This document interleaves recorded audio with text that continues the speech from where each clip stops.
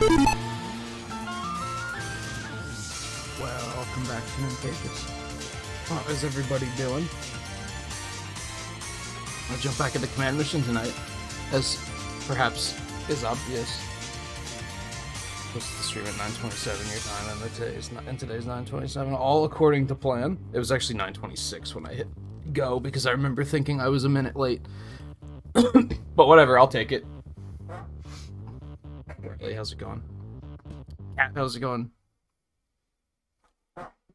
Anyone else that might be lurking around, just good to have you. Where were we?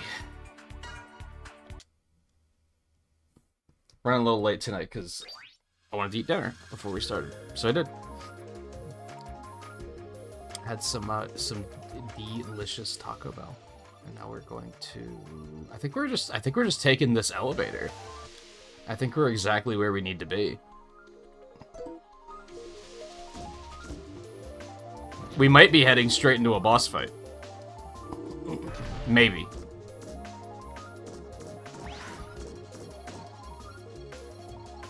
Maybe not. I'd prefer not. Alright, we're gonna have to do this junk again. That's fine.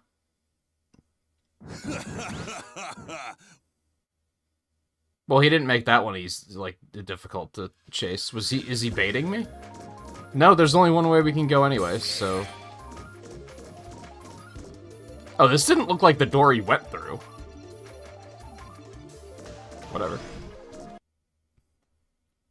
If it's the only door open, it's the only door open. Well, I knew you boys were still alive. You don't know when to give up, do you? You! Oh, great. Huh. Calm down.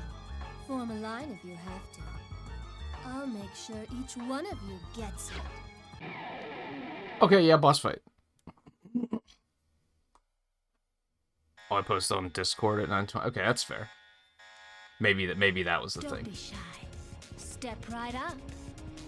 That felt good.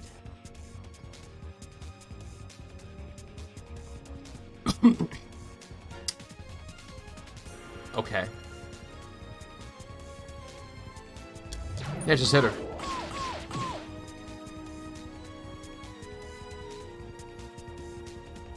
We're not gonna be able to poison her, so just blast her. That felt good. That's a lot of damage. I'll give you that. Just slap her. Okay, that's fine. I definitely think that's just a thing with flying enemies and melee attacks, for sure. I don't know what that thing she just did does. You still trucking through your Pokemon playthrough, Riley?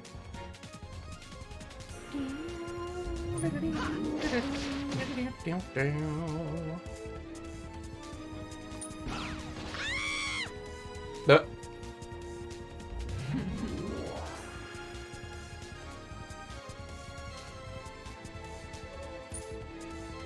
Here goes.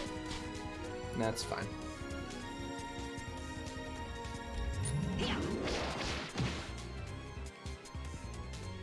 Hey. Oh, so it does the same thing that Zero's thing does. I bet.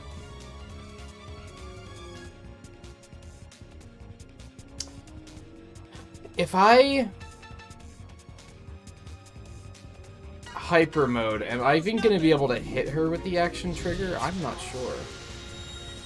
Yeah, you found some voltage, right?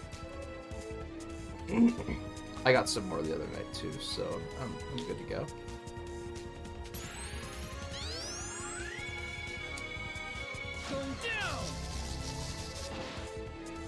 I hit her once. Let's go. You like this?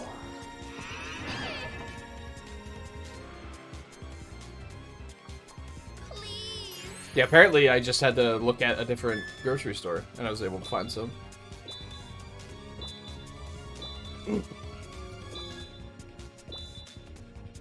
Going too fast, you hate to see it.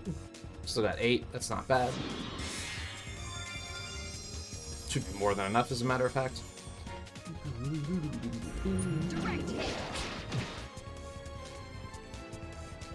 That felt good. Ooh. Hey.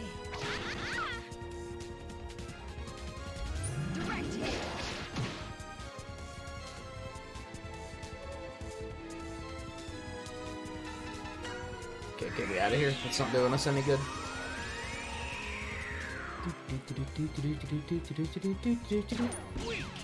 What? That scream. Like this? It's really funny. She's really selling it. Let me see. Let's sub-tank all 25.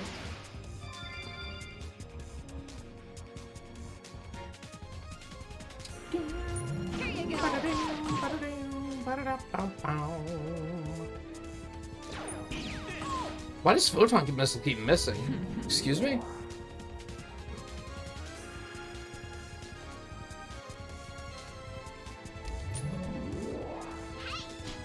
I didn't necessarily want to do that. I probably should have just canceled. I don't think it matters, though.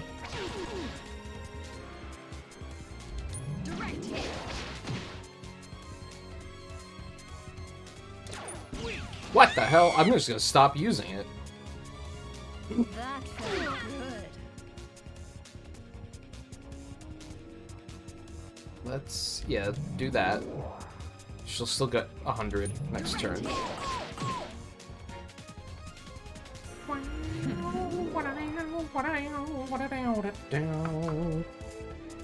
You're getting addicted to Mario Kart 8 again, too. That's fine. I actually don't know what we're gonna do on Friday. I don't know if we're gonna do Fall Guys. I think a lot of it comes down to how this... Because I had a lot of thoughts last night, and basically... One, I went and tested Bayonetta, and I'm not going to be able to stream that. That game and OBS do not get along very well, as far as the PC version goes, so that caused a pretty big change of plans. And also, depending on how tonight goes and how far we get through this, we might still have another stream of this ahead of us, too. I think we might do this on Friday, in the interest of, like, getting it done, without having to wait another week to do it. And then we can get into October stuff sooner, which is probably going to be Castlevania right away, just because most of the other things... Inscription, I want to wait till closer till Halloween, I think. That would be like the week of Halloween, I think. I don't know why I still have Hades up there on the list, because that's not on Game Pass anymore, so that's a no. So we'll probably jump straight into Castlevania. That, and if the Fall Guys lobbies are going to keep crashing, I don't know if I'm going to want to play it anyway.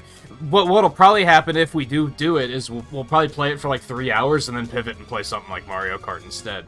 Just because of, if the lobbies keep crashing, that's gonna kill my will to play, I'm pretty sure.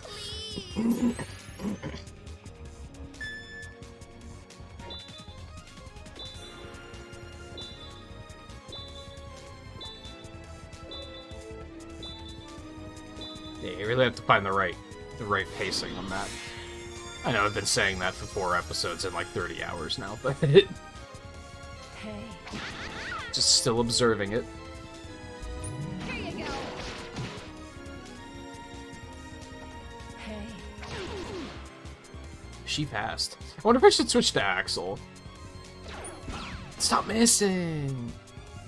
Especially because X's damage is not particularly good. In this particular situation, I might want to swap him out and bring Axel in.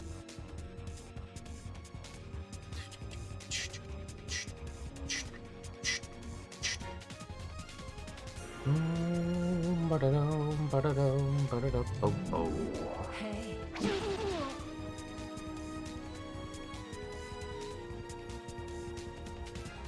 Yeah, let's do it. I don't like it, but let's do it. Sorry to keep you waiting. We need to get Joker back, and by Joker I mean Gambit, and by Gambit I mean Spider.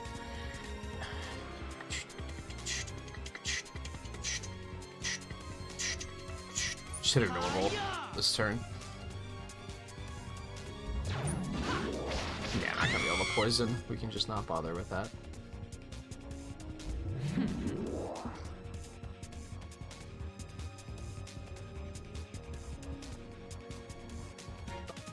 You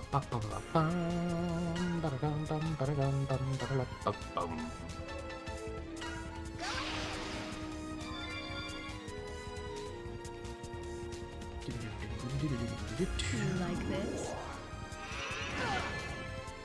I'm not gonna make any promises. How would you feel about an Animal Crossing stream, Riley? Because over the last several days off, I basically just played a shit ton of Disney Dreamlight Valley, and it's like really cozy and nice.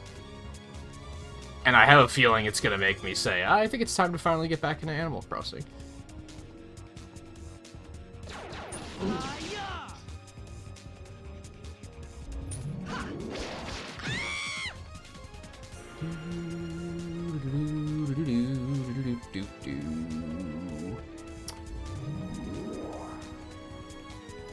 I don't know when the hell we'll have time for something like that, though.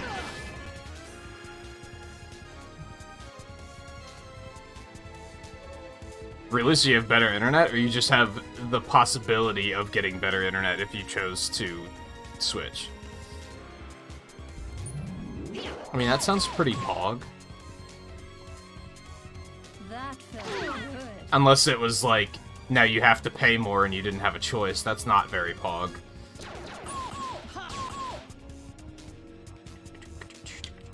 Please.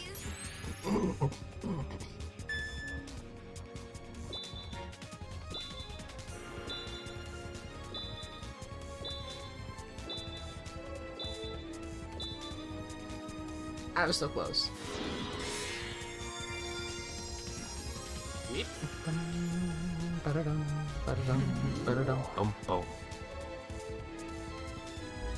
Here you go.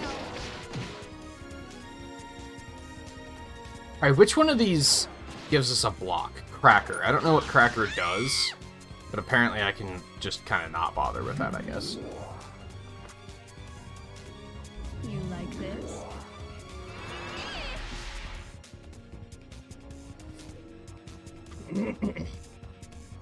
Although, I don't know, I'm liking Dreamlight Valley enough that I kind of want to just, like, outright buy it. I'm playing it on Game Pass. I wonder how good the Switch version is. And if it has cross-save. I don't know if it has cross-save. So you said the possibility of stronger internet. How is your internet? It doesn't seem like you use it for a whole lot, so... It's probably fine for your uses. I've never heard you mention it being bad, I don't think.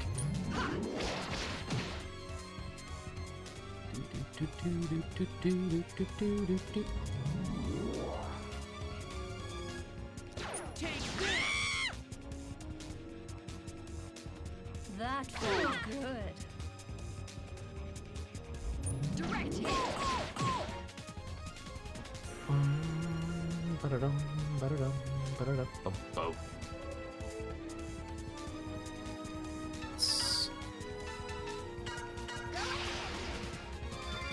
This seems like not too big of a deal of a fight. The only thing that sucks is I can't put a lot of damage into her. You like this?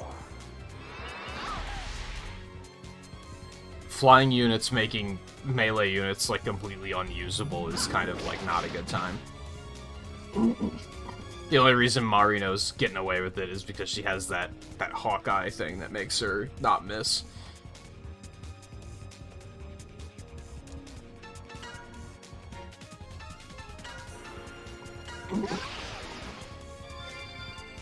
It gets the job done. Why do you say it like... Why did you say it like those motherfuckers installed this while I was gone? That made it sound like it was a bad thing. Or you were inconvenienced by it in some way. Let's just hit normal here.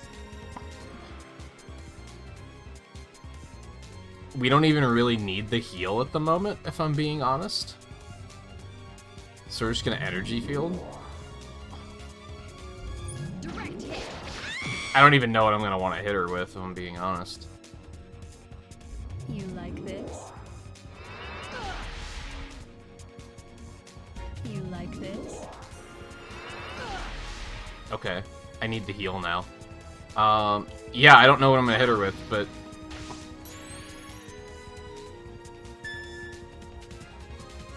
let's just go with, Silverhorn. I don't think that's gonna be the way to go, but...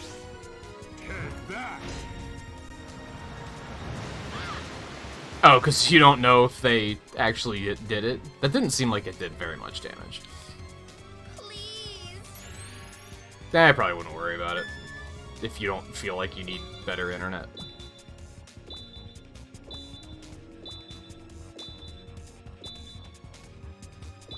Oh, I lost it? I almost had it.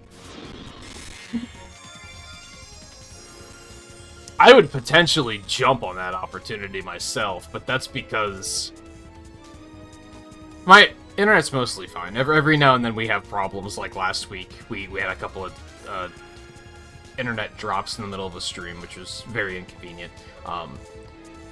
But that doesn't happen enough to the point where I'm, like, really agitated. But I do pay a lot for my internet, and my upload speed could be better. And if that would potentially fix it for a cheaper cost, I'd probably be all over it. I don't know if we can get it here, though.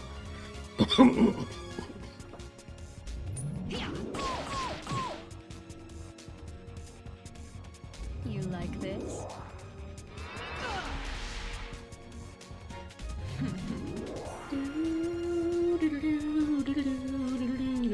That's not what I meant to press. We're gonna hyper mode her. Real fun starts. And just put in a bunch of damage.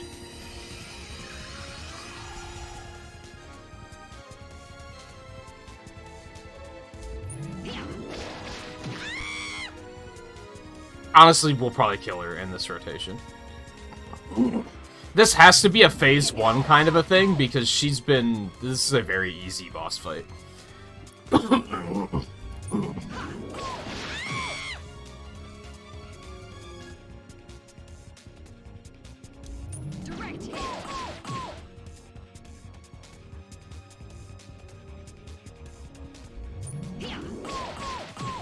Oh, so close.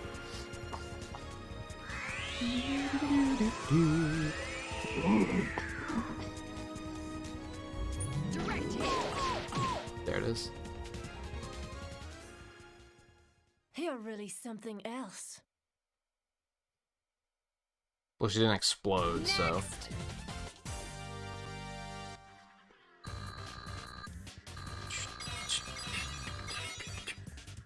Why did I get another heat haze? Aren't those 0 only? Why would I need another one?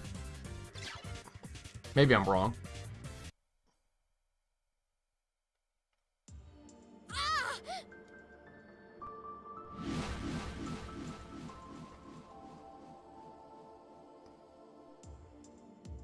Hey. She's one of the cadres. No The shit. key! Gotta go get the key! It's strange.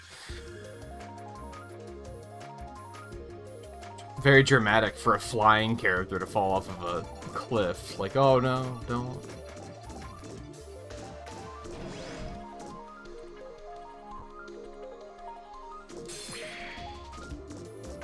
Let's go back and save quick. Because even though that boss fight was pretty easy, it did take a minute. Actually, I guess it didn't take that long. It was like 15 minutes. But still. Oh, apparently we were supposed to come back this way anyway. Cool. Shoot! Those brats! Botos, listen here. Don't be so quick to write me off. Actually, Verum, the fact is, the commander made an emergency call. He wants us to gather up the Supraforce metal and retreat back to the base. Supraforce metal is such Retreat? a bad name. Epsilon wants to be sure they don't get their hands on the metal. So, Verum, I'll need your key now. Wait a minute. The warhead key, it is built into my body. I can't just hand it over. You need to get Scarface's permission. Forget him! Now, Verum, the key! Ah! Give it to me! Villainous discourse.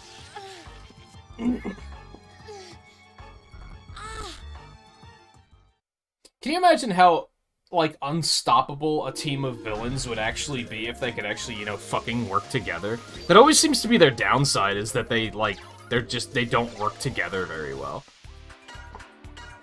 One of them always backstabs the other, and then it's just downhill from there.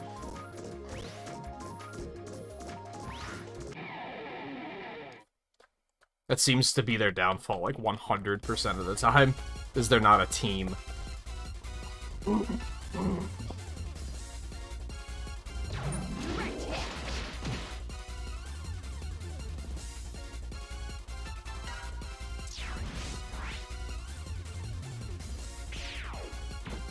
turn.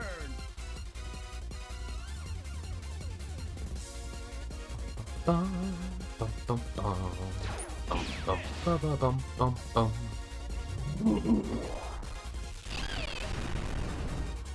Let's frame me. I'm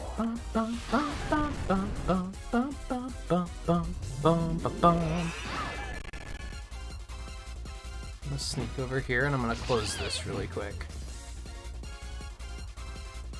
Give me some of them precious resources.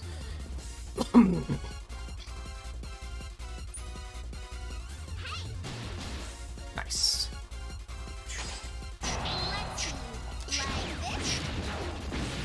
And yeah, chances are, unless you're doing some highly intensive internet usage, you're probably not going to notice the big difference anyway. If you even have access to it immediately, which it sounds like you don't.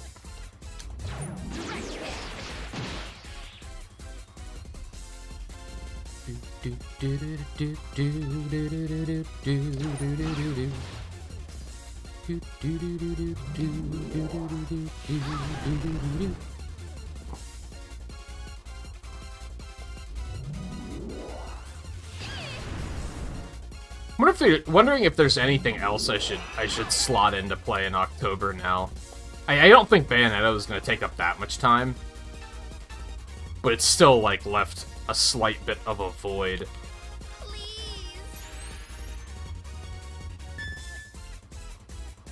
I figured that would be like the first week of October, if at least.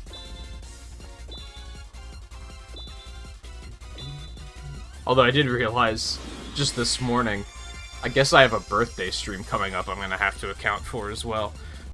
When is that?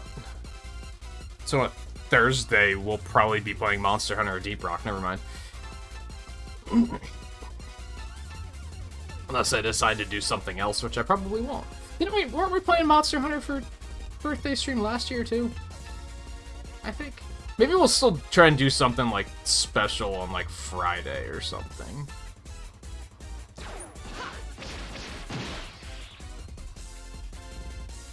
We'll see how other plans go, perhaps.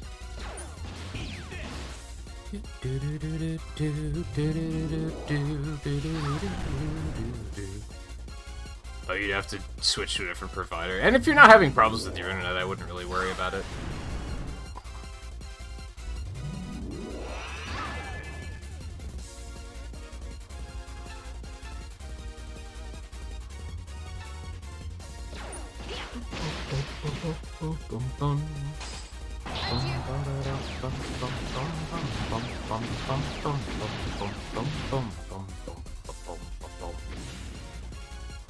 Fortunately, I don't think there's anything coming out in October that I'm going to have to account for. I think most of the stuff that I'm looking forward to for the rest of the year are coming out in November.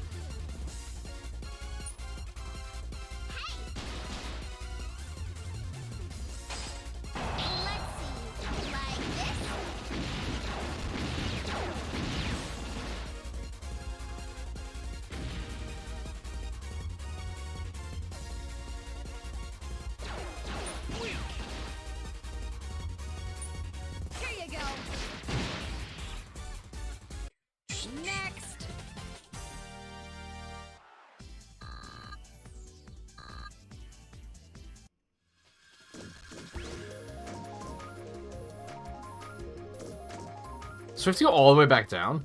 Is that right? Yeah, because we have to get back to that. I see. I'm picking up what you're putting down. Fine.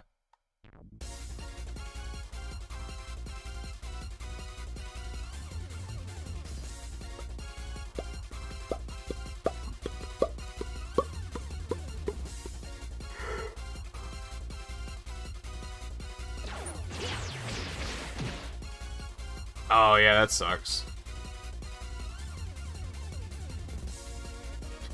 I don't think I've ever had that be an issue here, but I don't think I've ever been late, so... But I know a couple of years ago, I had a situation like that, where it was like, I wasn't the one paying the bill, so, and sometimes it would get... It would just be late. And then, yeah, they pretty aggressively shut you off. Which I wasn't, like, doing YouTube at the time, but I was still doing, like, art on commission, which was a pretty big disadvantage, because then I couldn't, like, contact clients or anything.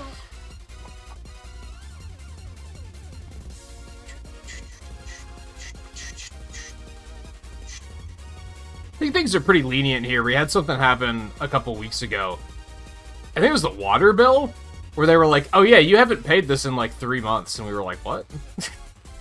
Yeah, we have. What are you talking about? And it was like, it was just a mix-up. So we got it fixed out, but it's like, it took them 3 months to say anything about it. Which is like, damn, that's pretty generous.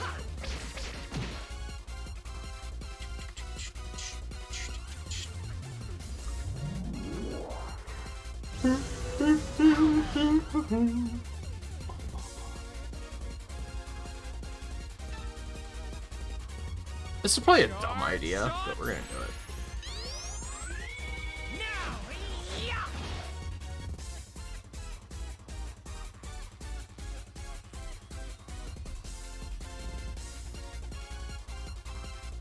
Just gonna use a sub-tank.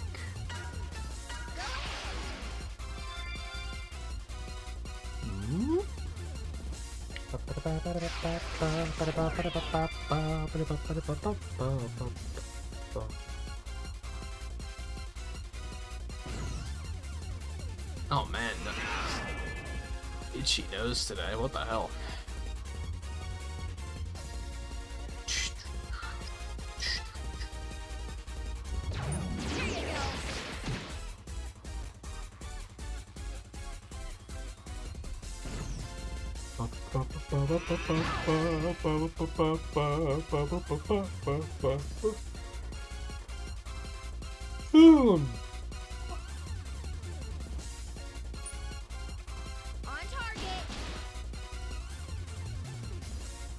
Oh, because Mario's frozen. I was like, where's the meter? Stop healing? Jerk face?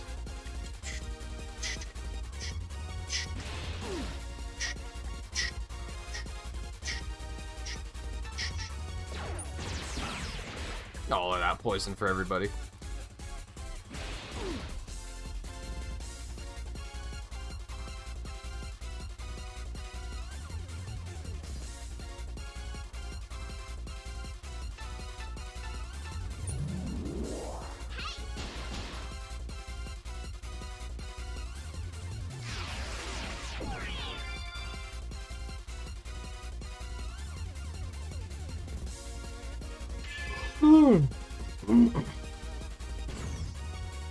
Sucks that I'm getting stuff to play in October just because the obvious thing is like horror games, but I'm not super big into horror games. With the like every now and then there'll be one where I'm like, oh, this looks cool.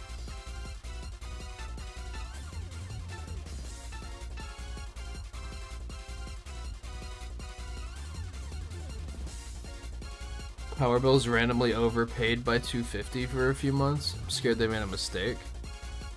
What, like... They think that you've been paying extra? Or they're charging you extra?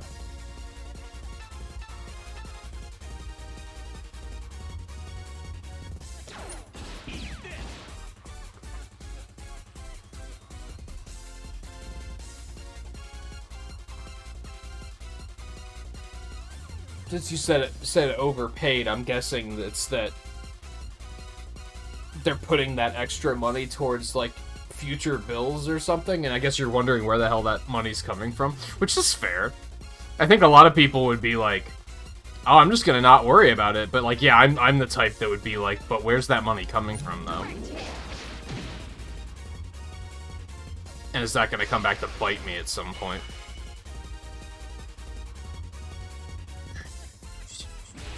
That reminds me. Inopportune time to do it, but I'm gonna do it anyway. Well, let me, their poisons actually wear off? I don't think I knew that could happen. Here you go. I just have to put up on my whiteboard, pay bills. I realized that it's very close to the end of the month already.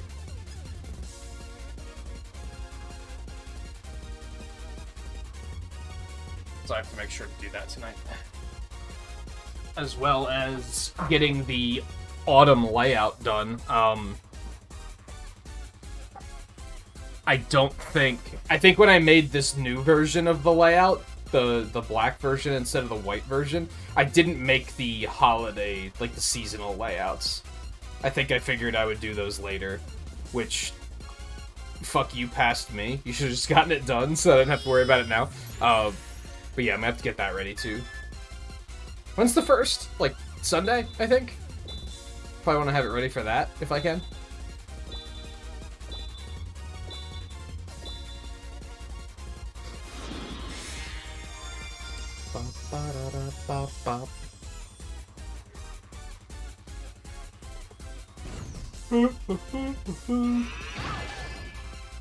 I've also been doing some recording lately, so I have to set everything up to everything up to edit and get it rendered, so I can start posting that stuff too. Hi, kitty. What you doing? I'm sorry, did I get up and it disturbed you? Even though you were on the other side of the room? You are cute, though. I'll give you that.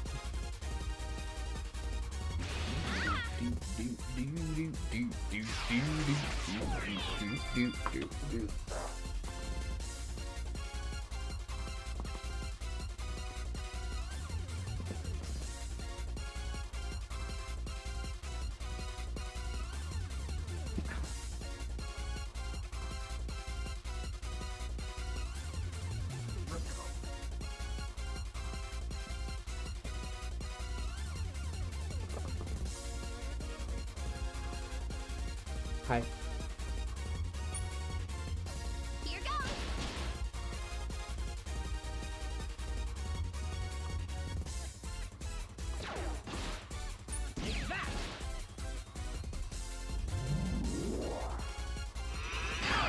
Hey. How are you?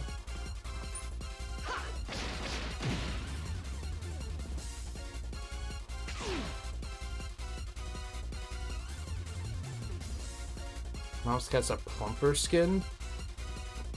This is gonna sound really stupid. Is that like a breed, or is that just your way of saying he's a fatty? What do you think you're doing? What do you think you're doing? Get over here and snuggle. Fine. Oh, don't be circling under me like, oh, now pay attention to me. You were the one that was just like, put me down.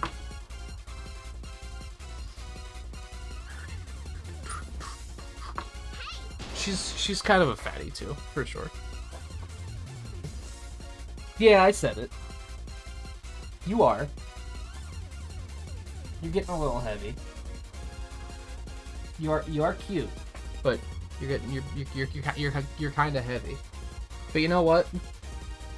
I'm not about to make you go on a diet without making myself go on a diet first. Like, that's just unfair. If I'm gonna be a lazy slob and like not take off any of this weight, I'm not gonna force you to do it. That's just irresponsible. That's not irresponsible. It's the word I'm looking for. Hypocritical, unfair. Oh, you're so cute. Oh, you're so cute.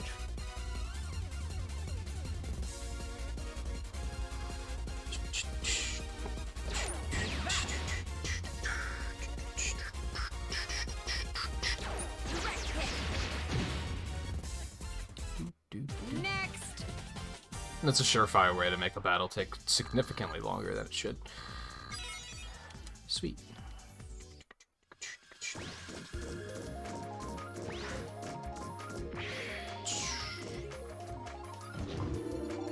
Hey, guy.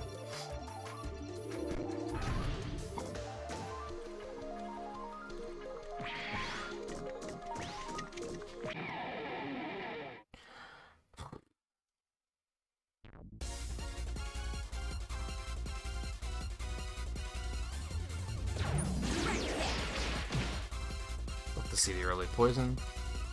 Bum, bum, bum, bum, ba, ba, ba, ba, ba, ba, ba, ba, ba, ba.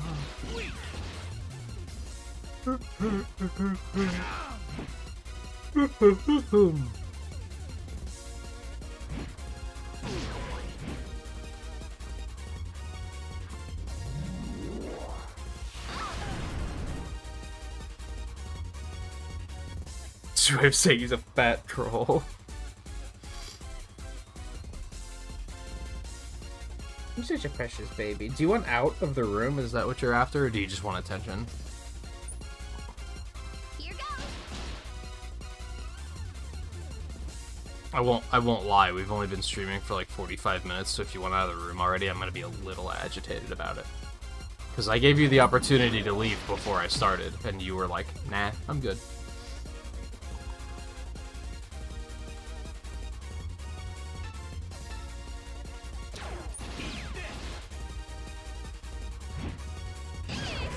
Ba ba ba ba ba ba ba ba ba ba ba ba.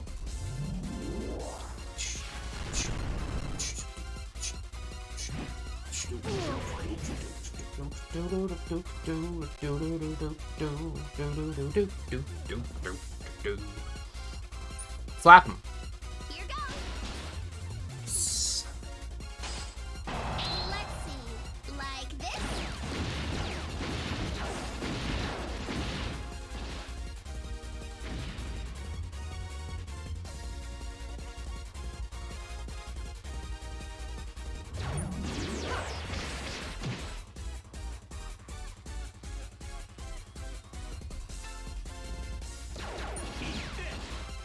So close. Hey, that hurt, Buster.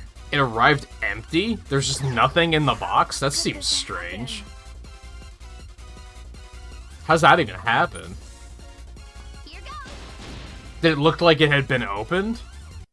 Yay! Or was it like, no, this was absolutely sealed with nothing in it? It seems very... I mean, I guess the upside is that almost certainly had to be a mistake and not, like, maliciousness.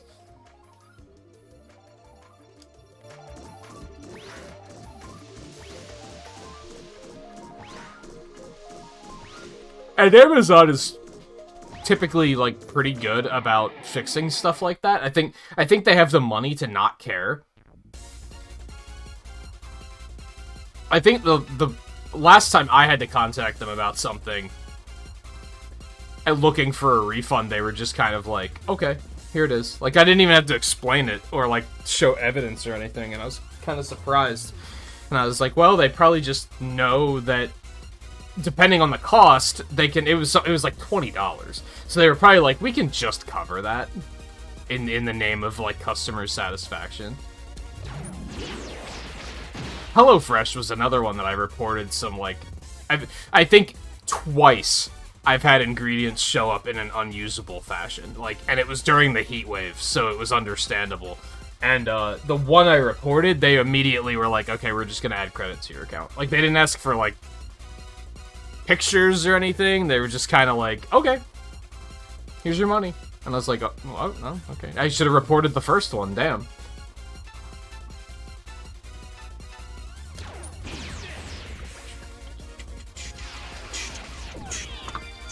And I think they probably give you the benefit of the doubt until, like, I'm guessing if you report enough items, especially in a short period of time, that's probably when they're like, okay, we're gonna stop giving you refunds without some sort of evidence. But I think if you, like, don't do it very often, they're probably just like, hey, just, here, take some money. Or if it's not asking a lot of money, that's probably something else. Clearly, if you try to be like, oh, I ordered a television, and the box showed up, there was nothing in it. So weird. They're probably gonna be like, okay, we're gonna, like, we're not refunding you, like, $500. That's not happening.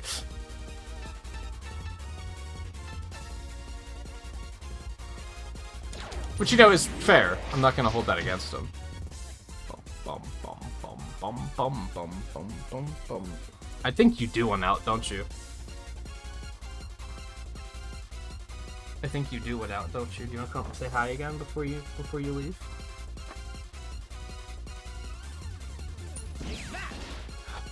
Hey, Scarlet. Come over here. You're bratty. You want out? Come on. Come on. Come on.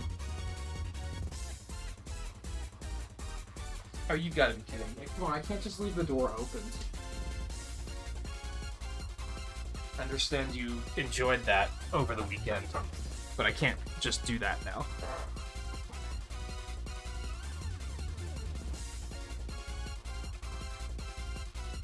Come on, say hi for a minute, and then I'll take you out, okay?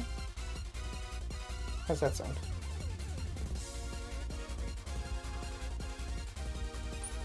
Give me a minute of snuggling.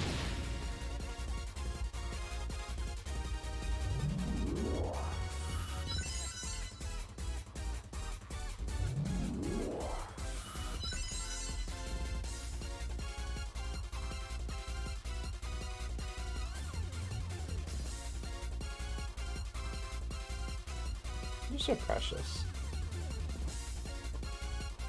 You're definitely a fatty, though.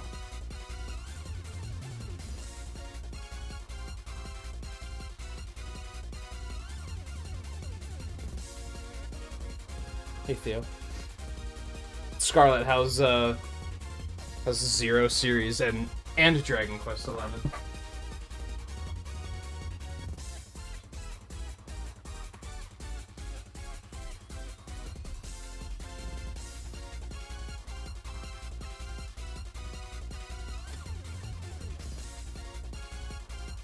And Pokemon.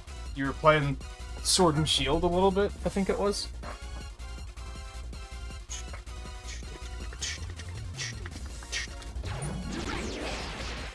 Okay. Without further interruptions.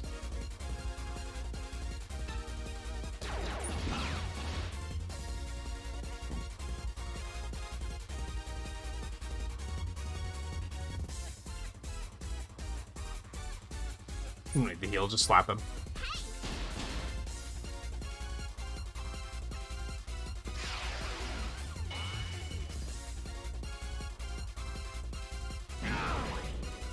Oh, is it Brilliant Diamond you were playing?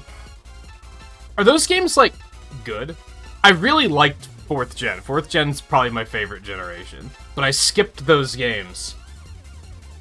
Because I was kind of like... They didn't look different enough for me to be like, I need to check these out. And I think I just wasn't feeling it at the time. When did those come out? Was that like the beginning of the year? That late last year? I think I was just in a state where I was kind of like, I don't need another game right now. And unfortunately, even if I feel like playing Pokemon, I'm probably just going to wait for Scarlet Violet, but... Still curious. That sucks that work's been that busy. I guess that happens though, right? You gotta kind of pay for the, for having a lot of nights where nothing's happening, with the occasional night where people won't leave you alone.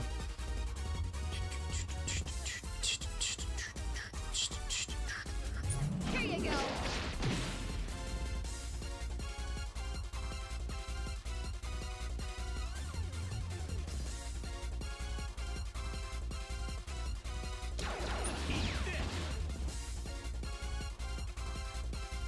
This isn't anything new, but it's good because 4th Gen was your favorite too. See, we get each other.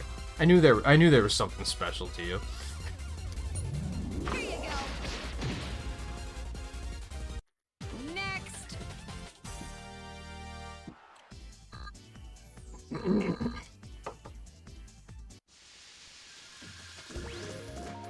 I guess it's kind of sad that I skipped it. That's kind of what I'm getting at.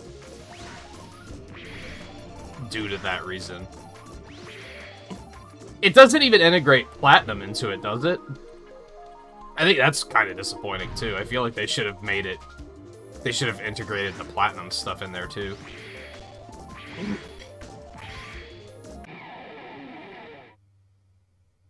Seriously?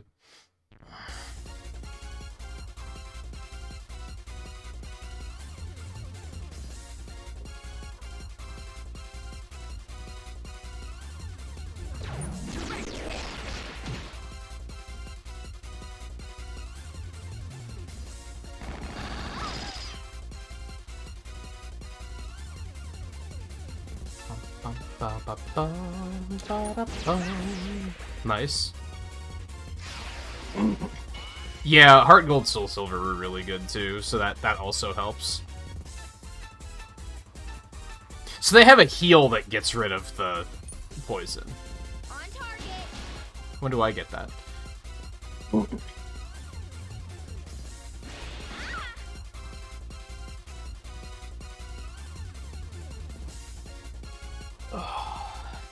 My allergies are kind of going nuts.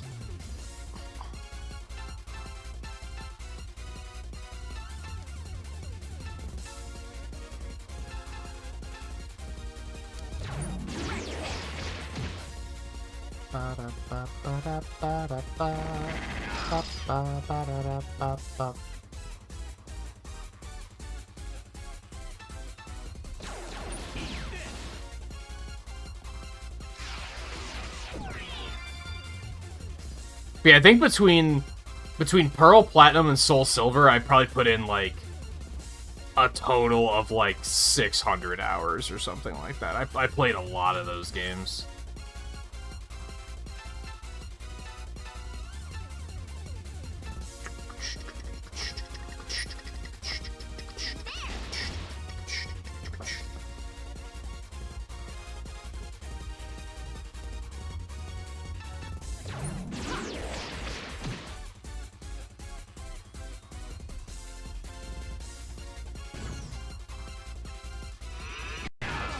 Whoa.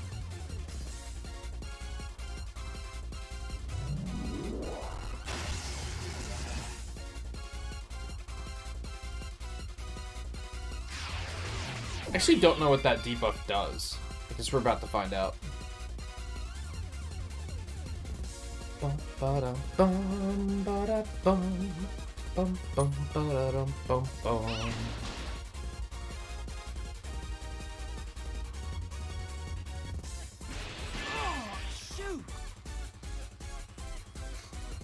Low-key, I think Platinum and Soul Silver was kind of when the series was at its peak. I don't think the new games are necessarily bad, but, like, there's just something really special about those two games, I think.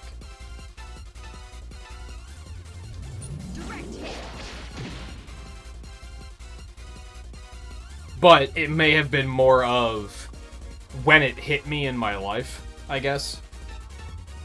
To be fair. Might be that more so than the games themselves. Did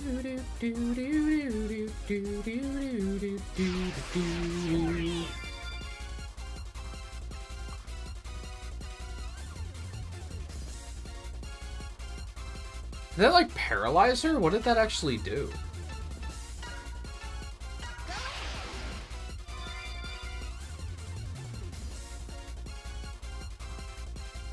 I think Platinum is the one where you could do that, like, Battle Tower, Frontier, Subway, whatever the fuck it was in that game. That's the one where you could do co-op online with people.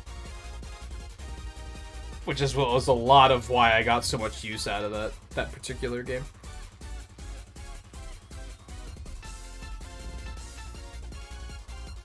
Yeah, it's like, since then it's been kind of just, like, flat. I wouldn't say it's gotten necessarily better or worse. It's just kind of... And I think part of that is due to what I've complained about every single Pokemon game has to have its fucking gimmick. And they're not just making the series steadily better. Which I think they were doing in the first 4 generations. They were just adding quality of life improvements that completely changed the franchise and just made it better. And then after 4th gen, it just kind of leveled off, and they were just like, we're just gonna add gimmicks now. Like, I guess X and Y added fairy, so that was like, I'd say that was an improvement.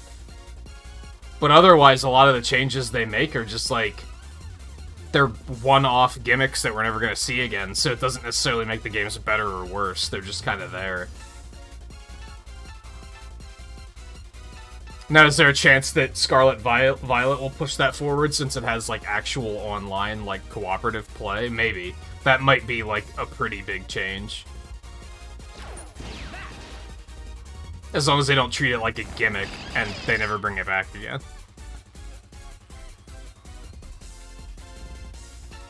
Like, I liked Sun and Moon a lot, because I thought the plot and the characters were actually pretty good. But the whole no gym thing kind of sucked. Like, in hindsight. I remember at the time, I was like, what's the big deal? The island challenge things are the same things as gyms. Like, get over it. But, like, looking back, no. They kind of weren't the same. It felt like something was missing. Now, I think it worked for that particular game because it gave the plot and the characters more room to breathe without having to be anchored down by the gyms.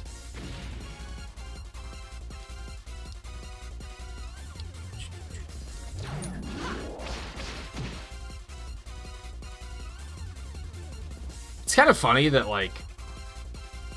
Also, sorry, Riley. I think a lot of people that like Black and White a lot, what they usually say they like about it is the plot and the characters, and I'm like, that game's plot and characters are ass. Like, how could you say that and then also, like, not be like, oh, Sun and Moon is also good? Like, the characters in Sun and Moon were very well written.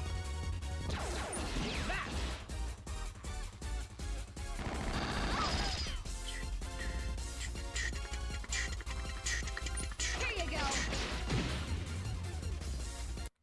Next.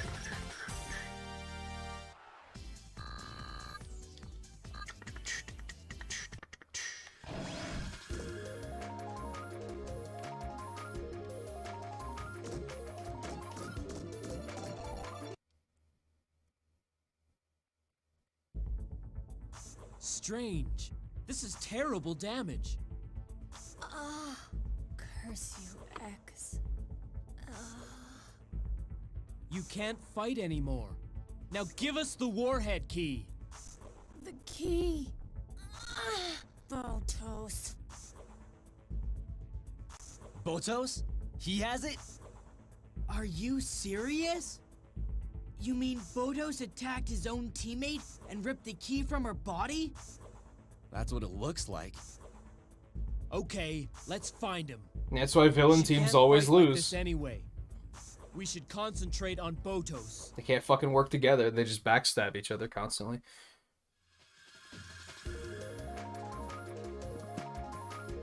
You didn't miss much. Yeah, I thought Black and White was very mediocre and just...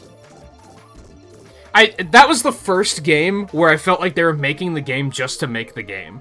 Because most of the other generations were made because it was a new platform. Like, it was Game Boy, Game Boy Color, Game Boy Advance, DS.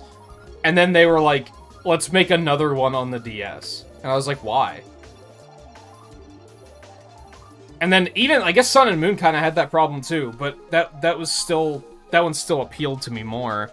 But yeah, I don't know. Black and White was very, like, why?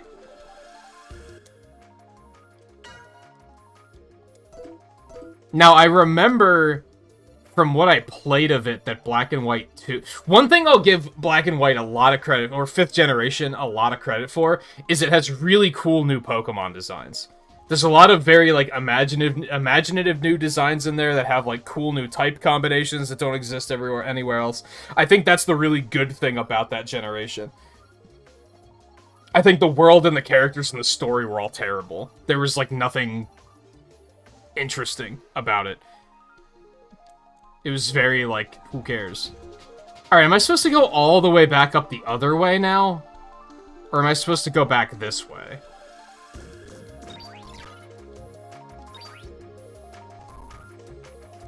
I think we're supposed to go back up the way we just came, because that's where the locked doors were, right?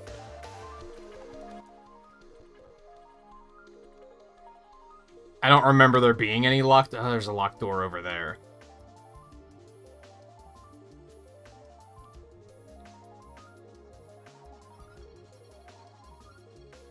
But then there's also a bunch of locked doors over there. I'm not sure which way I'm supposed to go right now. I'm gonna take a hunch and say we go back this way. Hopefully that doesn't not pay off.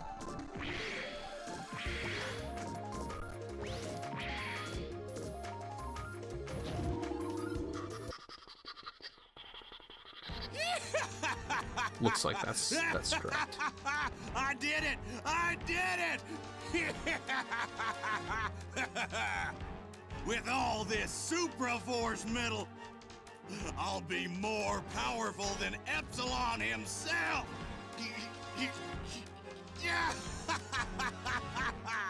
Stupid Epsilon, stupid rebellion!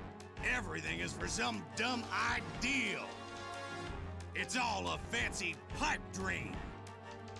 The ends justify the means, and the one with the power wins in the end. I think you might be onto something. Who are you? What? That was very dramatic. Although...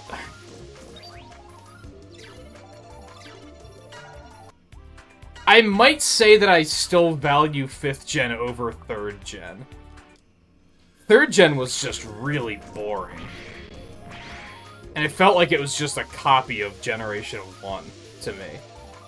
At least Generation 5 had cool Pokemon. I think it comes down to, what do you think is worse, bad or boring? Which results may vary. I thought Generation 5 was bad as far as plot went, whereas Generation 3 was just like, snore, who cares?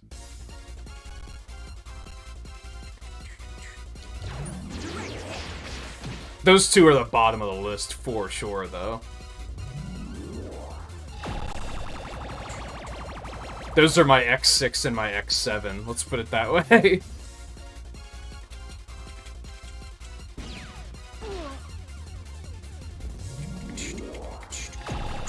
Could you not? Why you gotta be an asshole? I don't think I can heal when they're berserked.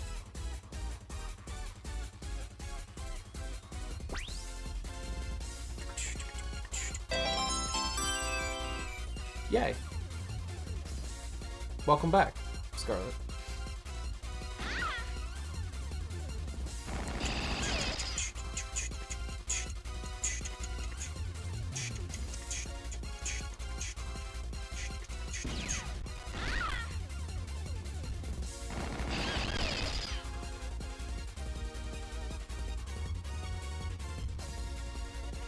I don't know, they all have homages to Generation 1. I don't think that's...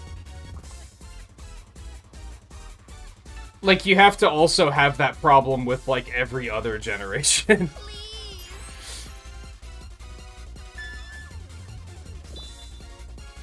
Like, by that logic, you also hate Sun and Moon because those... all of the Alolan forms were Generation 1, right?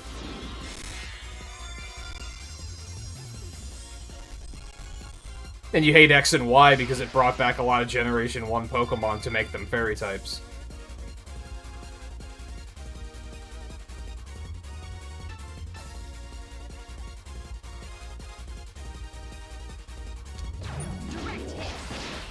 I think that actually... Did that actually heal Marino and take away the Berserk status? I wasn't fully paying attention, but I think it may have.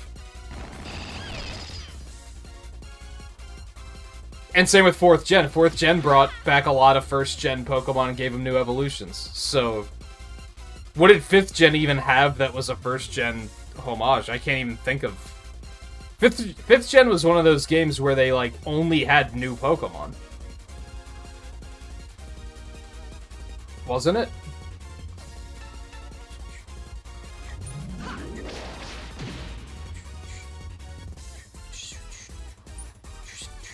Here goes.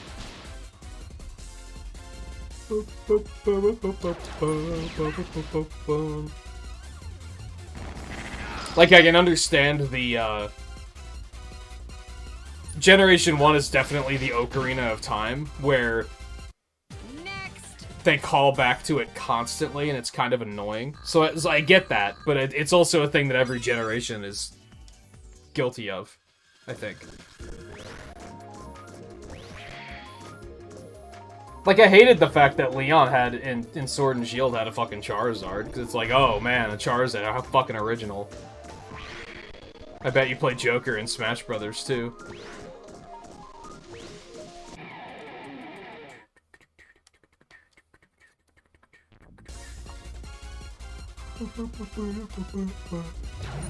Direct hit.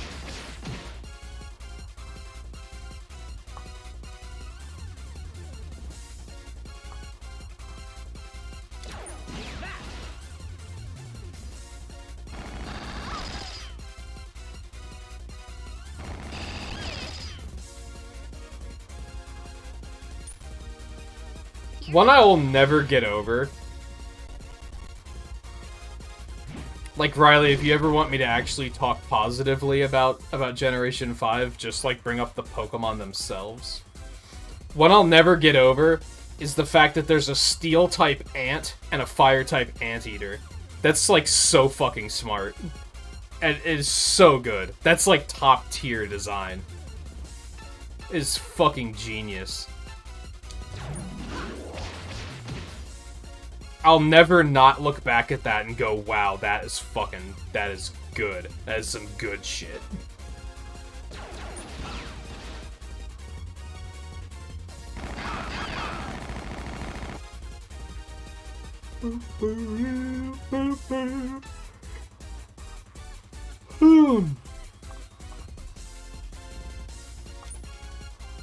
Here goes. It had some hideous designs, too, though. It had those stupid monkeys that were, like, meant to be, like, surrogate starters. Where there was, like, a fire one, a grass one, and a water one. And those designs were all terrible. Let's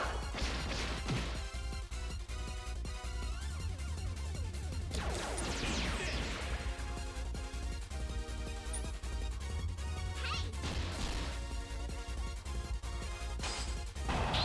Like this. And what's up with the Love Disc evolution that isn't a Love Disc evolution, and the Tauros evolution that isn't a Tauros evolution? Yay. It almost strikes me as, like, they designed evolutions, but then somebody was like, no, we're not gonna have any old Pokemon in this game, only new ones. And they were like, well, shit. I guess we just have to make them a separate species, then. Even though they're obviously supposed to be evolutions. 5th gen was weird.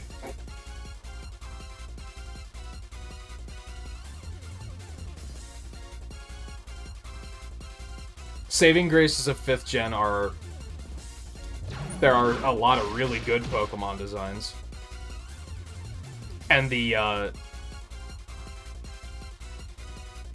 playable female trainer design is top tier. Like, it's really good.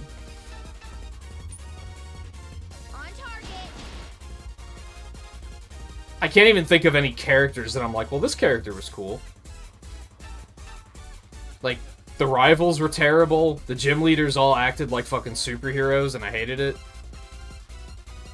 Doesn't the champion show up in literally, like, superhero landing off of a cliff when the first time you meet him?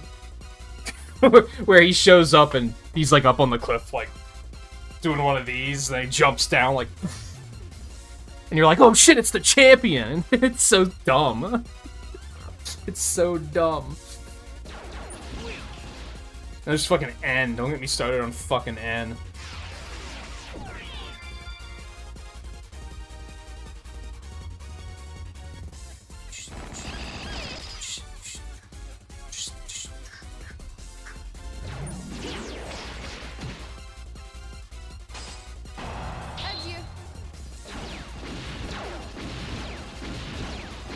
Back on player character designs, though, Hilda is still second to Dawn. Don't at me.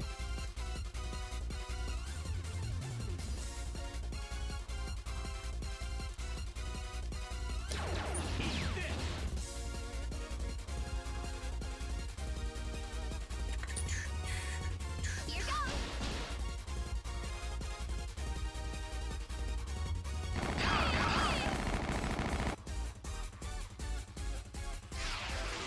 Sounds like the kind of dumb you sound like you would like because it's dumb. It does, but like it just started to come off as like they're really up their own ass when it comes to the gym leaders and champions.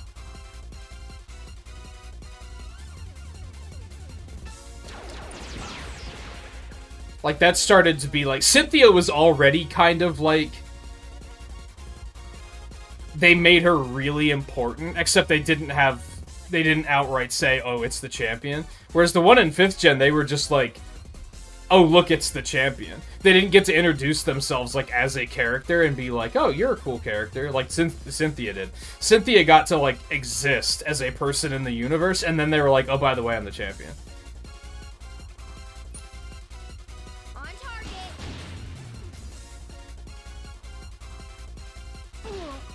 Whereas, what's his name? I don't even remember the guy's name.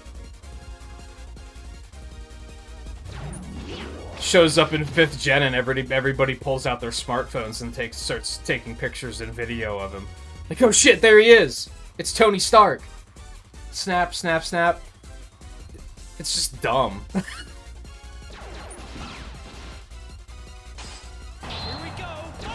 I wasn't a big fan of the concept of, like, gym leaders and the Elite Four being like fucking celebrities. And it was stupid with Leon too. Like, Leon was also horrible.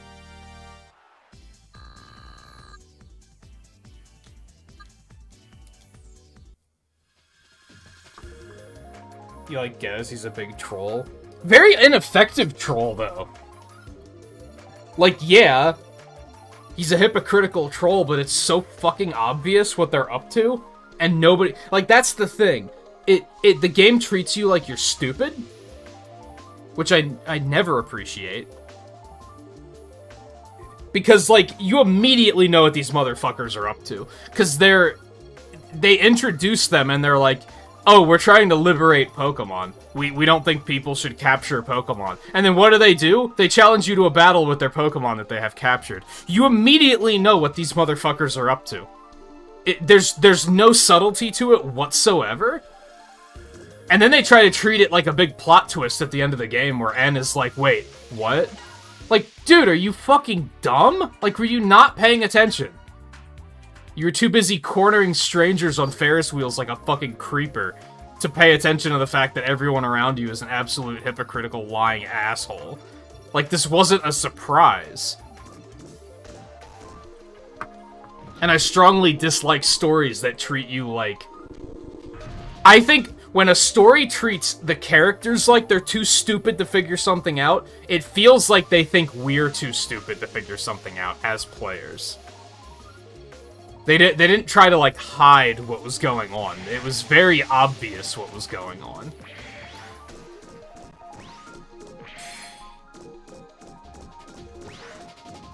No, that was... Wait. Where did we go here? I don't remember. I think that is the way we went. Is it the way we went? That's not the way we went. No. This is probably where the elevator is? Yes. Let's usually go this way first. Now, don't get me wrong, most of the Pokemon teams don't have any fucking subtlety at all. But that one was so hilariously, obviously hypocritical. That it was like, there's only one way for this to go down. And then everybody acted surprised when the big reveal happened. Like, oh, what? It was Dr. Wily again! I should have known! It was that Mega Man 9 shit all over again. Except I think it was before Mega Man 9. I'm actually not sure. But it's like, you can't do shit like that and then just have the characters be like... act surprised when it was the most obvious thing in the world. I feel like that is the game designers and writers going, well, clearly the player was stupid and didn't figure this out. Just what happened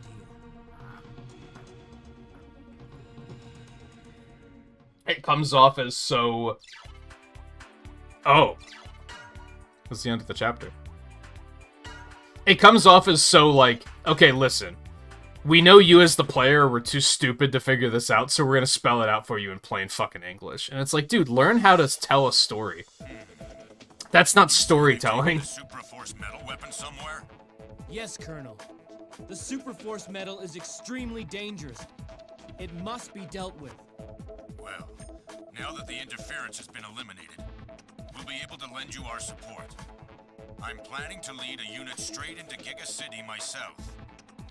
We'll help find the Superforce metal. Now, I'm under the impression that Black and White 2 was better. I never played it, though. But I've heard that the story was better. It's an attack. Or, like, less offensive. I know the rivals weren't as bad in Black and White 2. I remember that much. Because I did play, like, a couple of hours of it, but I didn't play it very far. Whoa, things are framey right now. Want to go save? And I should probably also go see if they have upgrades. Oh my god, framey as hell. You hate to see it. I guess I just saved, so that was maybe uncalled for.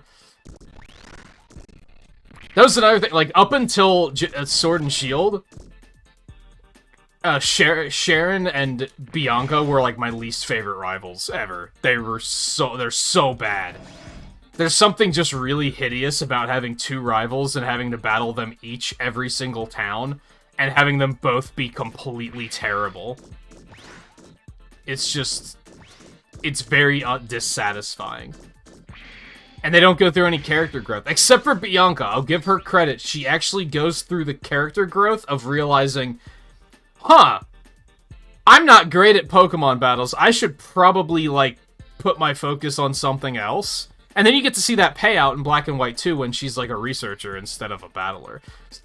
That's pretty good. Because there's nothing worse than a rival who's bad, and they never realize they're bad. Cough, hop, cough.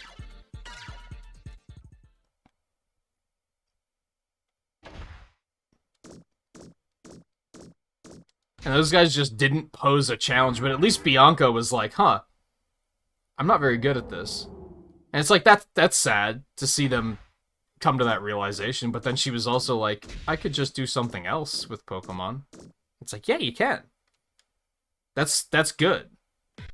But it's still annoying for the first half of the game. I am Scarface, a rebellion army cadre. I have come to avenge my fallen comrades, and to take back the Superforce medal. X, I challenge you to combat. You want the Superforce medal? That's right. We need it to realize our vision. It's essential. Now, then if I recall correctly, Sharon is very unrelenting, where he just keeps losing and he's like, I'll just have to try again. But I might be wrong on that one. Show me the extent of your power. X and Y rivals were, like, pretty bad too, but you didn't have to fight all of them every single city. They had the decency to be like, there's 5 of them, you're gonna have to fight, like, 1 of them per city. Like, 1 to 2 of them per city. So it wasn't as unrelenting. They were pretty bland, though, to the point that I don't think I could remember them all if I had to.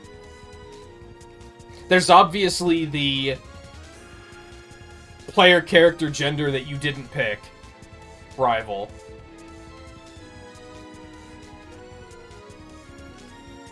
And that's about it. There's a girl that I think has pigtails. Don't remember her name. And then I want to say that they're Battle Network characters otherwise. There's a big fat guy, and then there's a little guy that's, like, really small. I think he has big glasses or something. I might be completely off on this. They're the same character tropes as games like Battle Network. They're just like, girl character, fat character, small character. There you go, there are your friends. So they are pretty bland, but they're not as unrelenting as the ones in Black and White are, where they just won't leave you the fuck alone. He does not have a lot of health. This is definitely a high probability of deflecting repeated attack types. Okay. I gotcha. I'm picking up what you're putting down. So we're just gonna alternate between X and Marino. No problem.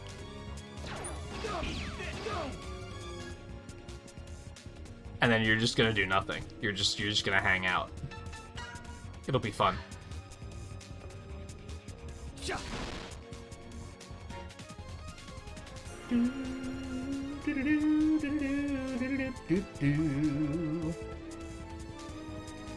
So really, I guess it's mostly just Sharon that I hate.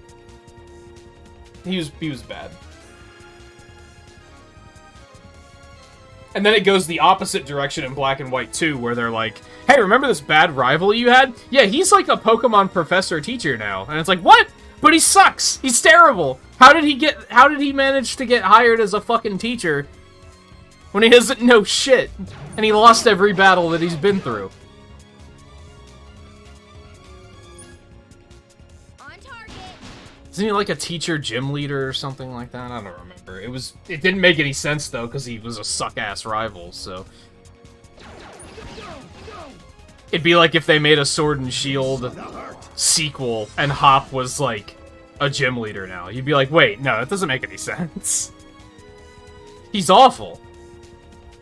What's the theme of his gym? Recoil attacks and killing himself? Like...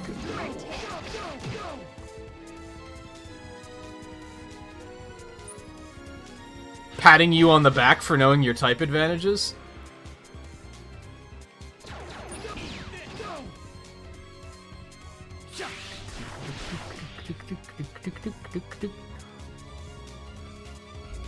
Here you go. Strong. Please. Hal was also not good in Sun and Moon, worth pointing out. But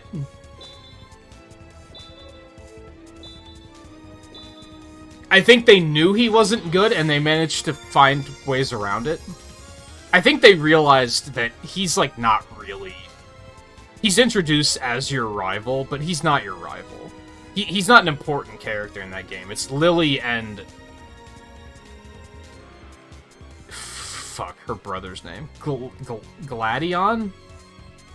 Something like that. They're like the important characters, and Gladion is more of a rival than Hao is, for sure. So instead they just made Hao like a sightseer, which is like... endearing. Because he's just going around and seeing the sights and being like, whoa, look at that! That's so cool! Whoa, look at that! And it's just, you just kind of appreciate that he's just kind of along for the ride, and he's just like enjoying himself. So it makes him, like, a little bit more endearing, because at least he's not Hop, who's Captain Oblivious extraordinaire.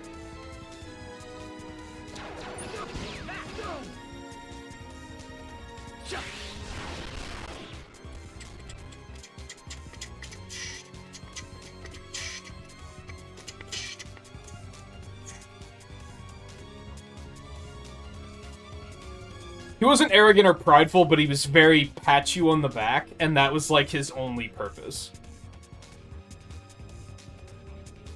And the sad thing in Sword and Shield is Marnie was, like, fine.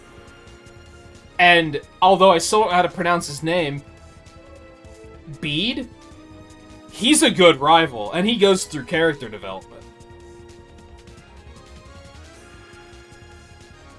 Hop is just there to pat you on the back, and it's just, it comes off as insulting because they try to treat him as, like, your best friend, and you have to, like, experience everything with him, but he's an unlikable character. Here you go. Oh, shoot!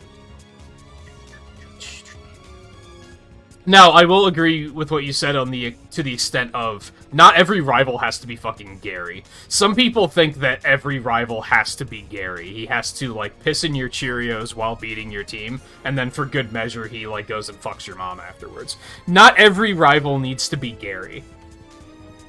Like, I will agree with that. They can write rivals in ways other than that. And they can write a supportive rival. I just don't think Hop is it.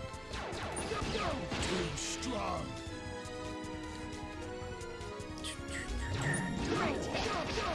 strong.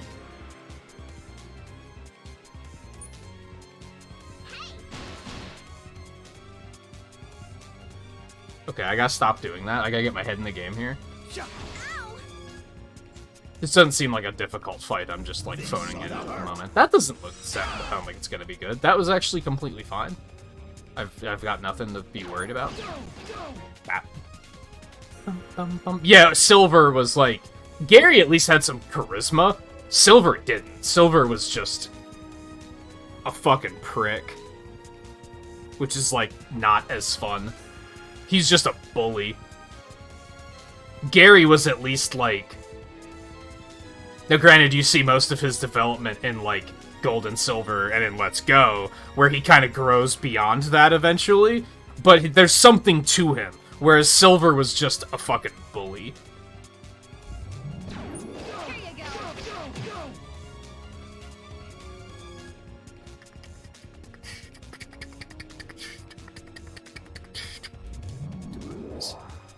This ought to hurt. How could this That's happen? unfortunate.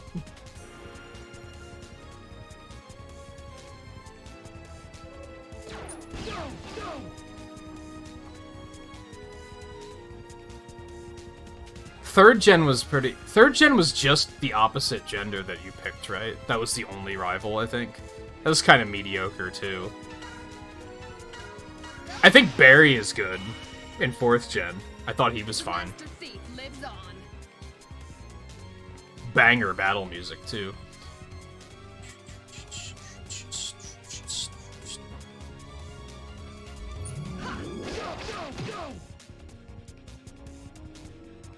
This ought to hurt.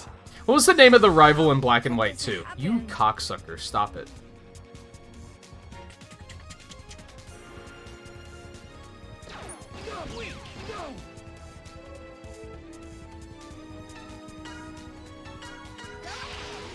I don't remember how he was anyway. I don't remember anything about that particular rival, so I can't really comment on that one.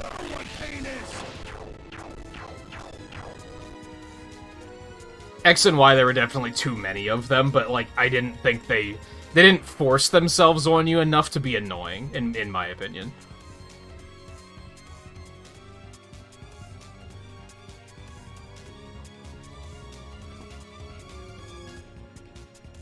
Is Sword and Shield Generation 8?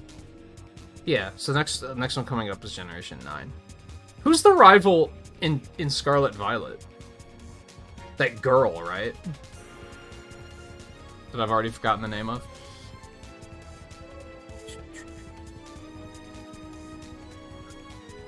Oh, 3rd gen had,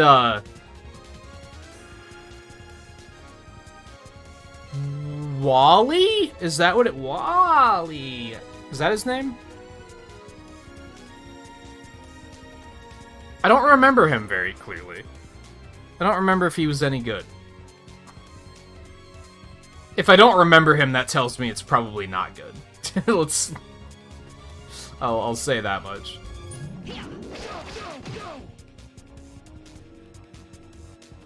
Please.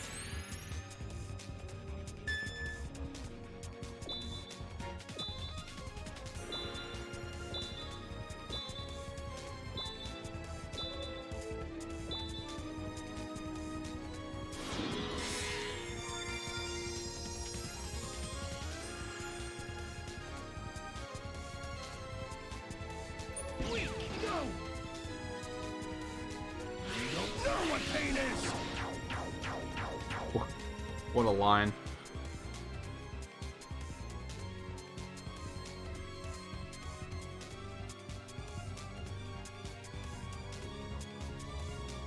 Yeah, I do think Wally had that going for him, where you weren't... A lot of other rivals, you feel like you're both on the same linear path. So, either you're ahead of them or they're ahead of you, constantly. Whereas Wally was kind of off on his own, and you didn't really, like, see him that much.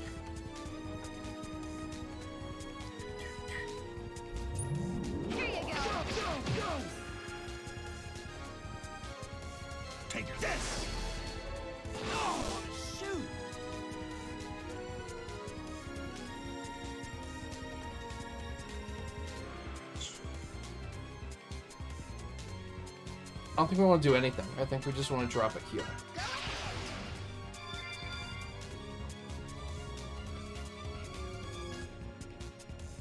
Once the Wii U eShop shut down, I should really get the Pokemon Ranger games on the Virtual Console before they disappear forever.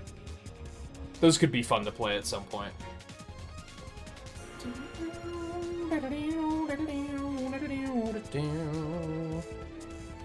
It's funny that you say that, Theo, that it makes you want to play Pokemon again. Aren't you the one that's, like, never finished a Pokemon game or something? Or am I thinking of someone else?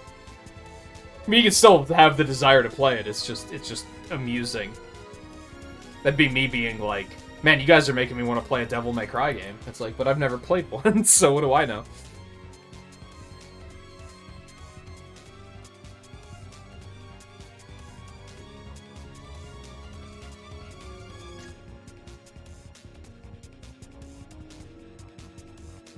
I didn't ask about funds, I asked, is the shop still there? It is, right? I think they just shut down some other services, but I don't think those were it.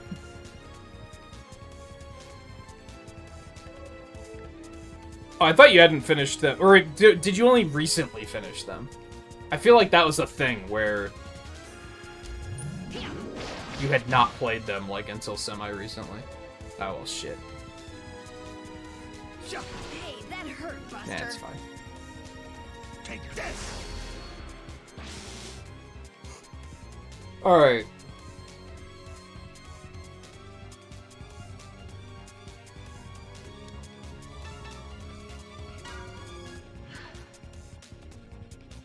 I have a plan.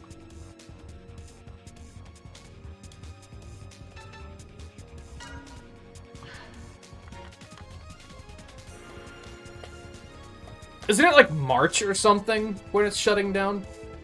I think I have a list somewhere of games that I was like, I should get these. I don't know where it is, though. I know the Ranger games are on there, I'm pretty sure. I think the Castlevanias were until the Advanced Collection came out, and then I was like, oh, well, I'll just get that instead.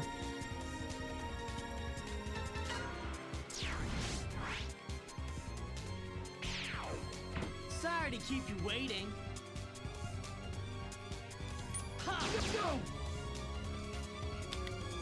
That's the wrong thing. Can I abort?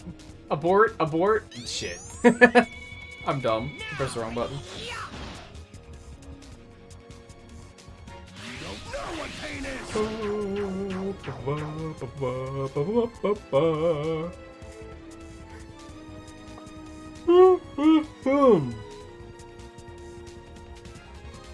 Just defend me?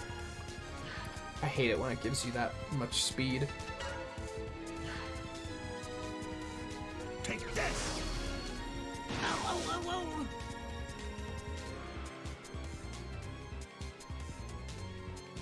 Alright, we gotta get him back out of there. I goofed pretty hard here, but... Ready or not. Here you go. Go.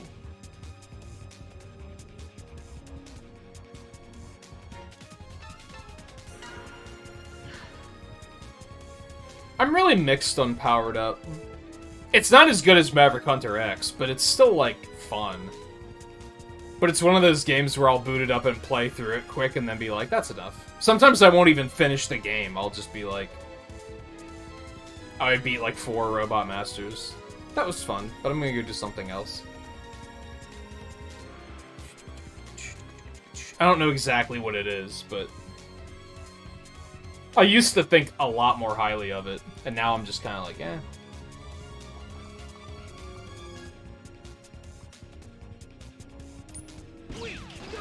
I do think Maverick Hunter X is really good, though.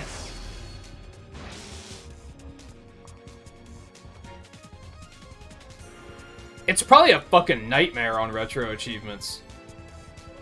Since you can play as, like, 12 different fucking characters. There's probably achievements for all of them, and there's 3 difficulty modes. Like, that sounds awful. And I'll probably never do it.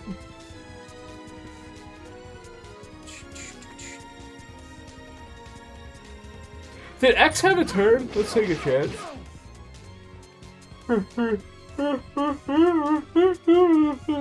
Brr.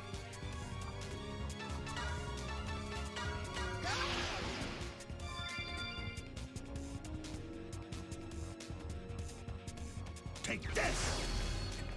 Oh, shoot! You should play Maverick Hunter X on Retro Achievements. That's a good fucking game. Here you go. Powered Up is one of those games where I'm like, Hey, that hurt, Buster.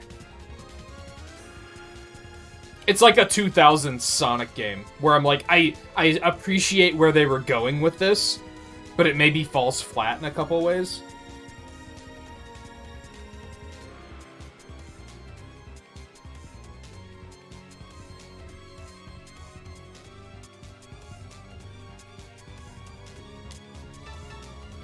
God damn it. Let's just drop another one of these.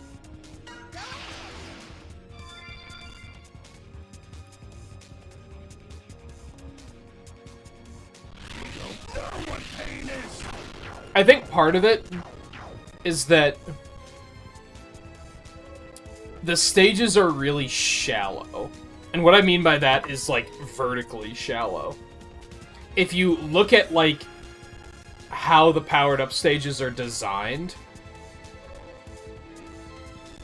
instead of doing what they did in Maverick Hunter X, or what they did in, say, Mega Man 11, where they just take a regular Mega Man screen and then make it widescreen, for whatever reason in Powered Up they decided to take the normal layout and then crunch it. So it's only like half as tall, but Mega Man still jumps at the same height. And sometimes the platforming challenges are like way harder than they should be because of that. Because you have these really tight jumps that ordinarily wouldn't be a tight jump, but since there's a very low ceiling and you hit your head, it's like way harder to hit than it should be. And that's not a thing that's been in like other Mega Man games like much that I can recall. It just feels strange. And it's such a weird complaint because it only happens in like 2 or 3 stages, but the game just feels weird to me. Whereas Maverick Hunter X is like, this feels like Mega Man X. Like, this feels like a Mega Man X game. It makes you feel like you're Mega Man X.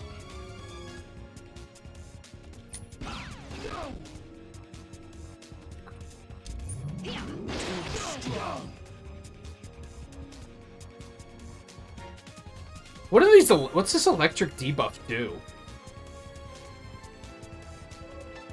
I haven't actually noticed yet. Just defend me, I guess. Take this. Yeah, even like the moving platforms in Gutsman stage is like way harder because most of the areas have ceilings, so you have to like your jumps have to be like pixel perfect, and it's not great.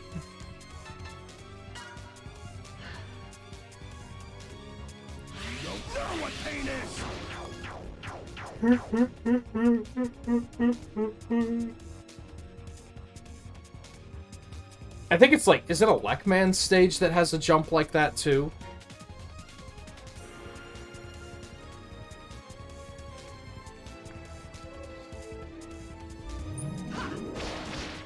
Nah, fuck.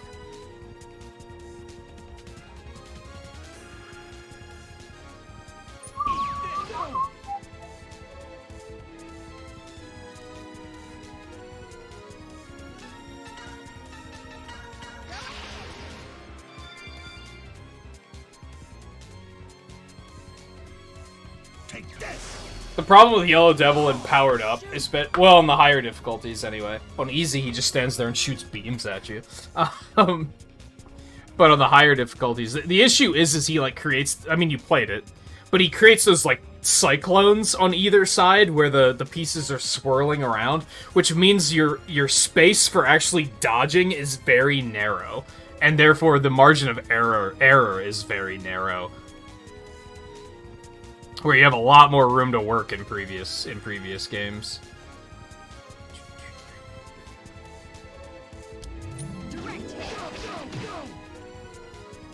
This is gonna be such overkill, but we're gonna do it anyway. It's gonna be fun. Here goes nothing.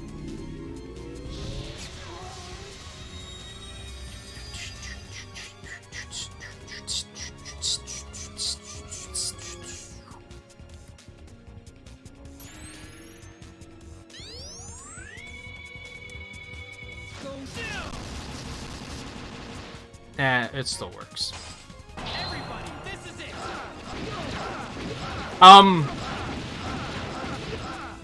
I wasn't sure about that. I wanted to think it is. Specifically, I think on hard. I think there's one where he moves like half of the pieces to the other side of the screen, and then they both start moving back and forth. I don't know if the pattern itself is different, but the attack is like more elaborate. And then on easy, he doesn't do it at all. He just stands there. I did it.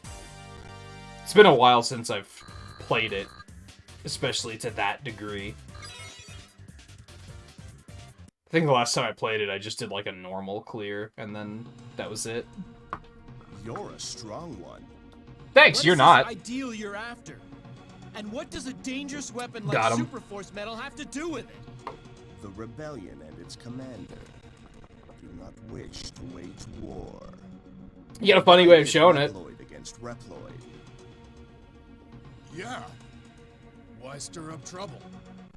Because you deny us our dream. Commander Epsilon ordered us not to attack unless provoked. I've come here of my own volition. When I fought you, I realized that you're not the kind of Reploid that would use power to achieve crazed aims. So why in the world would you use a deadly weapon like Supraforce Metal and risk creating Mavericks? A weapon? Yes, it can be used as a weapon. But Supraforce Metal was originally created to heighten the That's such a capabilities bad of name. Reploids. By using it to improve ourselves, we have the potential to evolve by our own will. It's such a... Are Reploids mere machines? No. We possess will. We have life. We must take our destiny into our hands. But you're playing with fire. What if you cause a Maverick epidemic? Who are you to judge? Only future generations will have the right to say whether we are truly Maverick or not. But enough talk. X, I must admit you possess great strength. A pity we were not fated to join forces. Today, I shall retreat. You had best pray we never meet again.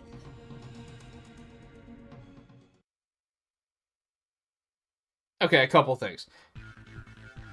Superforce Metal reeks of somebody being like... They were writing the script and they called it just Superforce Metal, and someone was like, we gotta have a better name than that. Like, that's so unoriginal, and they were like, what if it's Supraforce? Anyway. And do Mavericks exist in the Zero series? I don't remember. I think they do, but that's when it becomes more gray, right? Where it's just like, oh, we disagree, so we're gonna call you Mavericks? Because it's X and the Guardians? Is that what they're called? Harpua and Leviathan and then all those characters, like, they're considered Mavericks, right? But they're not like Maverick. It's just they have different stances.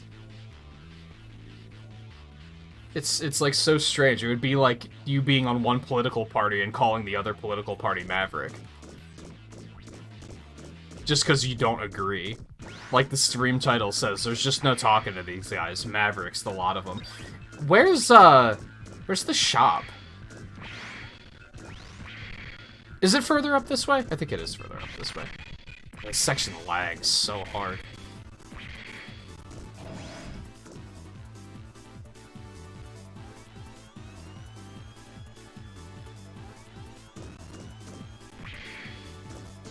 Does do it on easy, you just have to wait long enough. How fucking long you gotta wait? I've done that shit Buster only and I've never seen him do it.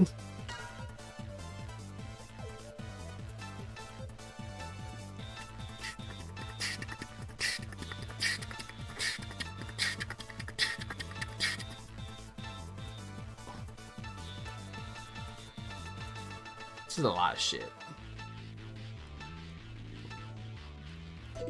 Let's see what else we can get here. Near the item shop. Give me some more reboots. Because I did have to use a couple on that fight.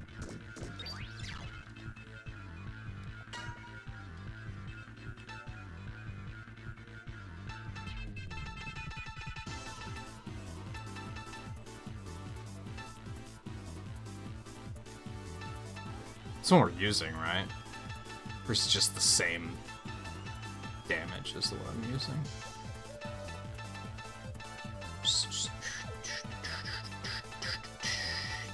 Man, it's so weird that we can still buy all these weapons for Joker. I mean Gambit. I mean Spider. Despite the fact that he's, like, super dead.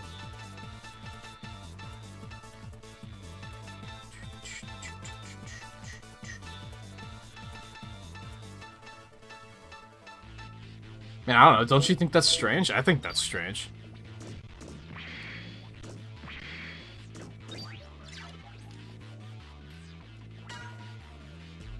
I don't think they actually gave us any new shit on this. Oh, actually, hold on. Is Power 5 new? I think these might be new. Let's get like 3 of those and 3 of the speeds. Those might be. Ooh, these might also be good. I'm gonna grab fucking 6 of these. I should probably grab 7 in case, you know. Oh, this is new too. Grab a couple of those.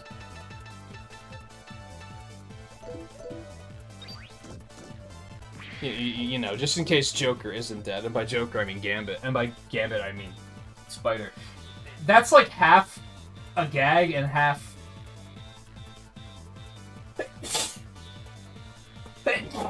and half accidental. Excuse me. I'm like mistakenly calling him Joker every time. The Gambit part is just me attempting to be funny. I don't know if it's actually working. Joker's legitimately, I can't seem to actually get it through my head that his name is Spider. Just whenever I go to say his name, the word Joker comes out.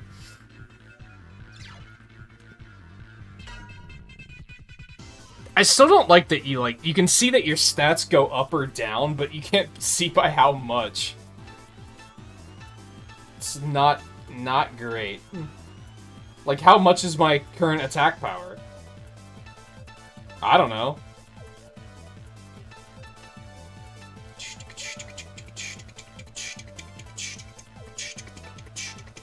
Head hammer? It has Berserk on it? What the shit?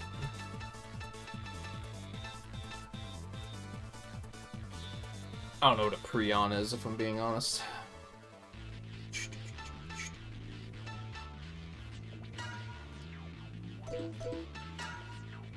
No, we're just gonna buy them. That way, if they wind up to not be very good, I can get...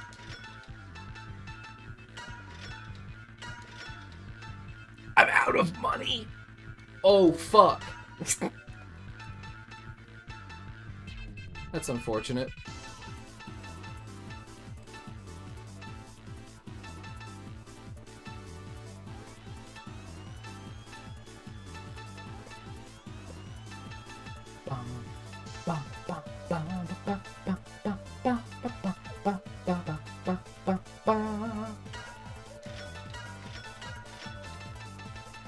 I'm guessing these are what we have equipped, this is why we can't sell them.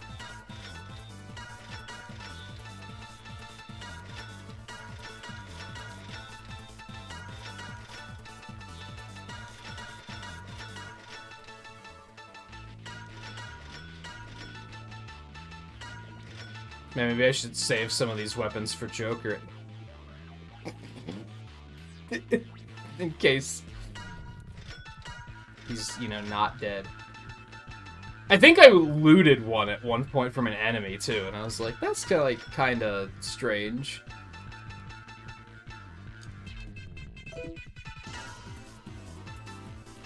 Okay, we got that. I don't think I want this.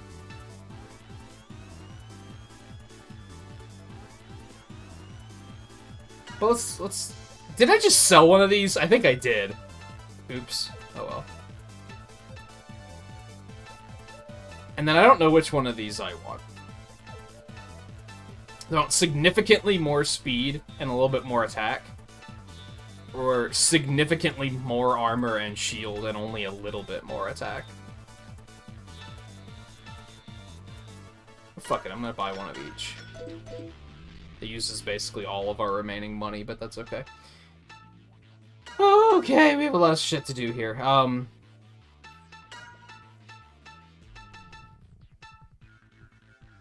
power me. Shit. He doesn't have enough for both.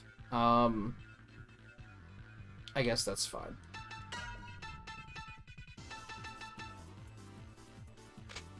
Beauty.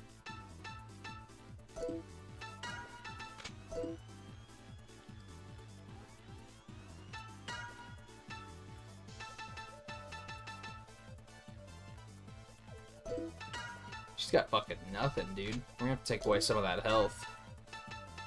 You still don't have enough. You. What? How expensive are these? They're not that expensive. Oh, this is 6 and it goes up to 15. Never mind. That's a lot. That's fair.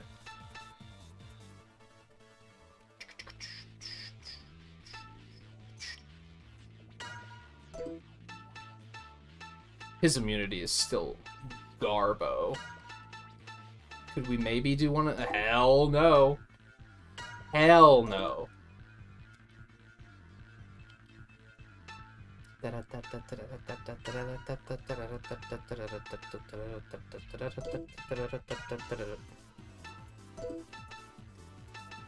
Fuck.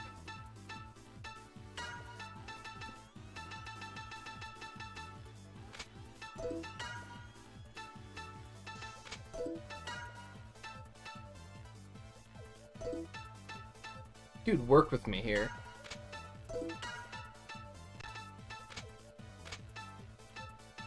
Okay, I can give him that. That's about it.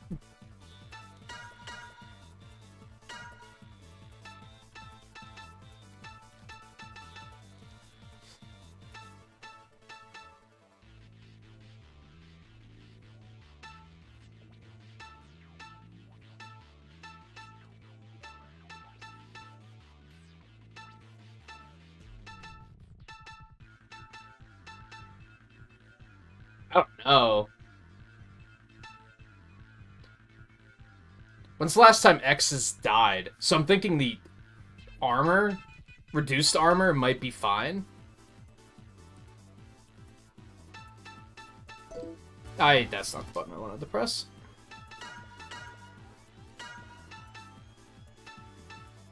And it loses me about 5 armor and shield. An extra 20 damage and more speed, though. I like it. Lose her 10 speed. Pretty big gains across the board otherwise, so I think we're going to take that.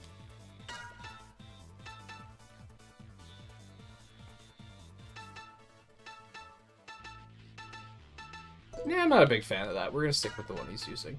That's just outright upgrade. You love to see that. Loses a little bit of everything and gain... I guess we'll go for it. X. What are we gonna do with you?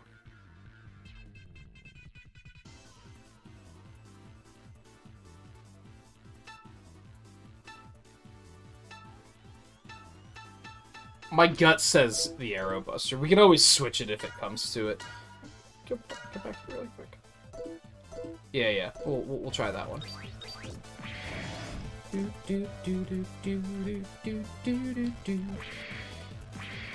So I mentioned earlier, this is before you got here, Scarlet, but I think in particular I'd want to hear your opinion on this. I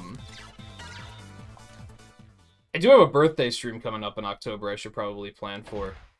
And I found out, I looked at the calendar, and it's going to be a Thursday night, so we'll be playing either Monster Hunter or Deep Rock that night. But I'll probably still do something maybe that Friday as more of, like, an event. And usually what I think of to do for stuff like that are, like, big Mega Man speedruns. Doing something like 1 through 6, or doing, like, 94 Robot Masters or something like that, where it's just all of the Robot Master stages. I also thought about doing 46 random, but then I'll also go back and do the fortresses after. Also, where am I going?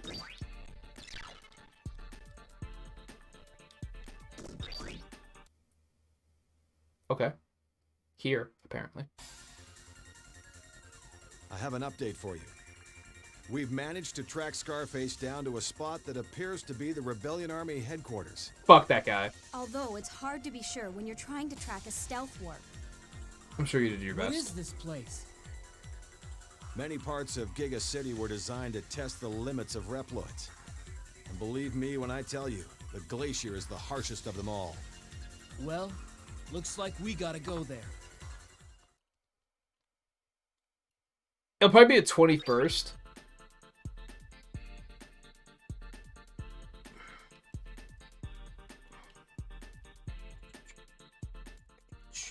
That's the wrong button.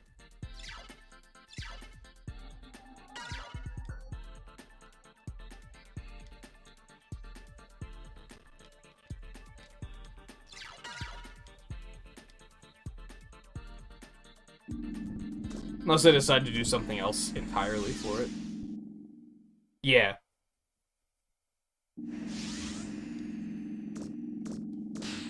Yeah, my birthday's on the 20th. Which, like I said, unless I decide to just change it and do something else that day, but I think there's like a 99% chance we'll be playing Deep Rock that day. Unless there's a Monster Hunter update around that time, but I kind of doubt it. Considering we're about to get a Monster Hunter update, like, in 2 days.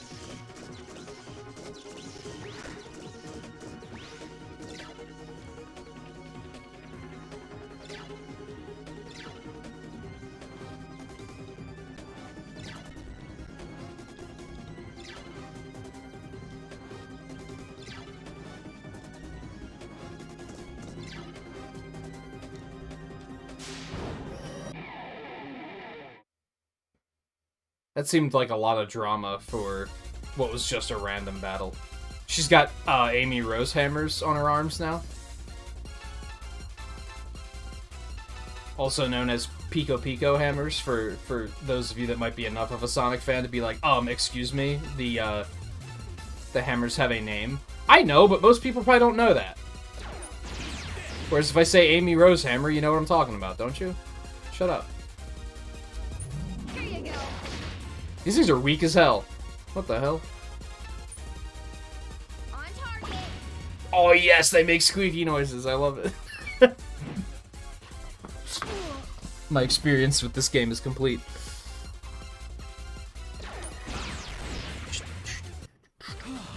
I did it!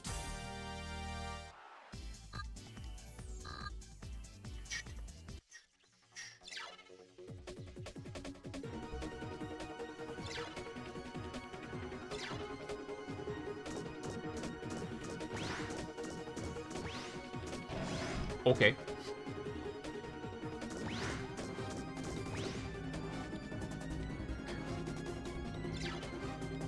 I wanted to look at the map first so that I know where I'm going. Oh well.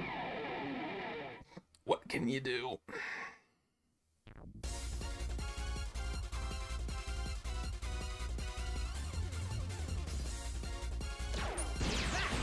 Okay, these are a little bit stronger. I think that first one was just to kind of clue me in as to what we're working with here. Okay, that one died immediately, though. Go, everybody. But yeah, I thought about doing something complicated, like a 46 Robot Masters randomized, and then after the fact I have to go also do the fortresses. That maybe sounds too tedious. It might be better to just do 1 through 6. Or just do 94 Robot Masters. 94? Is that right? 94? 80? Fuck, I don't know. Here goes.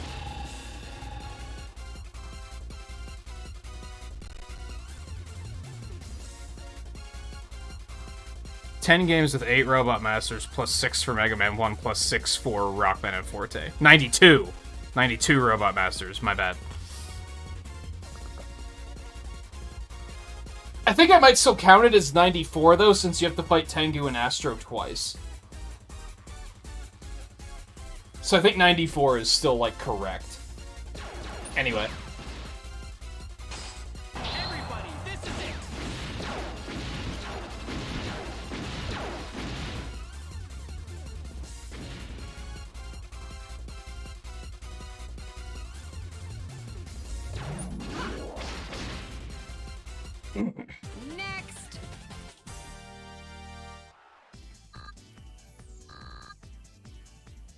But anyway, it'll probably be something Mega Man related. Oh, do we have to do both of them? And then we have to decide which way we want to go. Okay.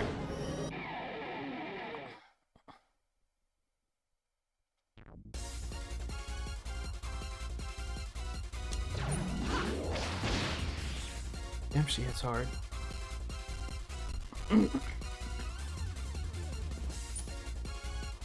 Or maybe we'll just do Mario Kart that night or something. I don't know. That'd be, like, easy. I wouldn't have to think about it. I could just hook it up and then we can just... That's probably the closest I can get to, like, a just chatting stream at the moment. Where we can, like, it's like I split in two. Like, my muscle memory handles the gameplay, and then my brain handles chat.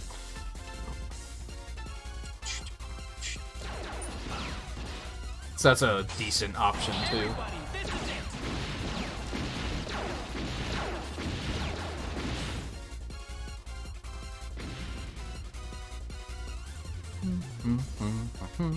If we don't do a big Mega Man thing, then I think last year on Christmas we did. I think it was 92 Robot Masters, or was that on New Year's? I don't remember. We'll probably do something like that on one of those days as well, though. Here you go. Depending. As a lot of you guys know, but Scarlett doesn't, so I might as well say it anyway. I usually just spend the holidays with my mother, and she works at a hotel, so she often has to work on days like that. So sometimes I'll have the holidays completely open, and I'm not doing anything, and then other times she'll actually have off, and then we'll actually be having the holiday on the holiday. We probably won't know until we get much, much closer to those days. But that will basically decide on what what holiday streams will look like. If I had to guess, she'll have one of them off but not the other, because that's usually what happens. Where am I going? Oh god. Is this the way I wanted to go? I don't know. We may never know. I think this is the way I wanted to go. It looks like this is treasure.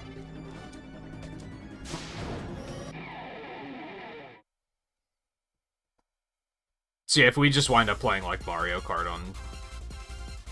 I mean, hell, I don't know. Now that I didn't have Mario Kart last year. That might be a good holiday game, too, just because it's simple.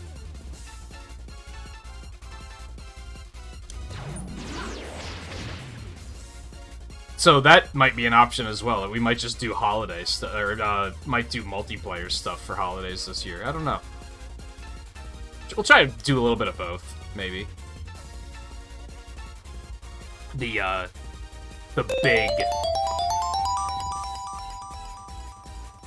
big Mega Man runs, marathons. Those are always fun too, so. But they are exhausting, so since I tend to treat them as a speed run.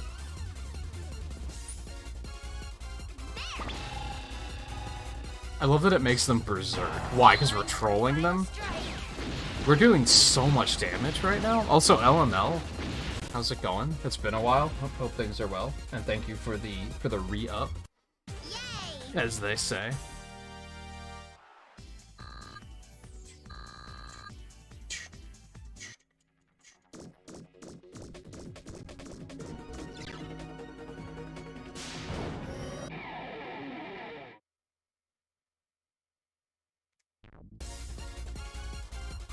Been busy. Yeah, that happens. I'm under the impression that you're, like,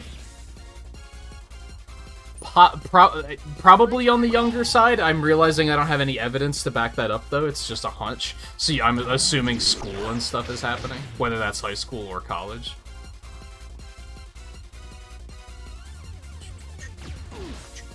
You are not younger. I'm completely wrong. You could still be in college, though, for all I fucking know. I did it!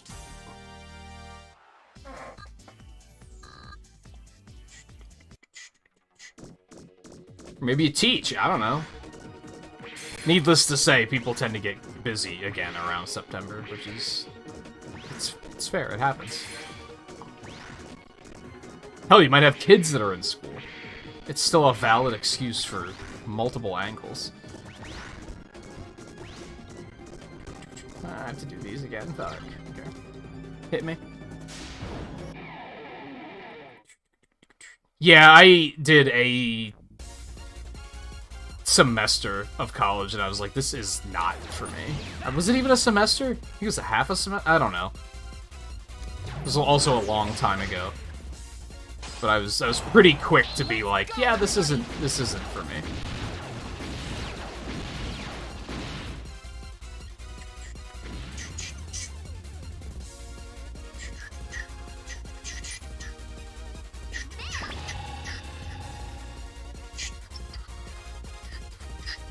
I couldn't get past the whole, you're giving me work just to take my time.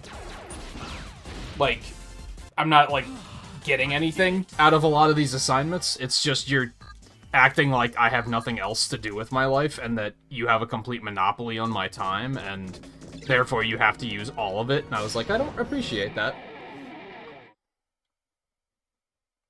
Unless I feel like I'm actually getting something out of it, which I didn't.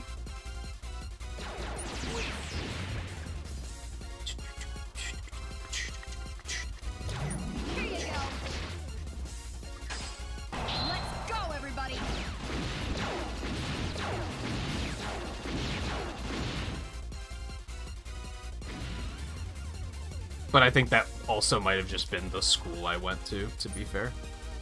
On target. No. Still not a 180. That's still not a 180. I did it. I can't believe how much damage we're doing right now.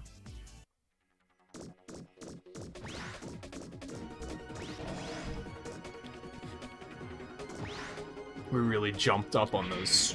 Didn't mean to do that. On those damage upgrades.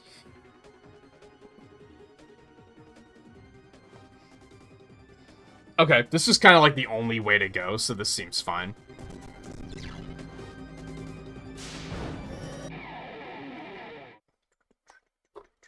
Should probably take a break soon. Need a drink. And I might grab something else to eat.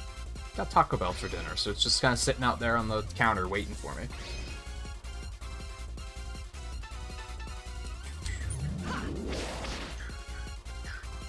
Part of why I started late, because I was like, I'm gonna have some goddamn tacos, and there's nothing anybody can do to stop me. Here goes.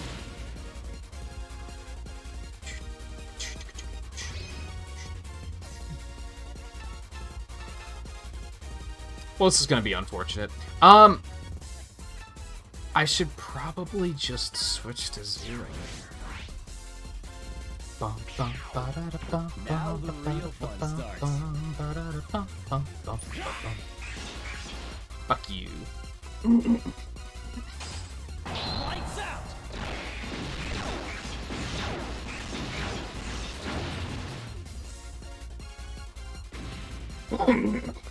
Especially because I recently came to terms with, for the longest time, whenever I got Taco Bell, I was always like, no lettuce. Because I was like, lettuce is disgusting. And then recently I came to terms with the fact that, like, it's actually okay. But if you get Taco Bell and then let it sit around for too long, the lettuce gets really wilty and gross. So, like, you still gotta kind of eat it while it's fresh, which maybe goes without saying. But that's just another reason why I'm like, I gotta eat it sooner rather than later.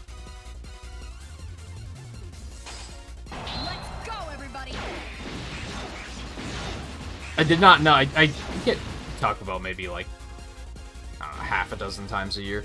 Probably not even that much. That actually sounds like a lot.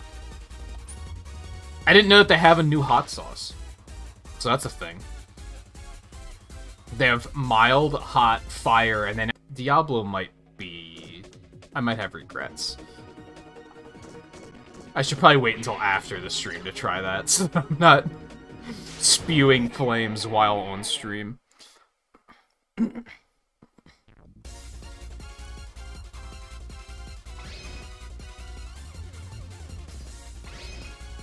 Who do you motherfuckers think you are? Direct hit. Let's go, everybody. You're a pretty big Mega Man fan, aren't you, LML? Have you played this before, or seen any of it? Don't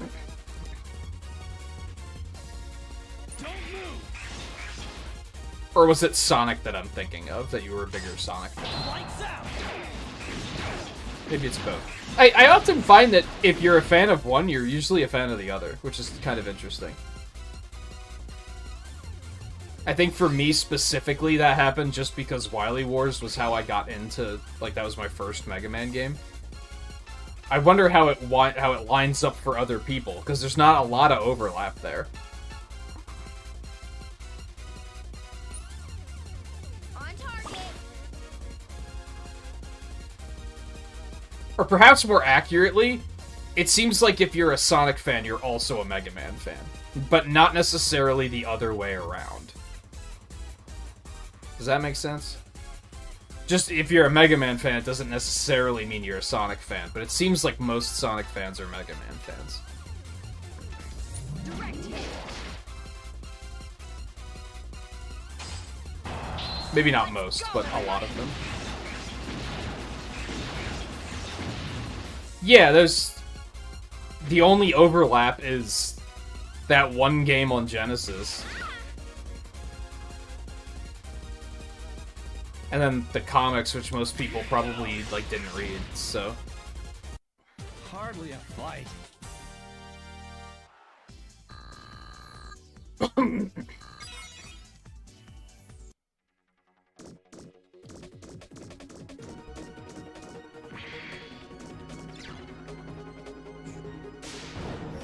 Maybe it's just the color blue. Do you think there's also a high chance that those people are also Shovel Knight fans? Direct hit. Let's go, everybody.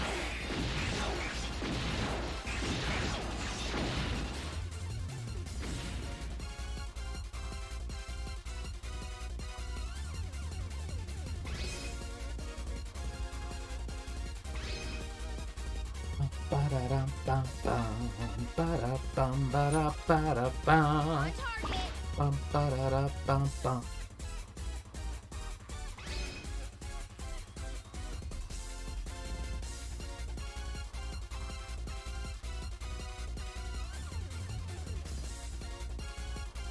I think only classic Mega Man has blue eyes.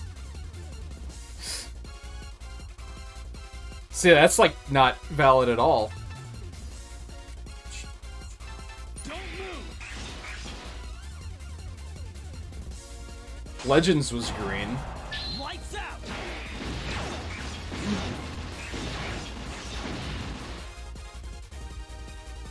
I don't know about Battle Network.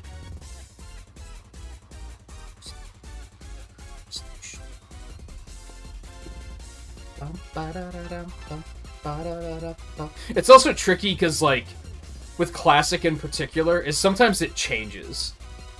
And it's just, like, one of those inconsistency things. Like, sometimes there's artwork where they're not the correct color. I think, was it Complete Works, where a lot of the characters had, like, the artwork of the Robot Masters, a lot of them had, like, the wrong eye color? Pretty neat story that I remember reading about is that when they made Complete Works, which is the PlayStation 1 re-release of 1 through 6, and they had an artist do new artwork of all of the Robot Masters, and apparently he did all of those in, like, a very short amount of time, which is why there's a lot of inaccuracies with the designs, because he did it in, like, a couple of weeks, like, all 46 of them. Like, he just had a very low amount of time to work with. Hardly a fight.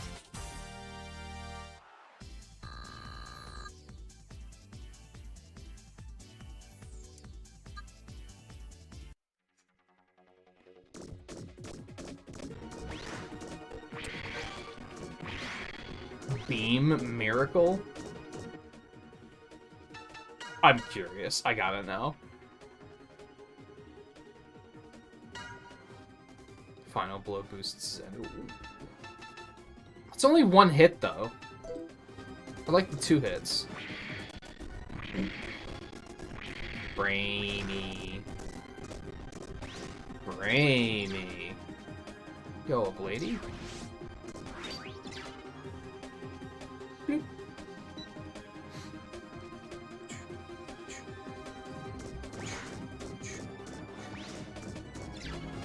Ass.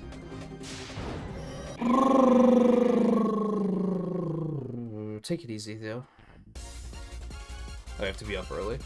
I was gonna say, you were up real late last night, so I was surprised you were going to sleep as early as this.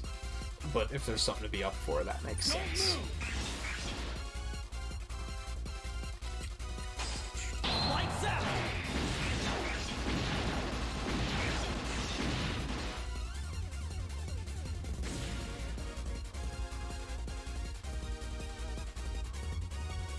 What was my question? You had to step away?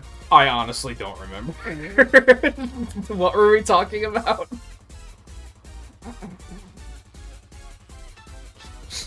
I'm streamer braining. The,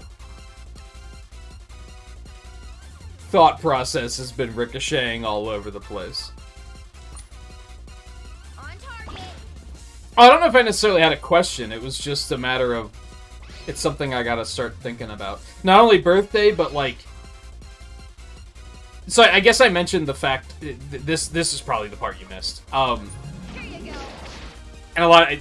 LML might not know this either. A lot of other people know this, but... I really only spend the holidays with my mother. And she works at a hotel, so she often doesn't get holidays off.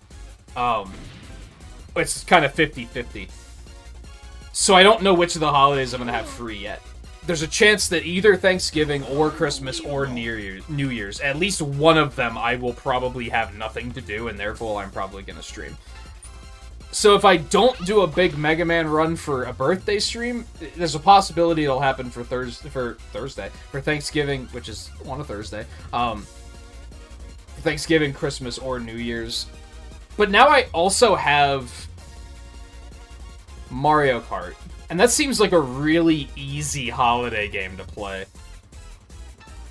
So that's also a possibility. I think for Christmas last year I did 94 Robot Masters. 92/94, depending on how you want to look at it.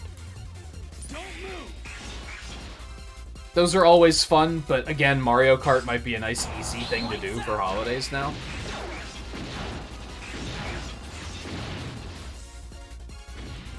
Just stuff to think about as we come into this last quarter of the year.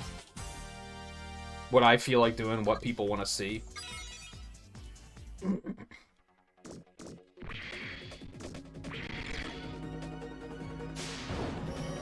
Unfortunately, or fortunately, depending on how you look at it, we will not be able to do Bayonetta this October. The PC version does not play well with OBS at all. I did not realize I had Cinnamon in. My bad. My turn. I tested it last night, and I was like, yeah, this isn't gonna fly. We can't do this.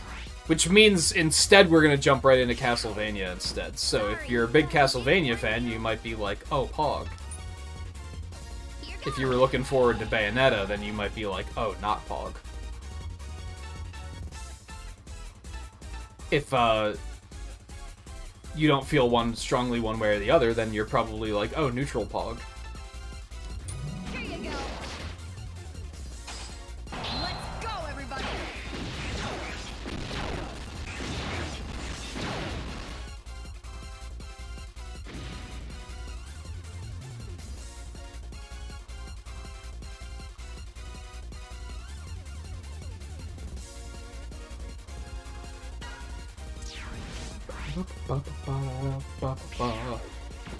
I always find myself feeling nervous about stuff like Castlevania. And this might be one of those things where, if you guys remember when we were talking about new Pokemon games, and I said that, like, sometimes the Pokemon community can be kind of overbearing, and I don't love it. And I said about how maybe, like, I might have to ask chat to kind of help police stuff like that. And I think older games like Castlevania's have the same issue, where I'm constantly worried that people who already know their way around the games are going to show up just to be like, either to backseat or to gloat. They're going to be like, oh, I remember when this game was hard for me. Or, oh, I can't believe you're still on this stage. And, like, just shitty passive-aggressive toxicity like that. So that always makes me nervous with games like that. Even though I don't remember it being an issue when I played the first two. Or 3. We technically played 3, we just didn't finish it.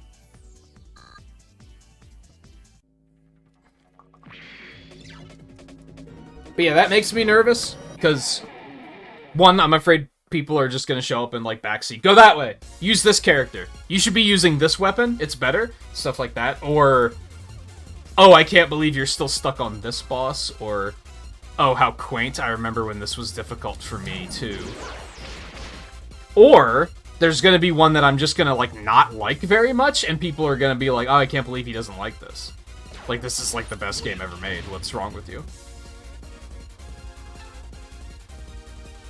And that just comes from experience, to be honest.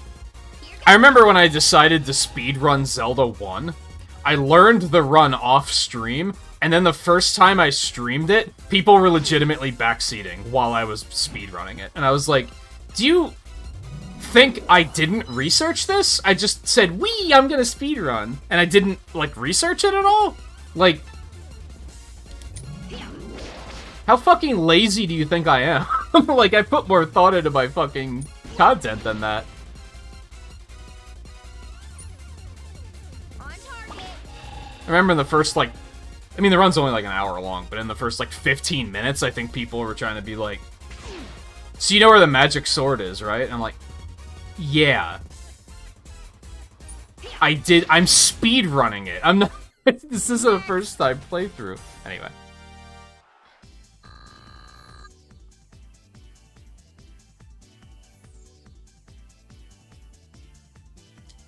Yeah. Yeah, Symphony might be a problem. Oh, I did this already. I'm dumb. Don't respawn? Oh, because I hit the terminal, I can go back to the door now. Okay. I'm picking up what you were putting down.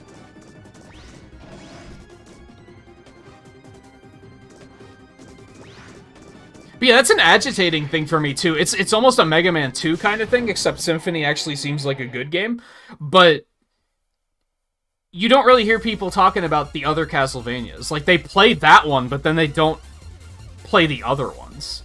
And they'll still show up and be like, oh, I love Castlevania. And then you're like, oh, which ones did you play? And they'll be like, Symphony of the Night, and only Symphony of the Night? And it's like, oh, so you love Symphony of the Night, you don't love Castlevania. There's a difference. That sort of thing bothers me, at least. I think they're just trying to look for approval, if I'm being completely honest. Like, I don't think they're trying to trick anyone. They're just trying to be included, which is like, I get that. But it's as simple as saying, like... Where am I going? It's as simple as saying something more like... I love what I have played, I should really get around to playing more. Like, it's a conversation, right? If I'm playing Castlevania 2, maybe a bad example, but stick with me here. And you've only played Symphony of the Night, and you're like, oh yeah, I love Castlevania, I played Symphony of the Night, I've never played this one, what do you think of it? Instead of just being like... portraying it as, I'm such a Castlevania fan.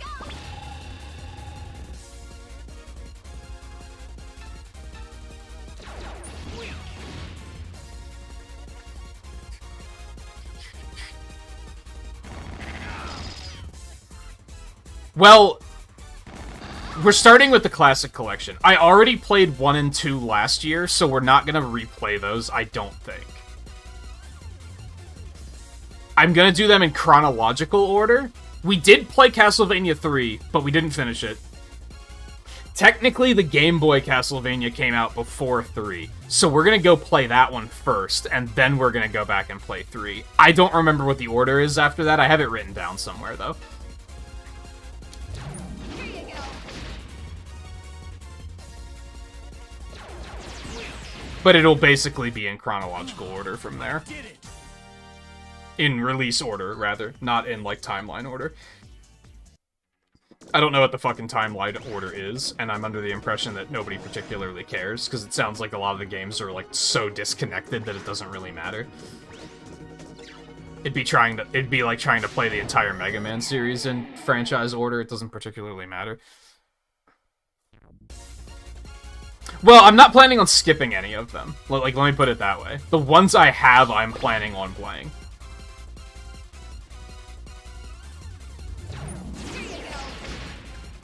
If I played Castlevania 2, I'm not planning on skipping any of the other ones. I think I remember when I was talking about starting to play them, and I think when I was streaming Castlevania 1, there were a lot of people that were like, just skip Castlevania 2. And I'm like, no. The more people that tell me to skip it, the higher chance there is of me playing it. Because I want to have my own opinion on it. And you know what? I actually enjoyed it. Like, I actually had a good time with Castlevania 2. Now, to be fair, we had Scarlet 1 here, basically helping in case we got to any of those situations of what the fuck am I supposed to do right now. So that may have helped a lot with why I enjoyed it, since I didn't have to worry about getting stuck ever.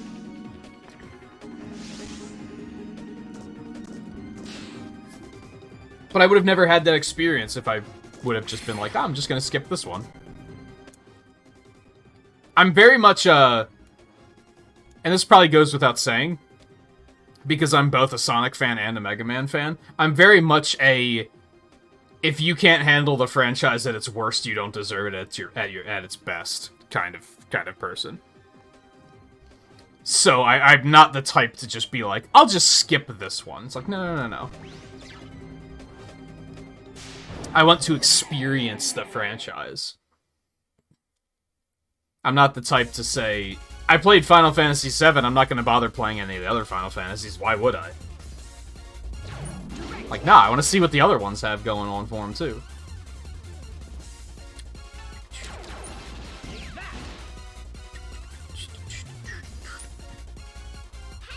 Boink.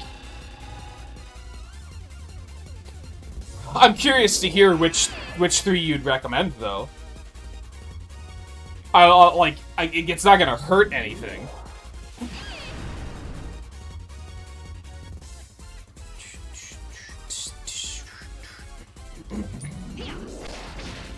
Chances are they're ones that were already on the list anyway.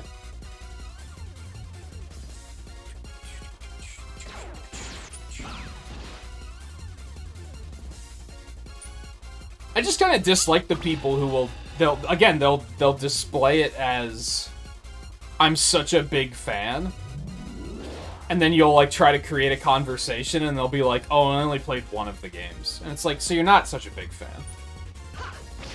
Not to say that you can't say that you liked the one you played, but just be more honest about it. I don't know. I feel like people are looking for a quick approval. They want people to be like, to pat them on the back and say like, oh, congratulations, you like the one that you're supposed to like. I've said before, if two different people were to come into this stream, both saying, oh, I love Mega Man games, and one of them says, Mega Man 2 is the greatest game, I'm not going to respect their opinion at all. If somebody comes in and says they love Mega Man X7 is their favorite game, I'm gonna respect their opinion because they actually played the games. You can tell when they have a weird favorite pick like that they've played a lot of the game. They've tried a lot of the games. They're not just looking, hey Twitter, what's the most socially acceptable Mega Man game to like?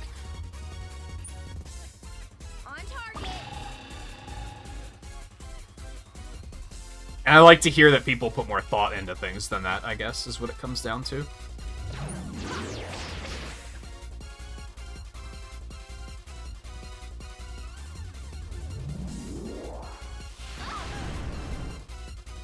Super Castlevania 4, Rondo of Blood, and Bloodlines. I think 2 of those are on the Classic Collection, right? Rondo isn't, but I think the other 2 are. I know Scarlet 1 really likes Rondo. You'll never say Mega Man 2 is your favorite Mega Man game. You shouldn't, because it's not good. It's bad. One of my favorite memes that's really stupid, but I really, really liked it. And I don't know if it's a meme template that a lot of people use, but it shows like a classroom. And there's a kid standing at the board, and it just says 1+1 on it.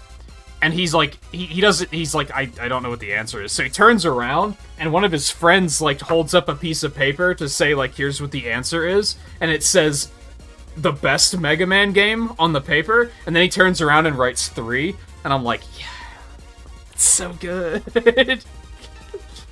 That kid doesn't know what 1+1 is, but he knows what a good Mega Man game is, so I respect it.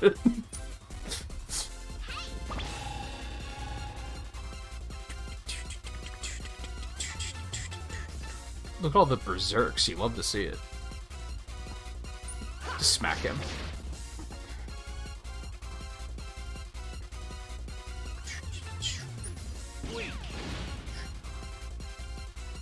Three has some flaws too, but it's way better than 2 is.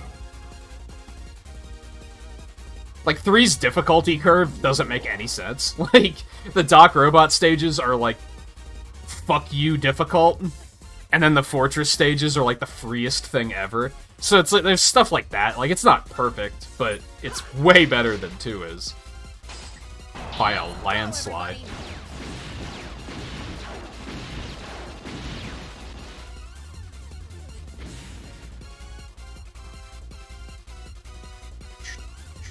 What we were talking about with Pokemon, how it peaked at Platinum. I feel like Mega Man peaked at 3, honestly. Like, 1 was, like, fine.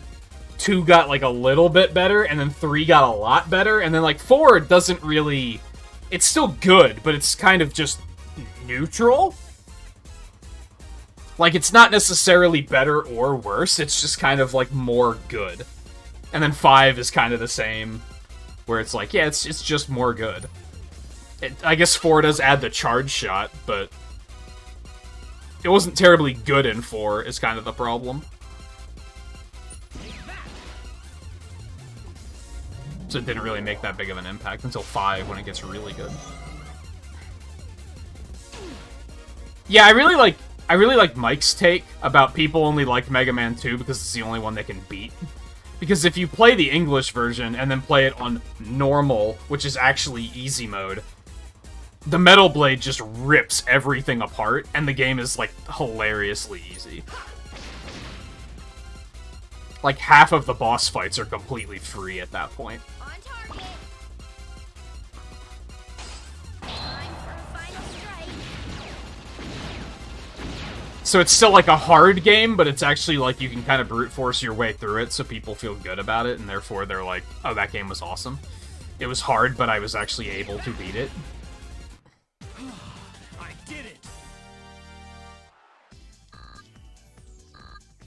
As for the people that I know play more than just 2, I don't understand how you could play other Mega Man games and still be like, 2 is so good. Unless you're like, just you really care what people think about you, because I don't understand how you could play like all of them and then be like, yeah, 2 is still the peak of everything. It's like, what?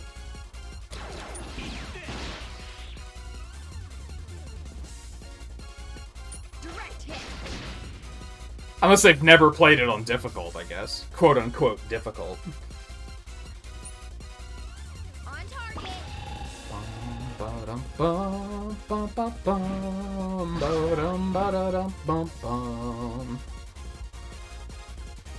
5 is really weird to me. Because I think 5 is really boring. Like, I think 5 is definitely where they hit their stride, where the games are starting to feel like the same thing all the time. Like, it's just more of the same stuff. I don't think the soundtrack is as interesting. I don't think the masters are as interesting. I realized... I don't know what got me thinking about this earlier, but I think something I like about 4 a lot is actually the plot, which maybe sounds ridiculous. But what I mean by that is that Dr. Cossack, as a scapegoat villain? Nah, it's not a scapegoat. Dr. Cossack works because he has motivation for why he's doing what he's doing. There's a reasonable explanation for why Wily would have been able to get this guy to do this. 5 is flimsy because he just builds a fake Proto-Man, and then for some reason Proto-Man just never shows up to explain himself. It's hard to believe, because you're like, well, where's Proto-Man been this whole time? Why did he just decide to lay low and let us deal with it? Instead of immediately showing up and being like, yo, that's not me. So that's like, it's harder to believe. And then 6 is really hard to believe, because you're like, come on. He put on one of those, like, Acme nose, like, glasses with the funny nose and the mustache, and everyone was like, that's not Dr. Wily. Like, what the fuck? That's your plotline? Like, it's so flimsy and bad. But 4's is believable. So I think that's something else about 5 that I don't really like. However, 5 is very well made. I think that's when the engine, like, hit its peak. The game is very fluid. It feels good. The controls are snappy. It's very well constructed. It's just the content is kind of bad. 5 is probably one of the best of the speedruns, for sure, because the game is just that well made. It's difficult, but it's not, like, fuck you difficult like Mega Man 2 is. Like, it's just a fair, difficult challenge.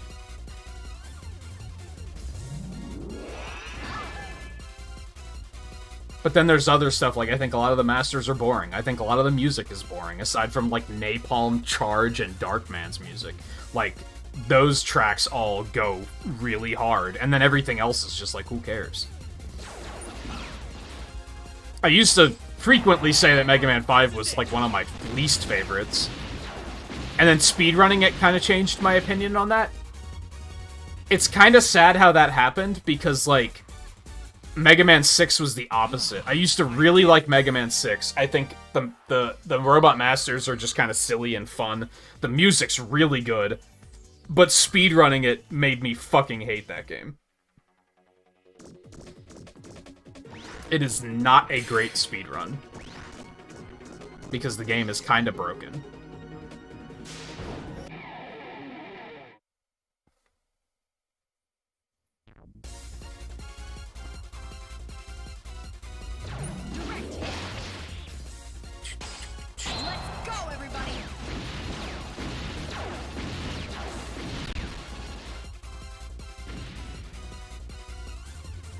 Mega Man 5 had Jeff Bridges? What?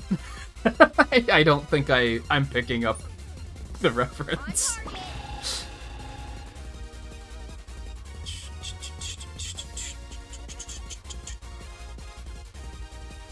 Yeah, they had the whole concept for, like, the weapon cycle in Mega Man 1, and then for whatever reason in 2, they decided to change that. I guess they decided it was too linear? And I don't think it necessarily helped matters. And then in Mega Man 3, they had 2 cycles, which again is not something I love about it, but it works better than Mega Man 2 did, at least. Mega Man 2 just became Metal Blade works on everything, which is not great. And then, yeah, 4, 5, and 6, they were like, we're just gonna have a regular weapon cycle again.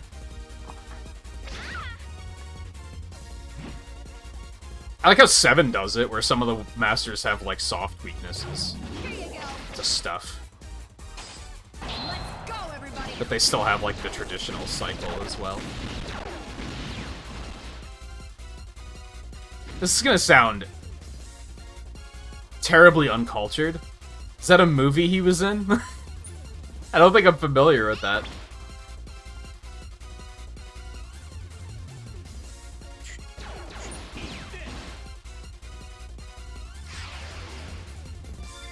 I think of Jeff Bridges and I just think of Iron Man, honestly. Even though I've seen him in other things, I just can't immediately think of anything. Let's go, everybody. Oh, he's in The Little Prince. The movie's good.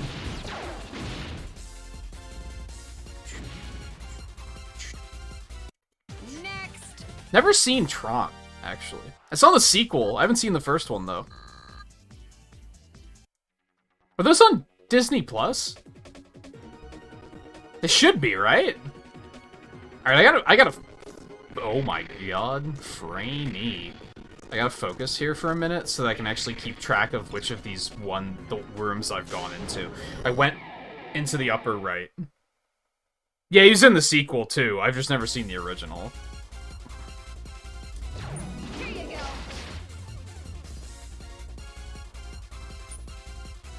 On target.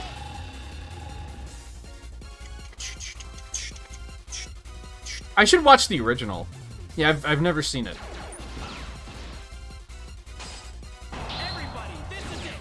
Is he in Kingdom Hearts? Because they do Tron in some of the Kingdom Hearts games, don't they? Does he ever show up in that? It could have only been in 3, right? Well, no, because if he was in the original too, I don't think he was in Kingdom Hearts 2 though. And if the character is, I'm sure he didn't play the part. So something I haven't looked at the cast list yet. I mentioned earlier, over the last, like, 3 days, basically the only thing I did was play Disney Dreamlight Valley. And I actually like it a lot. It's very cozy and just nice. And something that's really... There's 2 things that are really impressive to me. One is that a lot of those big Disney crossover games, I don't think they respect the source material very well. And this is something I was talking about recently with, like, fan games and stuff. And just crossovers in general. I think respecting the source material is important. And I think Dreamlight Valley does respect the source material, which helps a lot. None of the characters act out of character. A lot of like the weird Disney mobile games I've tried out, the characters just don't act right. They act weird. That, and I think it's mostly the original voice cast, which is... It's either the original voice cast or it's very good sound-alikes. I don't think it's Dwayne Johnson, for example. I don't think he plays Maui. I think it's someone else, but it sounds close enough where it's not, like, alarming. And then most of the other characters actually sound like the original actors. I'll be curious to look up the cast list at some point.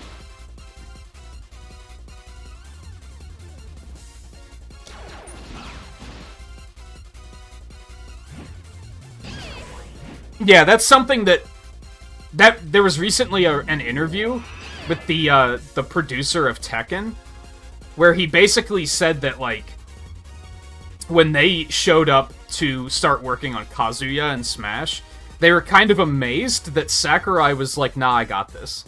Like, he had already done the research, and he knew how to pay the character proper respect. Because that's just, like, the way he works. And the Tekken guy was saying, like, he thinks that Sakurai's the only person that could make Smash Brothers, because he's the only one that understands how to respect these franchises and put them together like this. A lot of people, if you look at, like, Super Smash Flash, they're just like, well, let's put Naruto in there.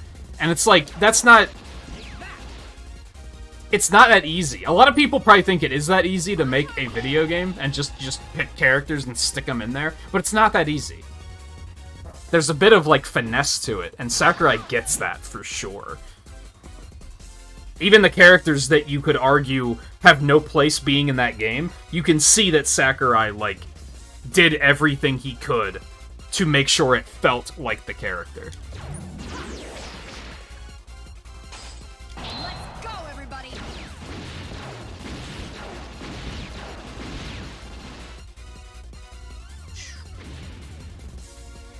I'm really glad he's making that game design channel, because those videos have been very informative.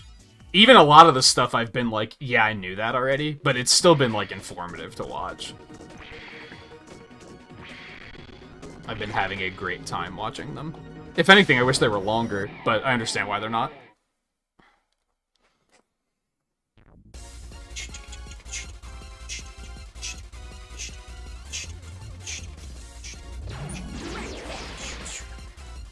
Let's get my head in the game. We need a heal here. We're dying a little bit.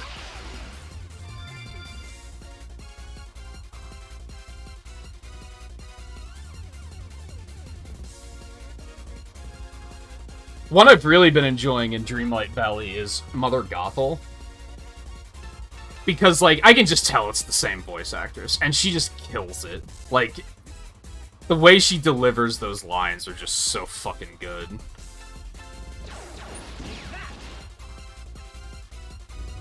Basically, if you like games like Animal Crossing and you think the idea of just hanging out with Disney characters and, like, fishing and shit sounds fun, you'll probably fucking love that game. It's just very nice.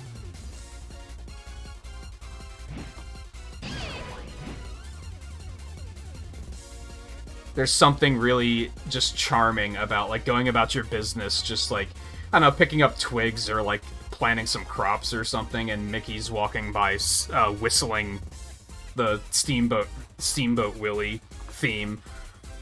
Or Donald walks by and trips and then gets up and just starts ranting like fucking crazy. It's just very entertaining and fun.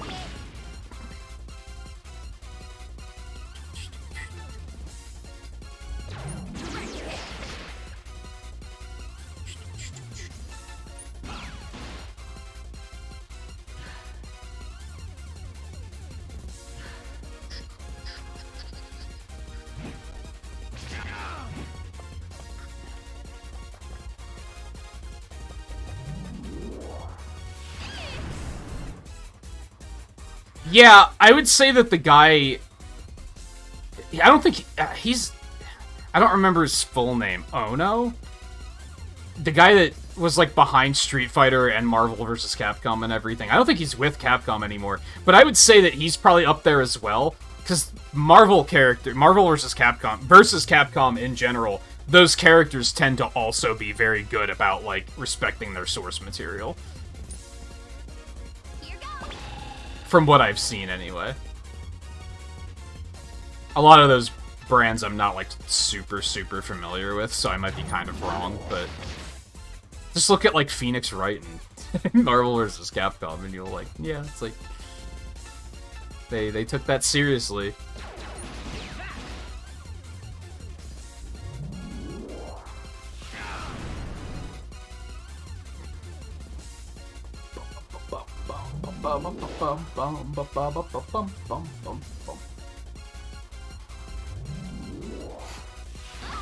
Yeah, Scarlet. It's the other way around, though, with, like, the spacing. Dreamlight's one word. It's on Game Pass. I don't know if you have Game Pass.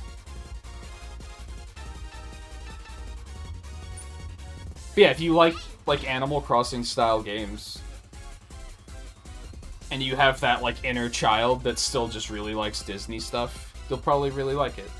It's just cozy and nice. Like, to the point that, like, I'm liking it enough that I'm tempted to just outright buy it for Switch. And then potentially maybe stream it.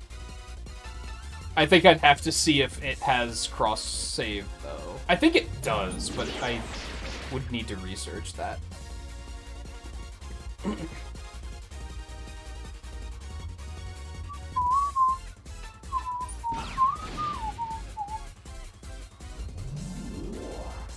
All you hear about that game is how big you can make your avatar's butt. I can't say that I explored that option very much. I didn't spend a lot of time on character customization. I made Pepper and then I moved on with my life.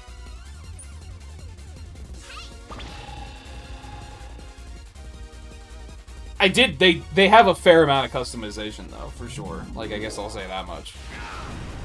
If anything, what was strange, like they have different body types, which is nice.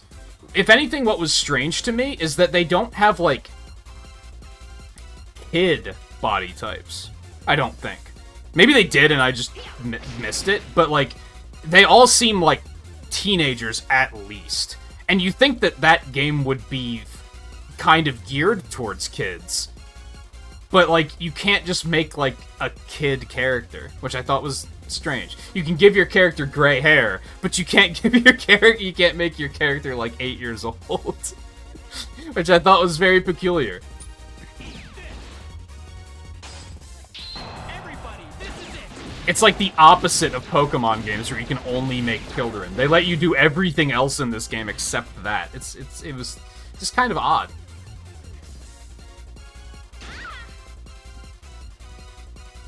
Go ahead and heal up here. But yeah, sure, there's probably a couple of body types that have big butts, I guess. I don't know. It didn't look. Believe it or not, I'm not the type to go into character customization and be like, okay, how hot can I make this girl? Like, that's not where my head is usually at. Unless it's like an anime game, and then you kind of can't help it, right? Next.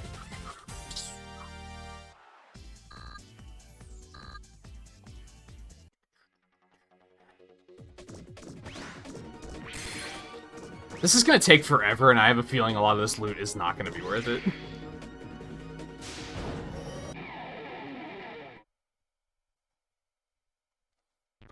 I'm really thirsty. I didn't know you could pause. It doesn't really do much, but I guess I've never tried to push the button to see what happens.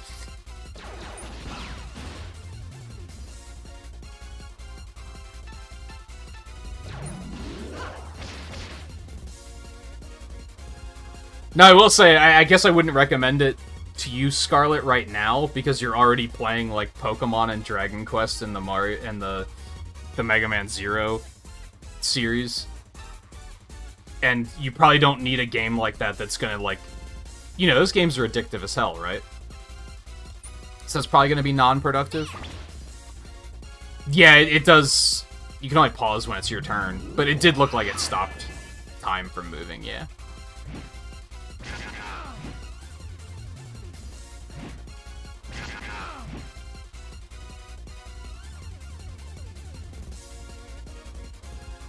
It looks like the characters aren't moving, the background still is. I mean, it's not like stopping time matters. Like, this is effectively paused. They can't attack. It's my turn.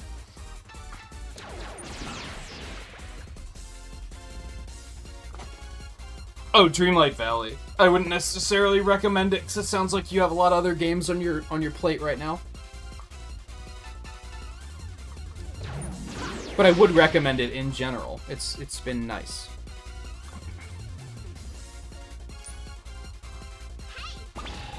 Especially because it's on Game Pass. So if you have Game Pass, you can just check it out.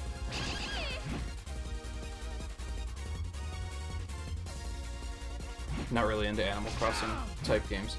I seem to recall that you told me it was only real-time strategy and one other genre that I can't remember that you weren't into. I love how that statement went from, I seem to remember that I can only remember half of this detail. But, oh, fighting games? Yeah, that's fair. I like the concept of fighting games, but they take too much work. Like, it's too much.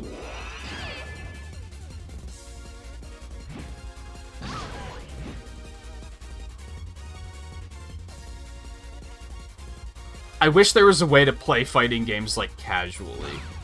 But there kind of isn't. I was watching someone recently talk about that, where he was like, I like fighting games, but it's like, they're only playable for the first, like, month that the game is out.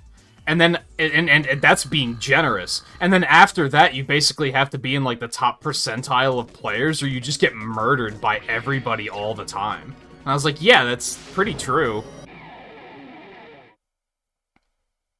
Like, if I wanted to pick up... As much as I like the Marvel vs. Capcom games, if they made a new one, and I picked it up, I'd probably only be able to play it for, like, a couple of weeks. And then I'd probably get bored of the single-player content there is, and I wouldn't want to play it online because there would be a ridiculous metagame in place already, where it's you have to play this way, or you're not going to be able to, like, get anything done.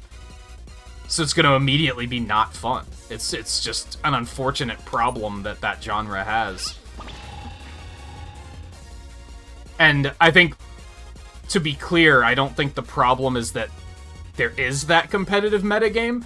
I think the problem is they can't really do anything to make it more casual without harming the competitive metagame. And I don't think they should necessarily do that. If people want to be competitive about it, I think they should be allowed to do it. I think that people should also be allowed to not want to be competitive with it, is the thing. And that's the tricky part. That's like, okay, where do you find a balance there? I think a lot of people would say, why don't you just have like a casual matchmaking and a ranked matchmaking? The obvious problem with that is the tryhards can still join the casual matchmaking.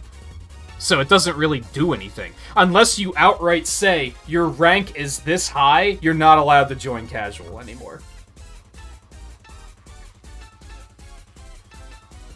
Which I guess I don't know how that would work. Maybe that would work, maybe it wouldn't.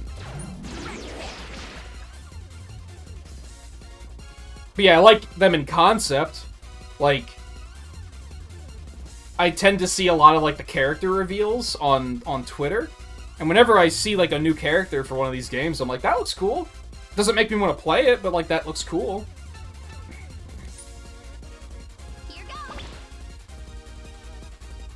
It's been a lot of, like, Street Fighter 6 stuff lately, and I'm like, yeah, it looks cool, but I don't want to play it.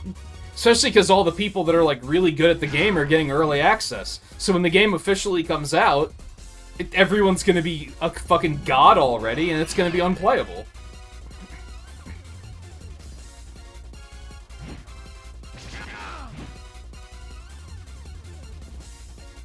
Again, how do you fix that? I don't know.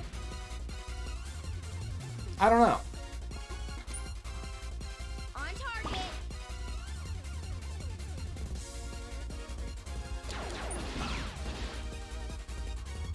Just a big story mode, I guess. Something I really liked about Smash Ultimate's story mode is that, like, it was actual Smash gameplay. That's something I didn't like about previous story modes, is they tried to have, like, these big side-scrolling stages and stuff, and that's not what the engine's built for.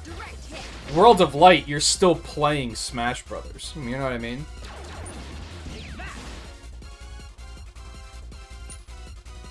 On target.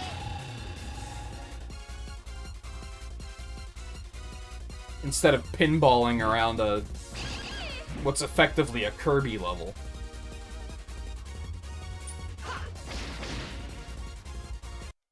Next.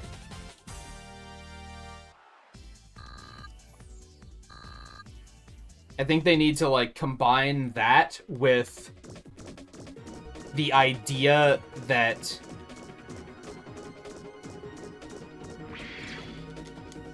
they used in Ultimate Marvel vs. Capcom 3. They had, I don't remember what it was called, but they had a mode with a bingo card. So it was like a bounty system. We had to, like, look for certain characters to beat, and the goal was to just, like, fill up the bingo card. And it worked because it was, like, endless. You could just keep going. It was renewing. Whereas that's a problem World of Light had. I liked it, but it was also, once you were done, you're done. If you were to play it again, you're going to get the same experience you did the first time, unless you force yourself to play other characters or something. It would have been cool to see something that was renewable. Some sort of random generation to it, so you could be like, you get a slightly different experience.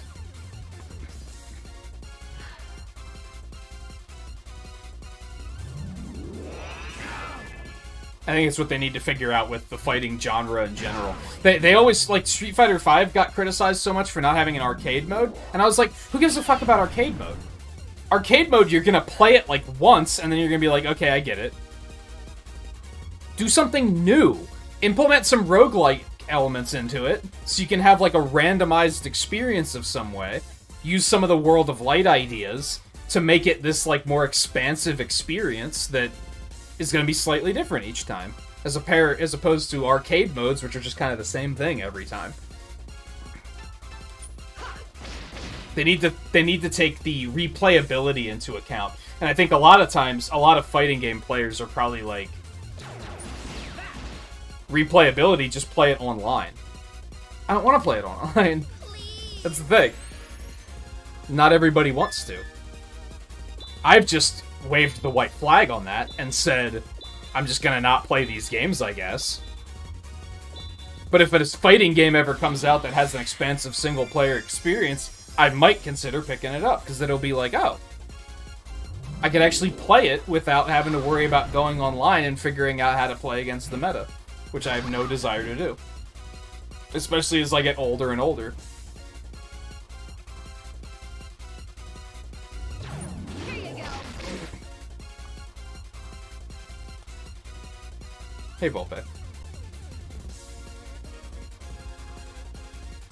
Yeah, and I think they should go.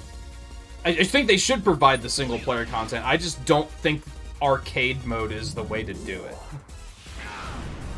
The same thing goes for like Mario sports games. Like people, when Mario Golf was on its way out, people were like, "Oh, it better have a big campaign," and I was like, "Why?" They need to figure out how to fix the campaign, not just have a campaign. And they didn't do that, clearly. And then I don't think Strikers doesn't have a campaign at all, does it?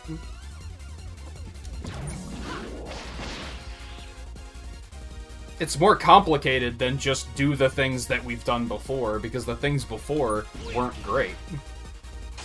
Everybody, this is it. You gotta innovate, evolve, move it forward.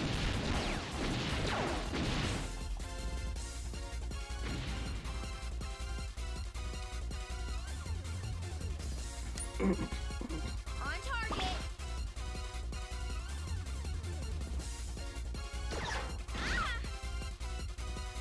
target. Wasn't Marvel vs. Capcom 3, wasn't it like the bingo mode was like a territory control kind of thing, wasn't it? I think. Here goes. I did not mean to do that.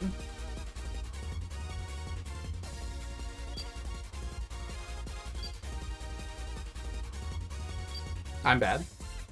Gotcha.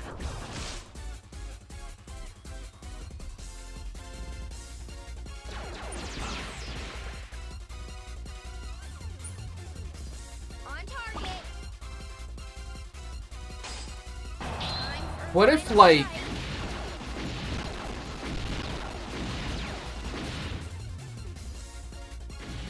Let's use Pokemon Go as an example. You know how you have the gyms in Pokemon Go? And you kind of, like, you battle in the gym, and then you claim it for your team. And then other people from other teams can come and reclaim it. And it's kind of like just a never-ending cycle, then. So why don't you do something like that with the fighting game? Where you have, like, a city, and there's these different, like, points that people can control. And then as you're fighting to claim one, people are going to be taking back the other ones. And by people, I mean AI, in this particular instance. I'm not saying that's a golden idea, but I think it's a start. You have to create like a... And it's worth pointing out, I think Street Fighter 6 is supposed to have a pretty big campaign, doesn't it? I don't know a lot about it, but that might already be addressing some of the things I'm talking about right now.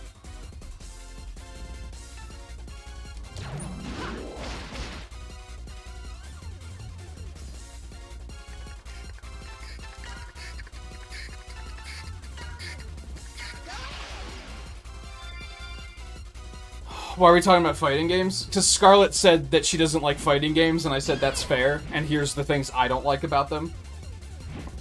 And I said about how I like them in concept, but they're basically impossible to play after the first, like, 2 weeks they've been out, because then a metagame develops, and if you're not a part of the metagame, you basically can't play. And that they need to, like, find a solution to that, but that finding a solution to that is difficult, because, you don't want to hurt... I don't think you should do anything to hinder the competitive players. If people want to be competitive, they should have that choice. It's just, if people don't want to be competitive, they should also have that choice. And you have to find a way to do that. Case in point, better single-player content. Here goes. And I said I liked World of Light, but just, like, let's take World of Light. What if... I don't remember what the name of, like, the villains were, like what the forces were called, but let's just call them Forces of Darkness or something. What if they continued to, like, take back the places that you have captured. You can especially work this in with, like, a time factor, going back to, like, the Animal Crossing thing, where, like, if you don't go to your Animal Crossing village for a while, weeds start to regrow. Let's just call them that. What if you... It's been a couple years since I played World of Light. What if I went and booted up World of Light again, and after this many years, weeds were growing? So suddenly the stuff I've already done had been, like, recaptured, reconsumed by, like, these dark forces. And I could just go and take it all back again. Except now, the battles are different, because they've been regenerated with new content. And then suddenly you have something that you might have a chance to play, like, once a week or something. Because you might be like, oh, look, they took some stuff back. Starlink tried to do this, but it wasn't fast enough, in my opinion. Where there was all those planets you could go to, and if you didn't visit that planet for a while, the aliens would start taking everything over again. But it was so slow that it wasn't, like, it didn't work for me. I don't know if it was in real time either. I don't know if I could go boot my file up now and, like, everything would be taken over. I think it was real game. It was game time, which is maybe not as good.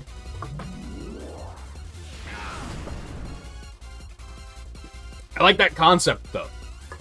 I like that idea of you leave for a while, you come back, and there's new stuff to do.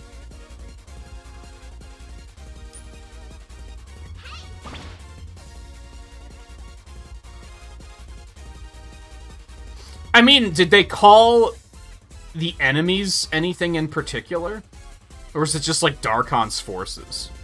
I don't remember. That's the name I was looking for.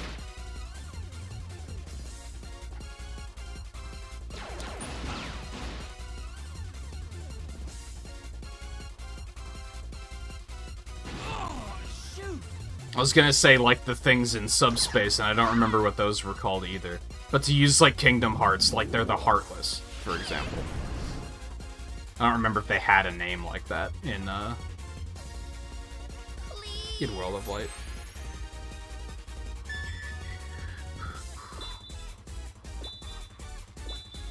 But yeah, like I said, what if you go back, boot up World of Light, the map is recovered with darkness, you've had some of your roster taken away because they went to fight while you were gone and got defeated, so you're gonna have to get some of your roster back. Use all of this idea for, like, I mean, Smash is a fighting game, but just use that. I think that would be more compelling than a 6 or 7 stage arcade mode that is basically the same thing every time.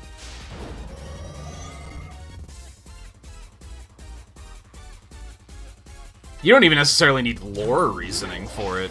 The second Dissidia game had a labyrinth mode, which was basically like... I guess I wouldn't really know how to put it. You know how, like... I guess Slay the Spire is the one that most people are gonna think of here. Even though I think Slay the Spire looks like ass. I think Darkest Dungeon does it too. You know how some roguelikes will give you, like, a map? And you'll have, like, you can choose which way to go for, like, different events. Dissidia had a mode like that, except, like, Inscription is another one. Like, in that first part of the game, you're going through that map, and, like, each one has a different event. Some of them have card battles, some of them have other events. Instead of a card battle, just put a fighting game match in there.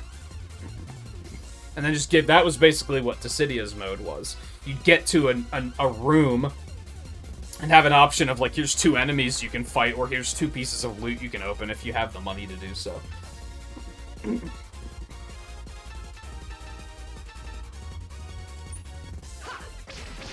Nah, fuck. Let's go, everybody!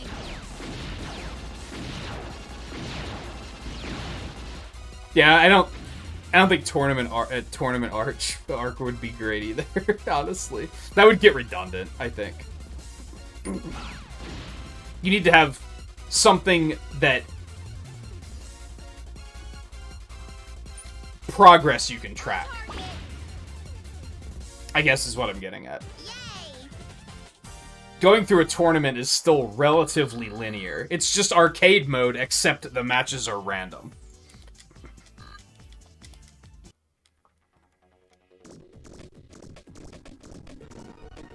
Yes, we're still working on this, by the way. I want all this loot, even though it's probably nothing important. What was I saying?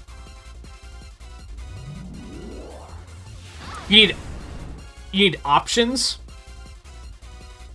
I think that's part of it, is you need to give the player options of things they can do at every step, instead of just, here's another fight.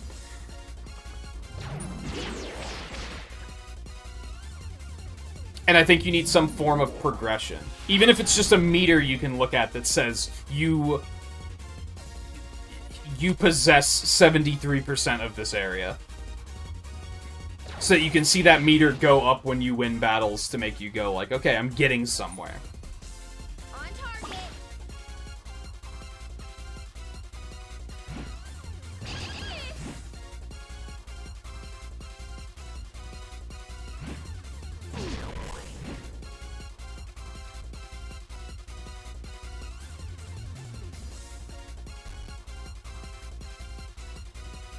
Direct hit.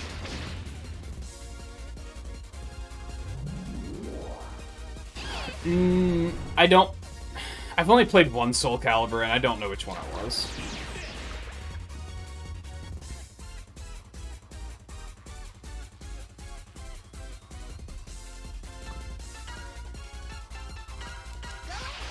It was the one that had Link in it.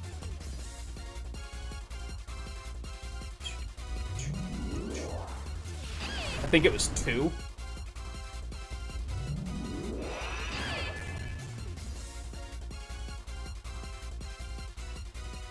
You like the characters, you don't care about the game? Hot take. What do you mean? On target.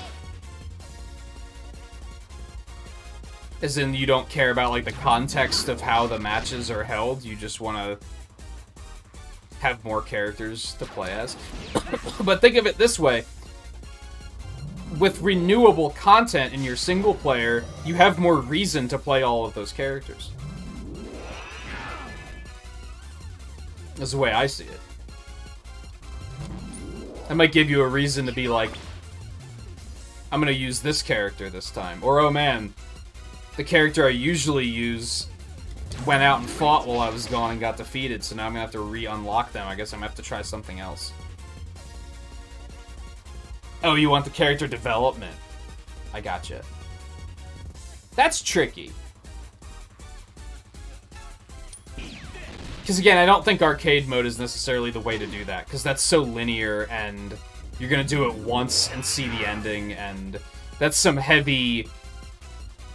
To use one of Sakurai's less popular takes, why don't you just look up all the cutscenes on YouTube, and then you don't even have to play the game? So I would suggest something like a Fire Emblem system with, like, support. So that, say it's a game that you have a team of 3, the longer you fight with that team of 3, they build support with each other, and then you see conversations, and then you learn about their character depth through that.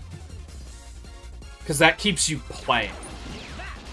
And it doesn't matter what you play. You can go do anything, as long as you're using that team, you're building support.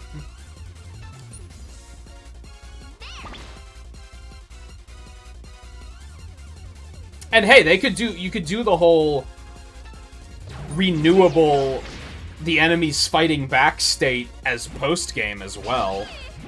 You could have a campaign first that has a story, and then once you finish it, you just have these mindless enemies that are still swarming and taking back over. But there's no plot at that point. At that point, you could put the focus on just the gameplay and learning more about the characters. I'm very, very, very, very, very thirsty. I'm gonna get through this as quick as I can, open that door, get the loot, and then we're gonna stop and take a break.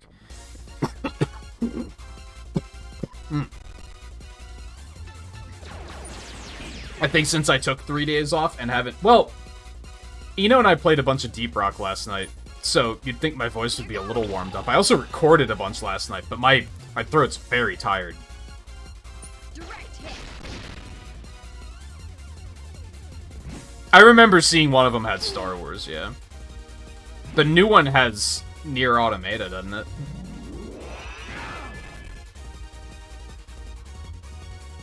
I don't know who else is in it. On target.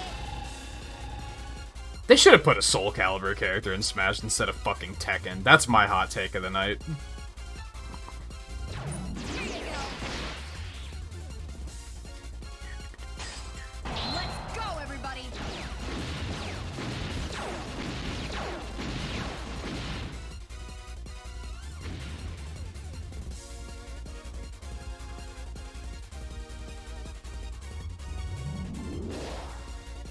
Yeah, but fuck Tekken, who cares? The other part of that hot take is I think the only people that care about Tekken are, like, super fighting game heads. Like, they are very firmly in the fighting game community, and they're, like, the only ones that care about Tekken. Compared to, like, Street Fighter and Mortal Kombat that are more of, like, household names.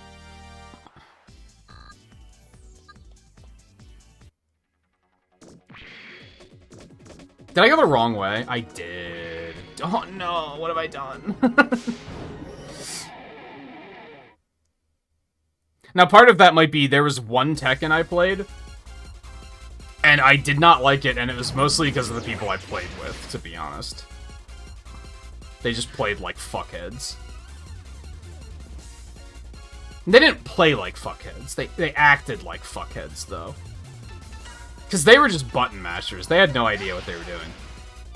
Which, that's not the problem. The problem is I was actually trying to learn, like, you know, techniques and learn how to play the game, and they were acting like I was, like, cheating when I was doing that.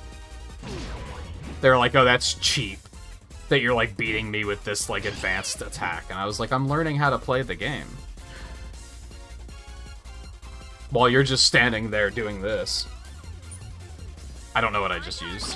Hopefully it wasn't anything bad.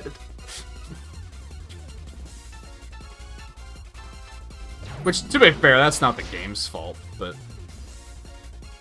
The fact that that's the only thing I remember, and I don't remember any, like, characters except for the guy that stabs himself with a sword. And the only reason I remember him is because he's also in Soul Calibur. I think Soul Calibur is just a more interesting franchise. Even though, wah, sword fighters. But you know what? Shut the fuck up.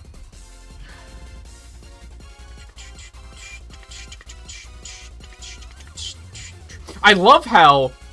I remember this being a conversation, and I don't remember which viewer said it, but...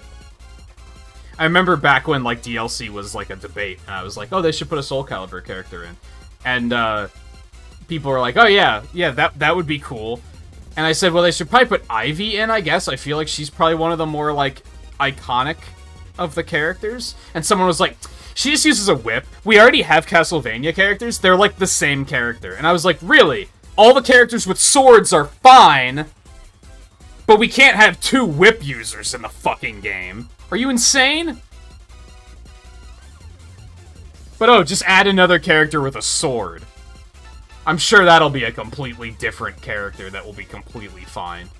God, there's a reason I, like, really started to not like talking about Smash Brothers, because people were fucking stupid about it. I love when you'll suggest a character, and they'll be like, we already have a character like that. And it's like, really? Because we don't have, like, you know, 7 goddamn Fire Emblem characters. Which people complain about that too, to be fair, but... Oh, shoot! Hate the fan rules. Yeah. I always tried to operate on a rule set that I thought...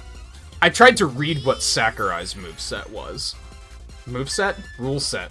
And then try to make decisions, make ideas based on that.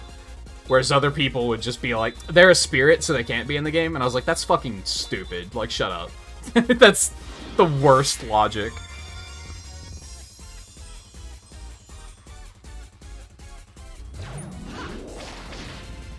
If anything, she'd be closer to Byleth, I guess. Which I don't remember if Byleth was in the game at the time. But even still, like, I don't think that's enough to be like... I can go the other way around, I think. I don't think that's enough to be like, oh, it's the same character. That's like saying Ice Climbers and King DDD are the same character. Like, shut up. That's the worst logic. When there's like 27 characters with swords. And I'm not saying that all the sword characters are the same either, because they're not. There's some subtlety there with the characters being pretty different. But if you're as stupid as to say one whip is like all other whips, then you should probably be saying that all swords are like all other swords. In which case you are also wrong. I always remember in the Brawl days when people tried to tell me that Marth and Ike were the same character, and I was like, do you know anything about video games at all? How are they the same character? Because they both have a sword and have blue hair. And are men. Like, that's about it.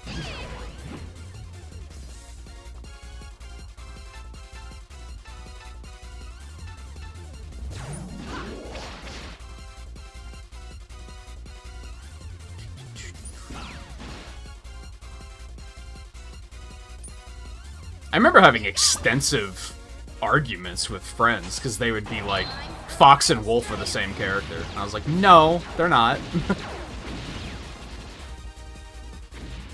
Because people would always be like, Wolf is a clone, Lucas is a clone. I was like, no, they're not. Don't get it twisted. But they both have PK Fire. Yeah, Pokemon has a lot of electric types, too. It sucks that they're all the same Pokemon. Like, shut up! Here you go.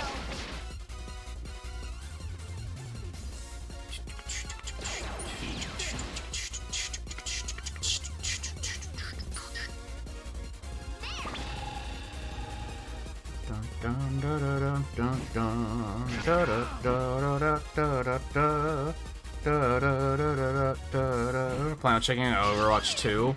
Probably not. I'm not gonna say no. It's not like a hard no. I'm not against it. Here you go. But I would need a reason to care. Does that make sense? And it's funny, when I first got the original game, I played it on a free weekend, and I was like, yo, this is actually, like, really cool.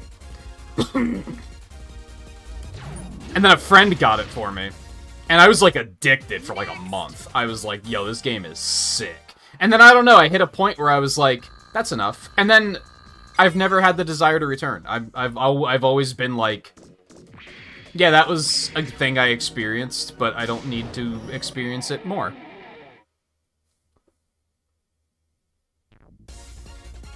Like, I had felt like I had seen enough. On target. Now, part of that is, and part of the answer to the question for May You Ask Why, I don't really like first-person shooters a whole lot anymore. So that's kind of a big part of it. I'm not a big fan of first-person shooters.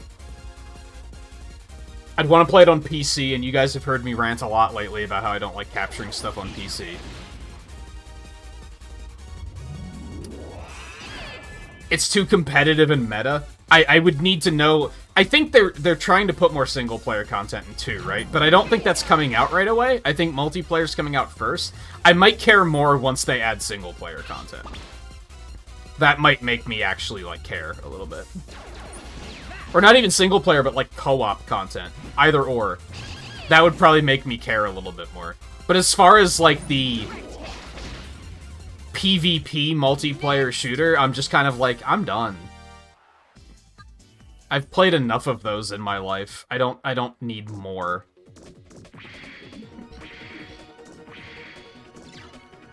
Are you kidding me? Oh my god, this is agony.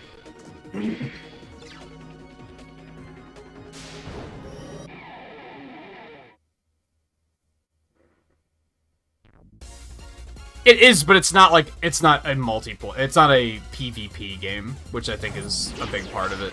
I tend to not like single player first-person shooters either. Deep Rock Galactic is definitely a exception to the rule on that one.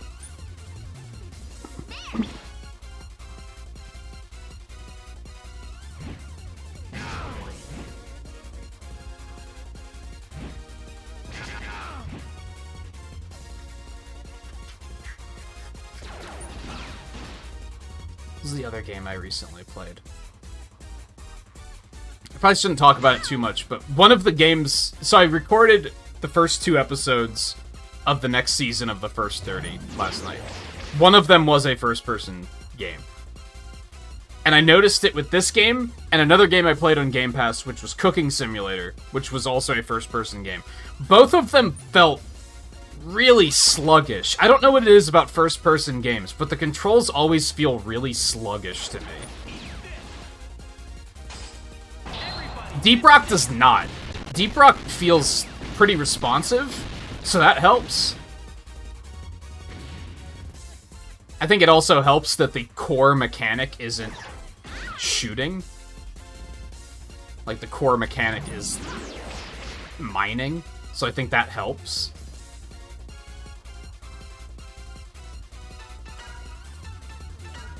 But yeah, maybe once they add the single-player stuff to Overwatch 2, I'll check it out. As far as multiplayer goes, though, I don't think I have any desire whatsoever. Even when I really liked playing the first one, I almost exclusively played the random mode, where every time you respawned, you got a different random character. I thought that was really cool.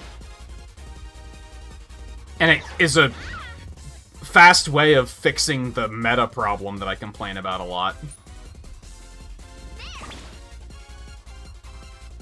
So that would maybe help, but I would still prefer, like, single-player content of some... Single-player or cooperative content of some sort would probably pull me in. Especially if it's free, because then it's like, I have nothing to lose at that point. But free and it's just... You're shooting other players? I'm like, nah, I don't care.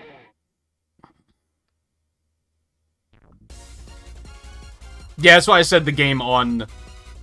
For the First 30 is a first-person game, not a first-person shooter, because I wouldn't technically say it's a first... When I think first-person shooter, I think of multiplayer. Technically, single-player, there can be single-player FPSs too, but when I think of FPS, I think of, like, fucking Call of Duty Shoot-A-Man. Like, for sure.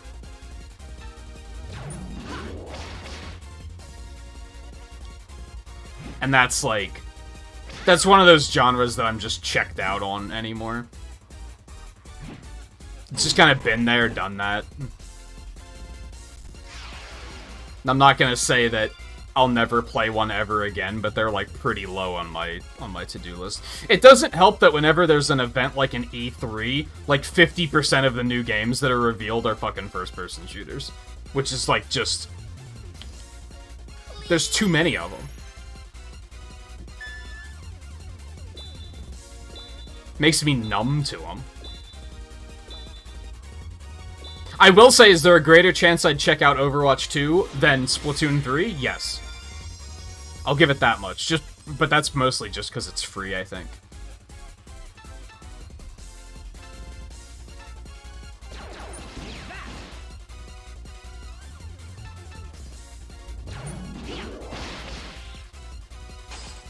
Let's go, everybody!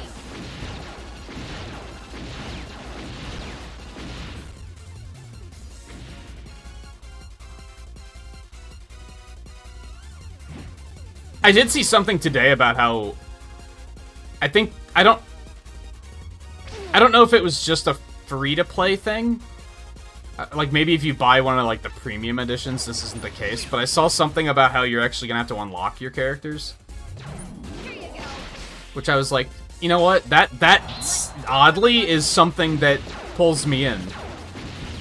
That was something I missed in the first one. I didn't like that you had all the characters from the get-go. Again, it robbed me of that feeling of progression, where I felt like I was working towards something.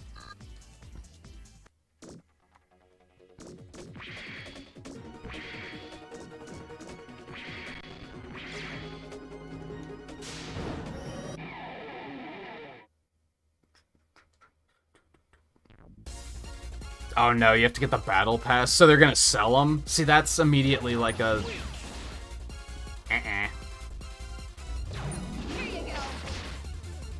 Unless they make it that you can earn the battle pass through in-game means.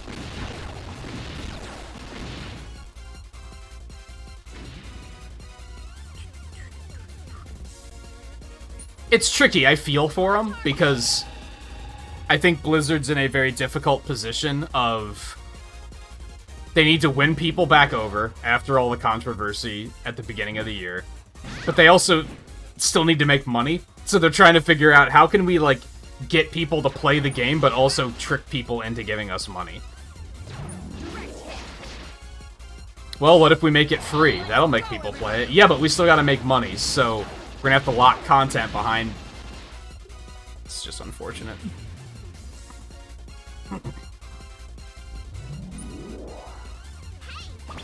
Where does all their money go? Like, I don't know anything about industry finance, for sure, don't get me wrong. But do you have any idea how much money they've made over the years from World of Warcraft? Next.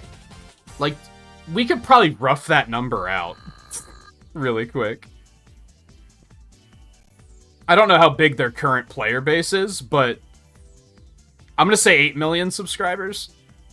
Multiply that by $15 a month. Multiply that by how long has World of Warcraft been running?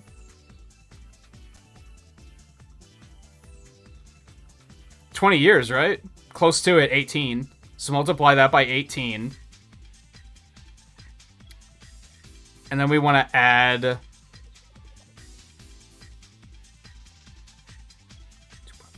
We want to add, it's like $40 for each expansion, if not 50. I think they sometimes try to shovel them out as 50. Let's say 50 times, how many expansions have they had now? Like, I'm going to say 8. We're going to multiply that again by the 8 million subscriber count.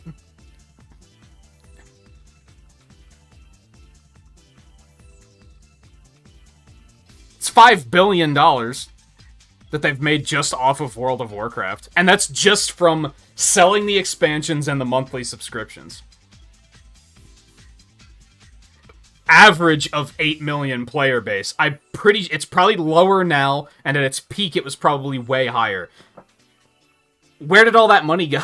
I almost refuse to believe that all of that money has gone towards server costs. Like, I don't think I believe that. I went the wrong way! Oh no, X, you got stuck. This is agony. How many times have we done this now?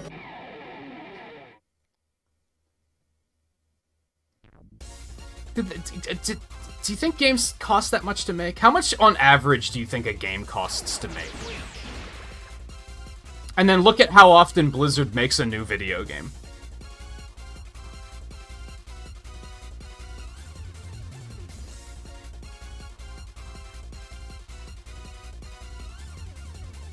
Like, even if...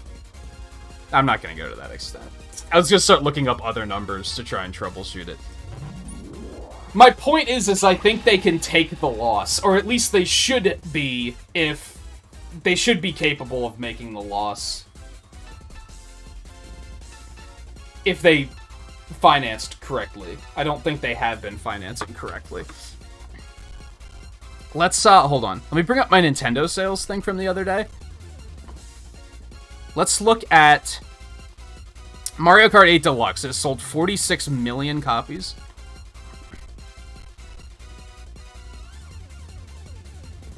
That's what, times 60? That's 2.7 billion.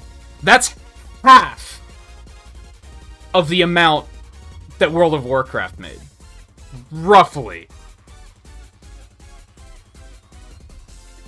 And Nintendo has so much money that they could fail at everything for, like, the next, like, 2 decades before they run out of money. So what the hell is Blizzard doing with all that money? They're paying off lawsuits. But that was only a recent thing.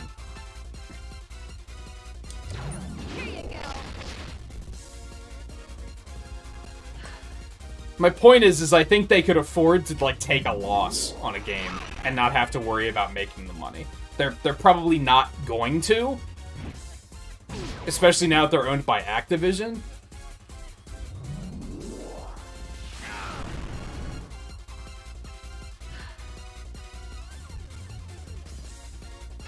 So yes, they have to make money. They're in the business of making money, and I'm not going to hold that against them at the end of the day. But also,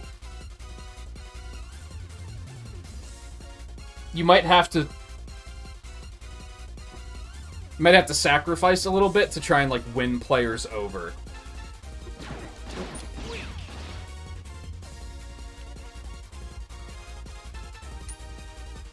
On target.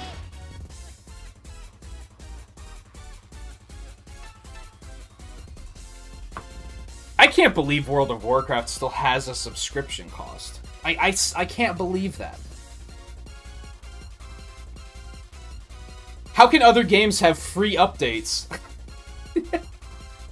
And for 2 decades, they've been milking their subscriber base. You know what it is? Do you realize how many World of Warcraft subscribers probably don't know that they're still subscribed? And by that I mean they've just, like, forgotten about it and they haven't played the game in a while, but they're still paying for an active subscription. I've met multiple people who just let that run.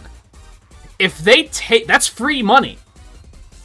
Blizzard's doing nothing to earn that money right now. If they drop the subscription cost, that's actually going to cost them a lot of free money that they're not having to work for right now. Ass.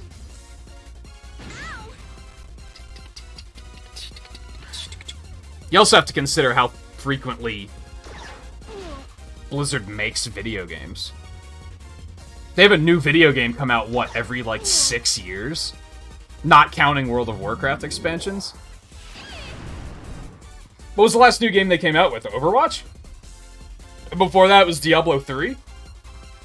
Diablo 3 is like 10 years old already. So it's not like Nintendo where they're cranking out like 3 new games a year, just in-house.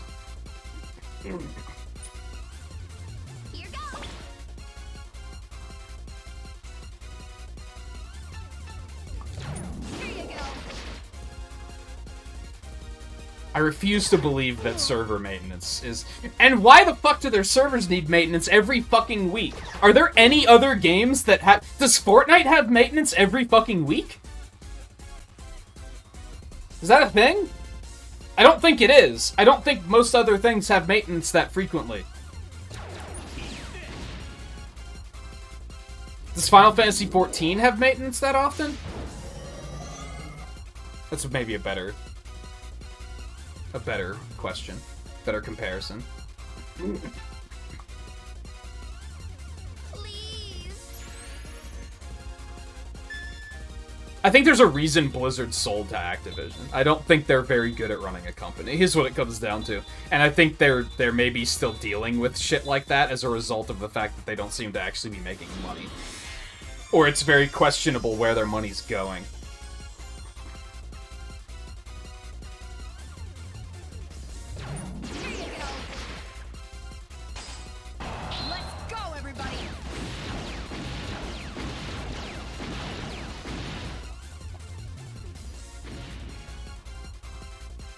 I like that, Drew. Clear the server of things that may be lagging them.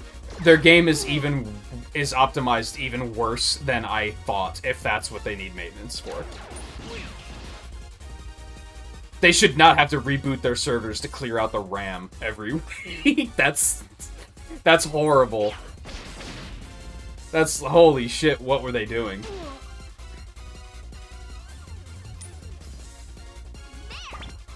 Oh my god. That's a thing it should just naturally be doing on its own. I did it.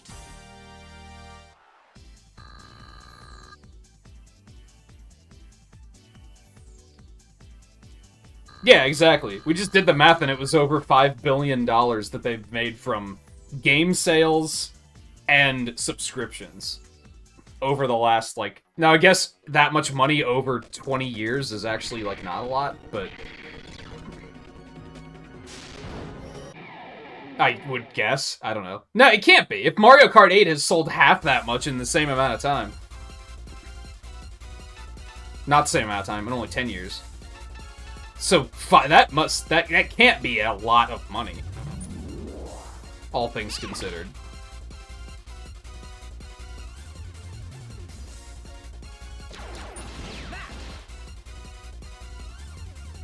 You think somebody would be thinking that they're doing something wrong if they're not making that... If they're not making money, though. Again, this is probably why they sold to Activision, because they probably weren't making any fucking money.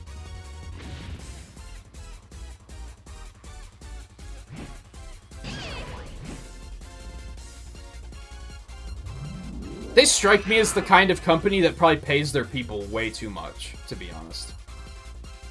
Maybe that's not the case. I have a feeling the higher-ups in Blizzard made way more money than they needed to. Here you go.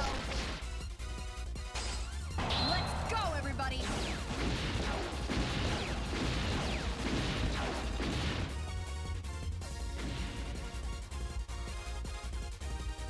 I guess this is some good experience.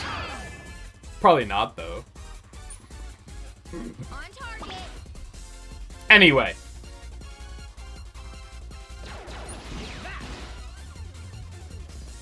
If there's a fair amount of single-player stuff in Overwatch 2, I'd probably still check it out. I don't think I would stream it. For a multitude of reasons.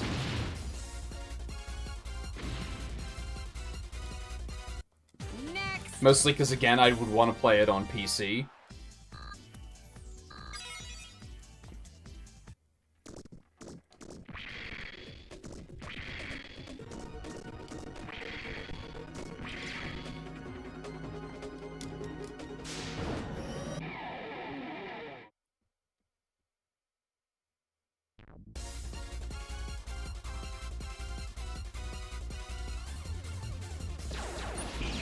You just didn't want to talk about fighting games anymore.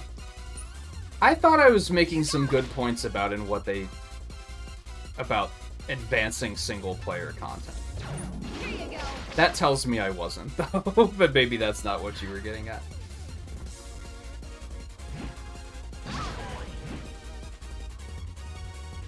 I like thinking about, like, game design from that level. That's not been a big thing for me this year, where I like thinking about what goes into designing a game more. It's always been something I've liked, but...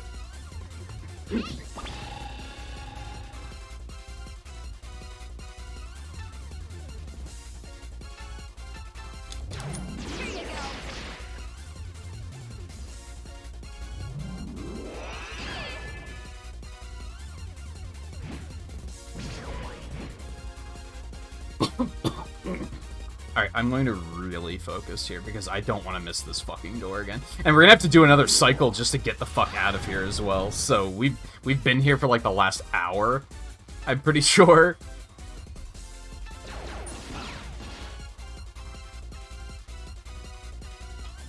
Please.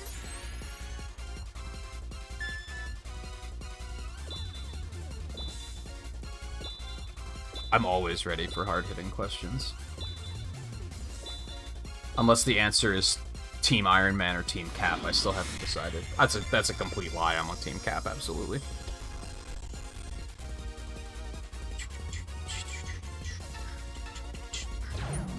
Here you go. It's part of the story. I think we're getting close to the end. I don't think we'll necessarily finish it tonight. We're already almost 4 hours into the stream, so I do think we have one more stream, which means on Friday we're probably going to play more of this to try and finish it. Pancakes or waffles?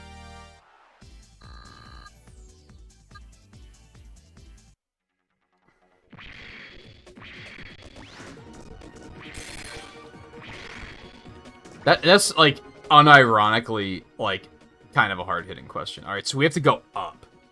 I'm gonna remember that. We're gonna go take a break first. Why does it look like there's an item in the upper right room?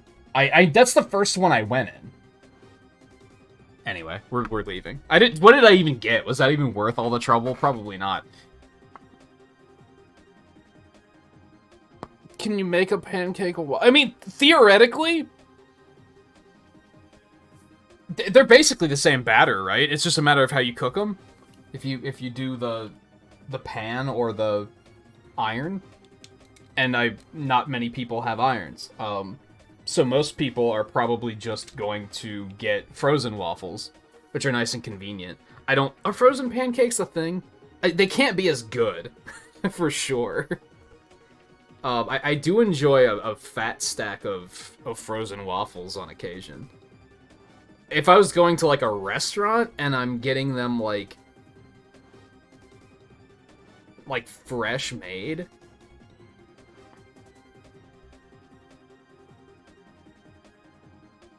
I don't know.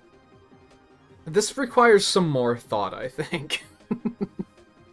Let me take a break. I'm actually going to get a taco while I'm up, and I'm going to get a big drink, because I am super thirsty. OBS disconnected at some point. I don't know when that was. I guess it worked itself out pretty well, though, so I'm not going to worry about it too much. I will be back in just a minute after a taco and quenching my thirst. And we will continue with both the game and that line of questioning, I guess. So stay tuned. I'll be back in just a minute.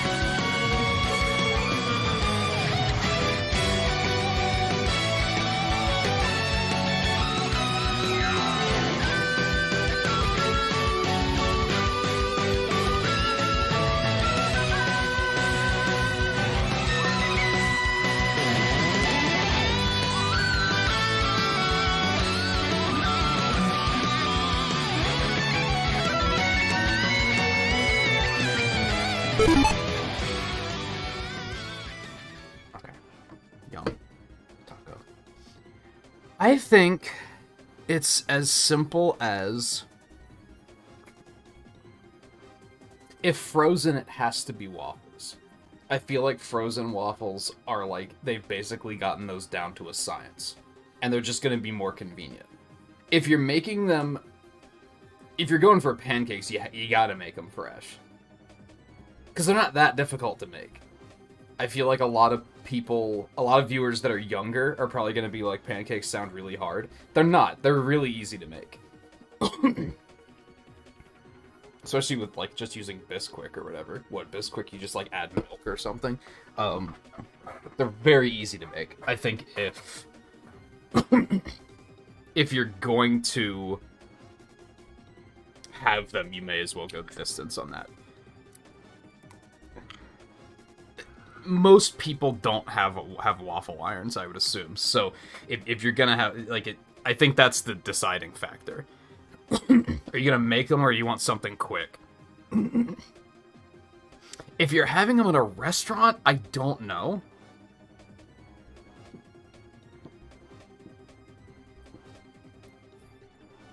But as far as at home goes, I feel like that's the deciding factor. If you want to make them fresh, or if you just want them frozen. I think the restaurant is going to come down to what exactly the dish has. I probably should have checked to see if Scarlet was even here before I continued to answer, but oh well.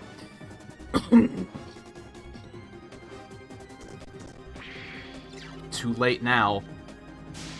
I feel like, as far as restaurants go, I feel like waffles are more often paired with fruit. And I'm not a big fan of fruit. In most cases. So I would probably go the pancake route. I'm a sucker for chocolate chip pancakes, especially. Blueberry pancakes are also pretty good. That's a fruit that I'm actually like, oh, that sounds pretty good.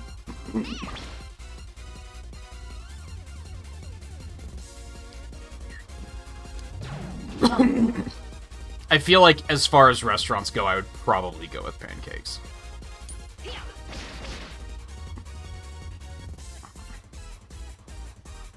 But that's just because of a personal preference, that I think waffles are gonna mostly be coupled with some kind of fruit, like strawberries or something. I don't really like strawberries. Bananas. I don't really like bananas.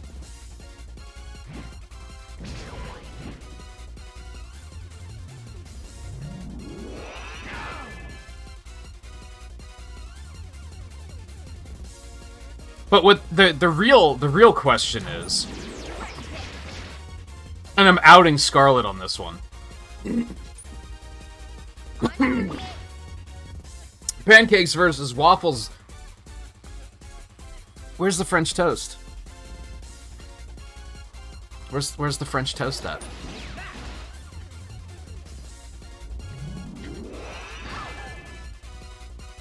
I think French toast beats both of them.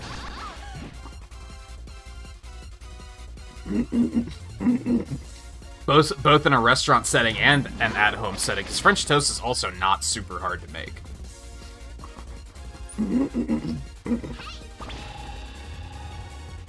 All you gotta learn is to know how long to let it sit in the pan before, uh-oh, it's burning. And that's, like, not that hard to figure out.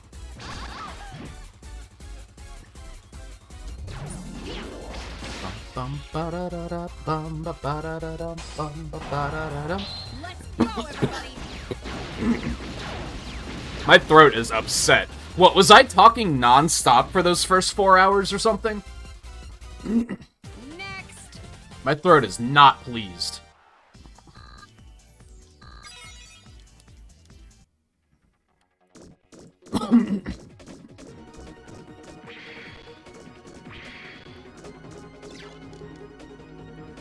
Also, I got, like, a little bit of, like, taco hot sauce, like, right here. And it's, like, still burning. And that wasn't even the Diablo sauce. I'm looking forward to trying that after the stream. I definitely didn't want to be, like, belching flames on stream, so I decided to hold off on that for now, but... but oh boy, after the stream. Time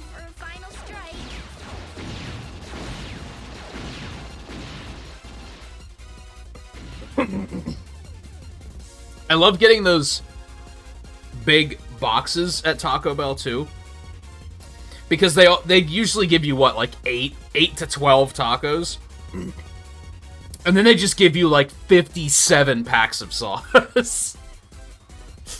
Which means I'm just gonna stick those bad boys in the fridge, and then I'm just gonna like put them on sandwiches and shit for the next couple months.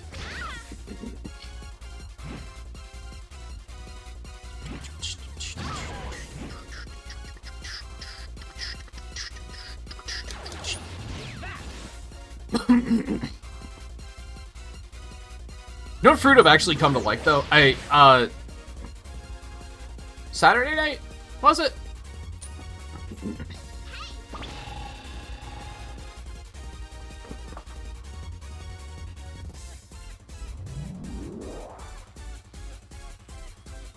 Saturday night, I made Tropical Sunset Barramundi. Barramundi's a type of fish. For those that don't know, it's roasted carrots, rice, and then there's a pineapple salsa on it. It was pineapples, scallions. What else was in there? Lime juice, I think it was. Pineapple salsa's really good. Pineapple salsa is really good. I've had a couple of tacos through HelloFresh that have come with like a pineapple salsa. I think I did a mango one once too. That was also pretty good. I think it's like as a topping, they're quite good.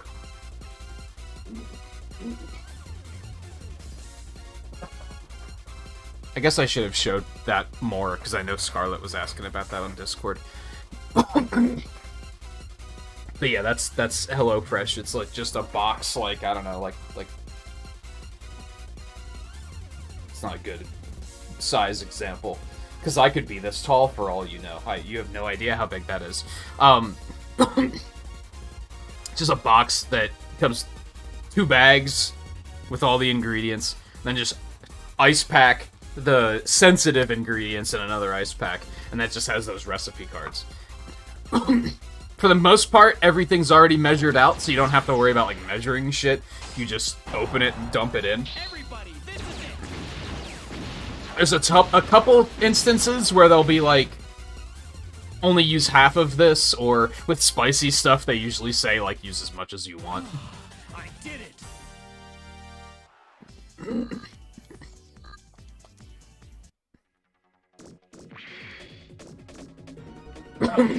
Alright, remember, turn around when we get out of this battle. But that was the one I had on Sunday. Saturday, rather. And tomorrow, we're having schnitzel. I've never had schnitzel before. I barely even know what it is. So, I think that'll be interesting. It's been an excuse to try a lot of new things, which has been pretty cool. I've been like a notoriously picky eater for like my entire life. And I've found that being able to choose what to try has been like, it's made me want to try more things.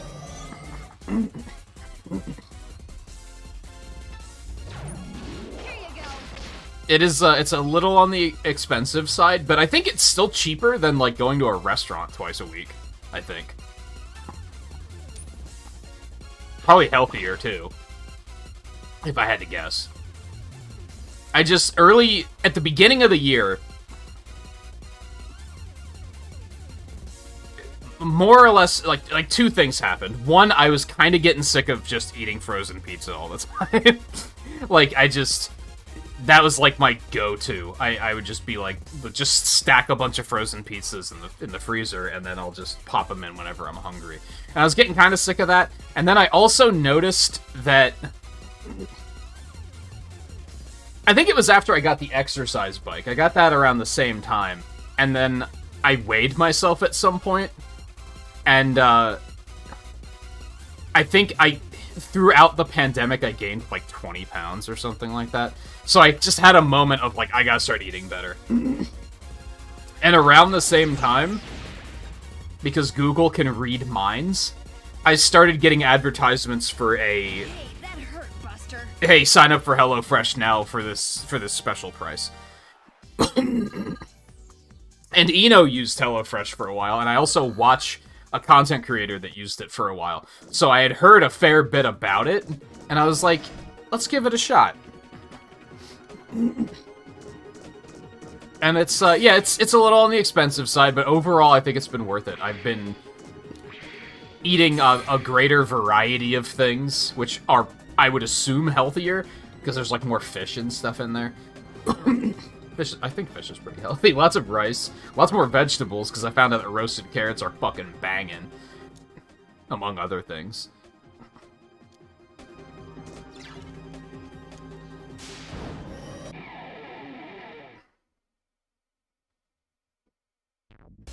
Scallions are also really good. I really like scallions. Fugu? I don't think I know what fugu is. I'd like to try more curries. They just don't have them super often. Like, I've only just tried... I think we've done 2 curries with them. One was like a turkey curry. That was the first one we did.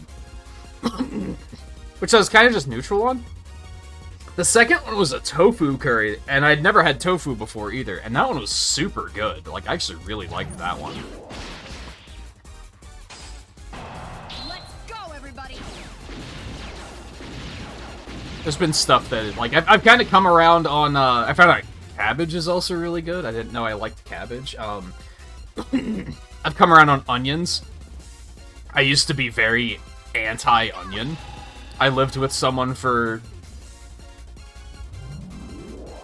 a little under 10 years, maybe like 8, 7 years, that cooked pretty frequently, and they just drowned everything in onions. So I got very anti-onion there for a while. And then I found out that, like, red onions are, like, super fucking good, and scallions are really good, and just normal yellow onions are really good, depending on how you cook them. I'm realizing that they didn't know how to cook them. they were always undercooked. Same with tomatoes, I've kind of come around on a little bit. Tried Brussels sprouts, they were nasty. I tried chickpeas, they were nasty. Spinach is good. Kale's pretty good. I think I had a pasta dish a couple weeks ago that had kale in it. No, I had never tried that before. And I was like, yeah, it's pretty good. It's been a nice experience. And cooking's fun. Doing dishes sucks, but cooking is fun.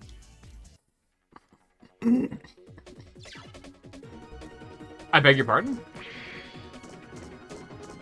Oh, did I only did the first one. What am I doing? Fugu is very poor. Oh, is that the puffer fish? I would not try that through HelloFresh, because I would have to prepare it myself, and I had no idea what I'm doing. So I would not. On target. Absolutely not. You might think, well, you can trust yourself to prepare it correctly more than you could trust a stranger. Yeah, but when it comes to something like that, no. I'm gonna go with a no on that one.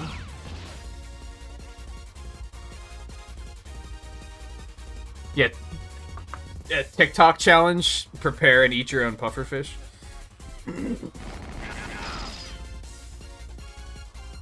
You don't even have to add NyQuil to that one. What a weird fucking trend that was. I was like, I guess that might still be going on. I was watching a video this morning, because, like, right away I was like, well, that sounds like a stupid thing to do. Cooking chicken in NyQuil. That sounds like just a dumb thing to do.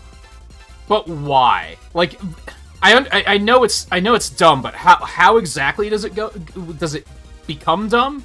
Like, what goes wrong? I was watching a video on it this morning that was explaining what exactly happens. And I'm not going to go into the details because I'm probably going to fuck it up. And it's also probably going to make people paranoid to drink any sort of cold medicine ever. So I'm just going to not do that. I'm going to be responsible. But yeah, when's the 2022 prepare your own pufferfish challenge?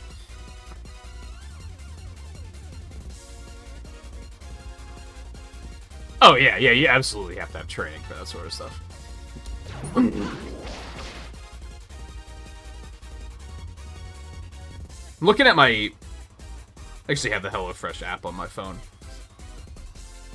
I'm looking ahead at the menus to see if there's anything else that's like, oh yeah, check this out. I might be trying this in a couple weeks.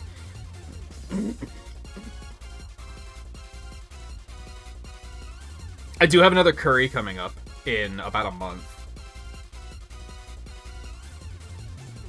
There's nothing really on here that I'm like, yo, check this out. There's a couple things I've been, like, wanting to try just because I'm, like... Because I haven't, you know. Oh, I tried, parsnips at one point, too. Those were pretty good.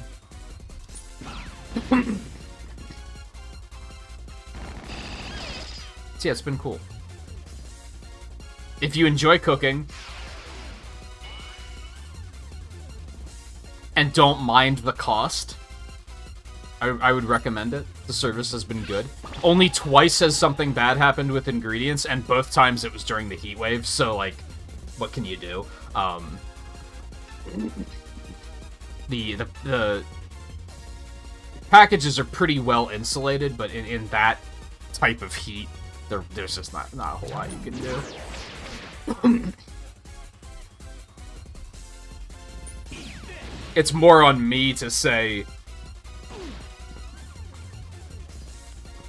wake up and go get the package.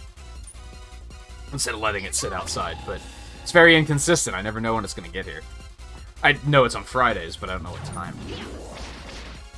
If you do a lot of, like, eating out in general, though, I would probably recommend it, because I think it's a little bit cheaper than, like... Mine is set up for 2 meals a week. And I think it's a little bit cheaper than if, what?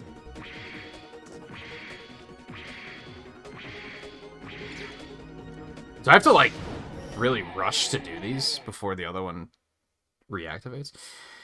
It's a little bit cheaper than just going to a restaurant, and it's probably a greater variety of food, too. Whenever I order takeout, I always get the same thing. So, if you hate cooking, I definitely not recommend it, for sure. You have to have some sort of interest in doing that. I've thought about getting an air fryer. I don't know where I'd keep it. It's kind of the thing. I have pretty limited counter space out there.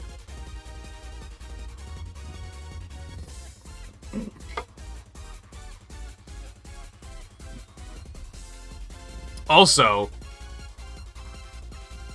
you might be thinking, you could probably go to the grocery store and get most of those ingredients yourself and make it for cheaper. Not with inflation right now. It's actually cheaper than the grocery store in some cases, I think. Some things also just kind of come done already. Like, spice blends, they tend to make the blend themselves and then just put it in a little pouch. So I feel like it's even saving money in that regard. And, you know, it's tricky to, get everything at the supermarket sometimes, due to quantity. I put that picture of those burgers I made this past weekend on Discord. I got jalapenos for those. They didn't have single jalapenos. They only had, like, a big tray of, like, 24 jalapenos. So now I just have a bunch of jalapenos that I have to figure out what to do with. If it was something with HelloFresh, they just send you one. You have, like, exactly what you need.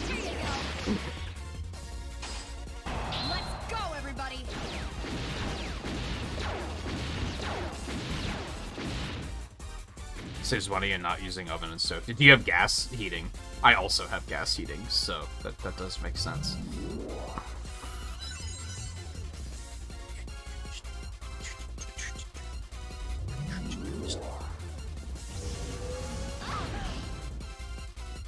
I was actually thinking when I was making the burgers, I think you said something about this, Scarlett, and you were probably half joking, but it was still something that got on my mind. I was trying to think if there's a way I could set up a camera out there to not necessarily stream it, but maybe at least record it.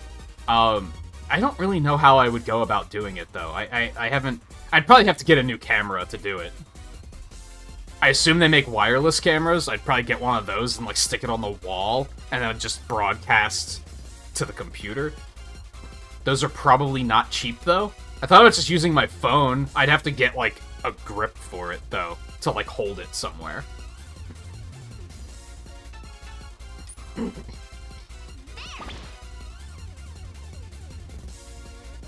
Yeah, I couldn't remember if that was you that said something about that. I think it would probably be kind of neat.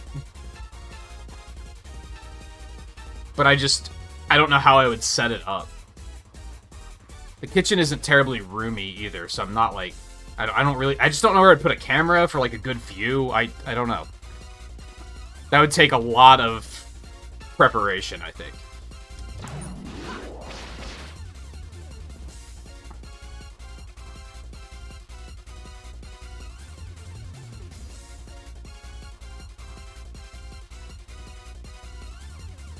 Yeah, some things like Gazer, that also makes more sense because of, yeah, just price. Realistically, it was probably cheaper to get that pack of jalapenos than it might have been to get one. The problem is with something like that is you gotta use them while they're still good. Can you even freeze vegetables? I don't know if you can. Maybe some you can, but that's definitely I'm gonna have to find excuses to use them. I should chop some up and put on those tacos. Holy shit. That's gonna be it for tonight's stream. I have some tacos to make. That's a really fucking good idea. Holy shit. I'm gonna absolutely do that after the stream tonight. There's still like 6 tacos out there. I'm just gonna grab like 3 jalapenos and dice them up and just sprinkle them on. Oh my god. I'm not even that hungry, but my mouth is watering now. I'm upset that I didn't think of that until now. Although I wouldn't have had time to do it before the stream anyways, so it doesn't particularly matter, but... I'm pogged.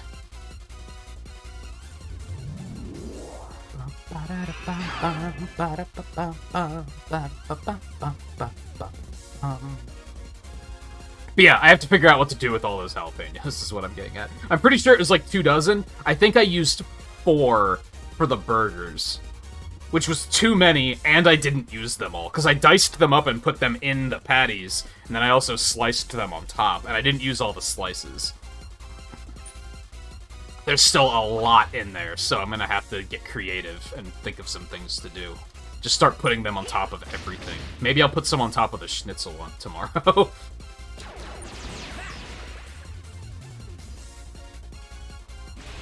The toys died. Shut up. It's very.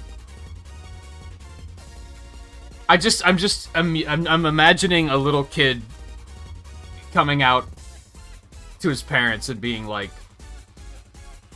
"My action figure, he's dead. He died of hypothermia because I put him in the freezer." Like, that's awfully morbid for a kid. A very morbid imagination. Do cooking stream in like the same way you do an art stream? No, because all the art stuff's digital, so I just capture the screen. I don't think I could really pick it up and show you.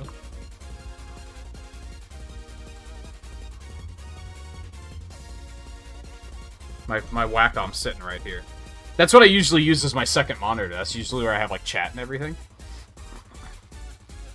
Tonight I have it up on my TV because I'm playing the game. But yeah, I just capture the whole screen for those. So that I don't need a second camera for that or anything. I did it.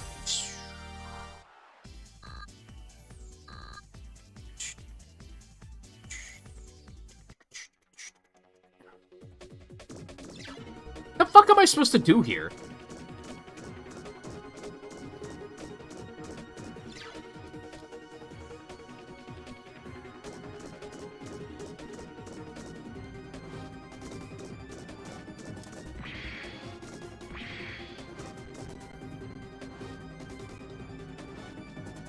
I've done these in both orders, haven't I?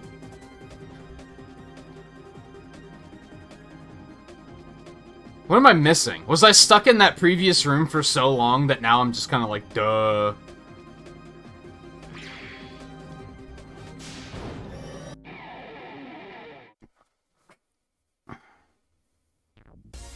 Yeah, because they're refreshing too quickly and they're relocking the doors.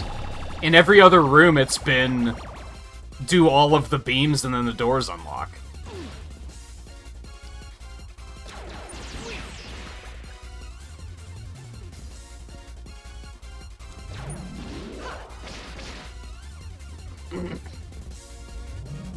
Yeah, if you just if you Google Wacom Cintiq,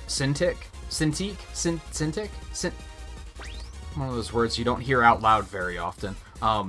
You'll probably see what I have right away. Which is spelled like so. If you ever watch, like, the making of, like, anything animated and you'll see people, like, drawing on a computer screen, that's more or less what I have. They probably have a more expensive model than I do, but...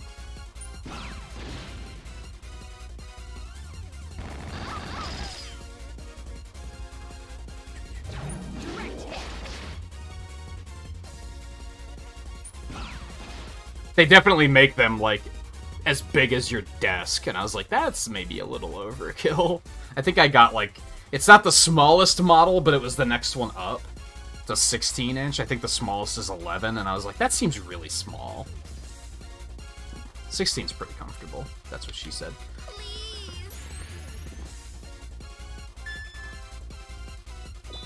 It's funny. I don't remember when I got this, but I got it, and then for the first, like, 6 months, I didn't use it at all. It just sat here, because I was just in one of those phases where I'm in right now, where I just wasn't doing a lot of drawing. So I got it, and then it just sat here.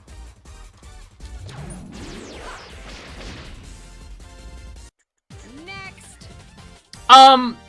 Yeah, you could probably use it for, like... What's the word I'm looking for? Like, architecture software. You could probably use it for stuff like that as well. Which I wouldn't necessarily say is art, but it also kind of is.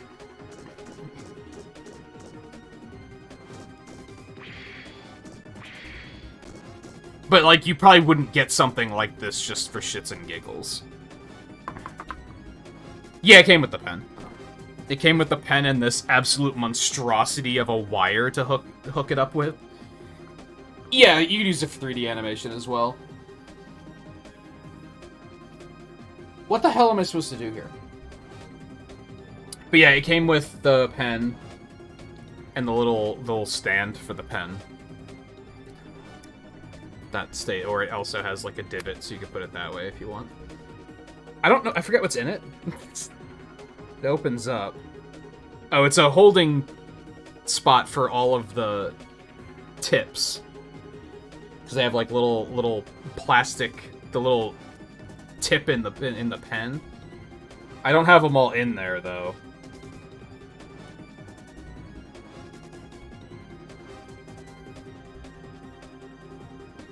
And then there's a little holding case for the pen as well. That has the extra tips in there up at the top. And it also has different colored rings. You can see this one has like a blue ring on the bottom, but you can change that to like whatever color you want. I forget what other colors they have. Green, red, and might be just a black one. Yeah.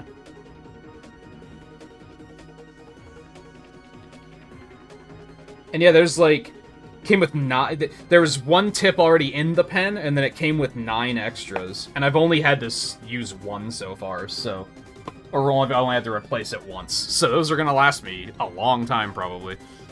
It does not come with the software, no. What am I supposed to do here? I'm not getting a whole lot done continuing to do these over and over again.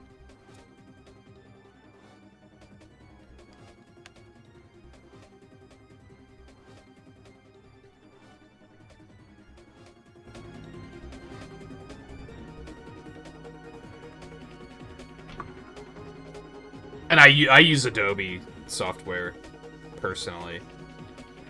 Many would probably assume I use Photoshop. I actually use Animate, which was formerly Flash. Because in high school, I wanted to be an animator, so I put a lot of time into learning that software. And then I just kind of, Adobe software is expensive, so I just kind of started using that for everything else as well. Because I got used to like how the drawing tools work and everything, and I just kind of liked those. Where am I?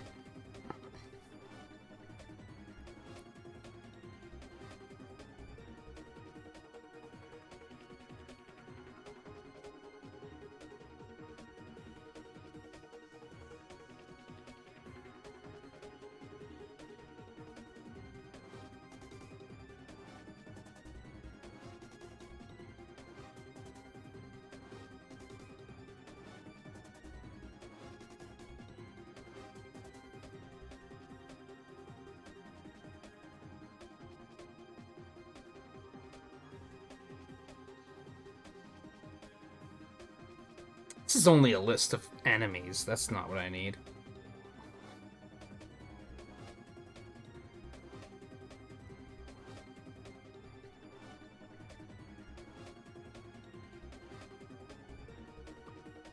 I hate doing stuff like this, but I have no idea what to do right now.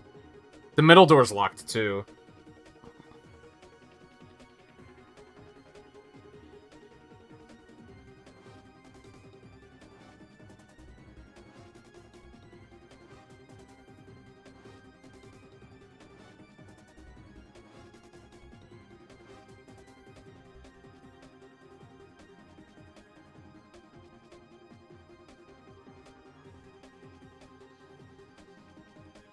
Oop, too far.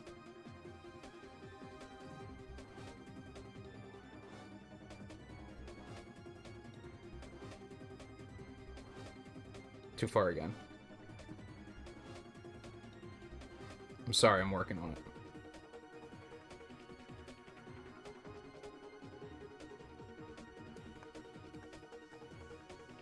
Two rooms on either side and two beams between them. Pick up the cure-all and back up first, then trip the beam and dash for the center door.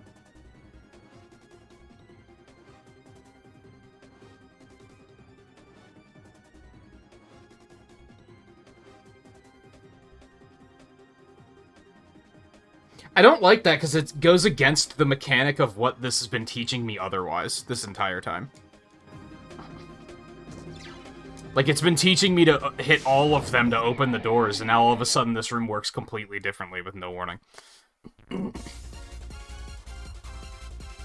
yeah, I actually wanted to get into learning sculpting in Blender, because I saw that a lot of people do that with a tablet like this, and I was like, I should try to learn that, and I just kind of never got around to it.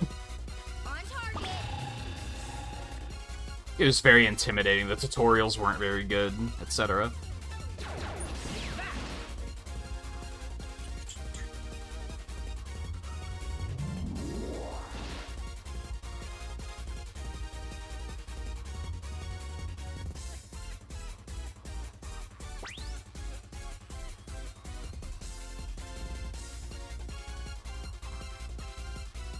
I wouldn't say there's no reason to. My thing was, I didn't know if you were making things with the intent of streamers using them as, like, parts of their layout or, like, intros or something. And I didn't want you to put a bunch of time into something when I'm like, oh, but I have a video intro. You know what I mean? Especially when I'm sure there are others that could use the help with stuff like that. And I don't mean that to be, like, punching down or anything like that, but... Although there's a lot of people that, like... And again, this isn't, like, punching down, because I respect it. There's a lot of people that, even though, like, the quality of their stuff might not be super good, that absolutely did not open.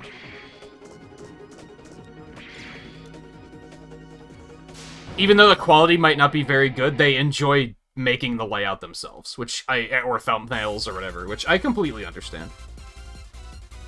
Because I've had a couple of people where I've been like, oh, I could do that for you, and they're like, nah, I'd rather do it myself. And it's like, you know what? I respect that.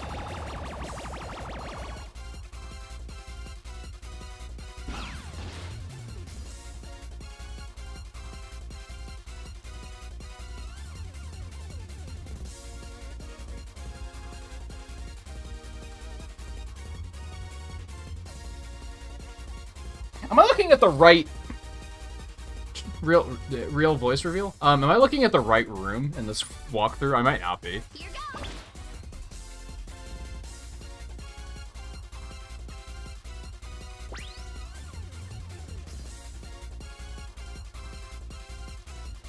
Yeah, and it's tricky because there's definitely some people where I'm like, I understand that you like doing it yourself, but like, it might just like make your stream look better if you have like better polish and presentation. But if they're not taking it that seriously, then it probably doesn't really matter.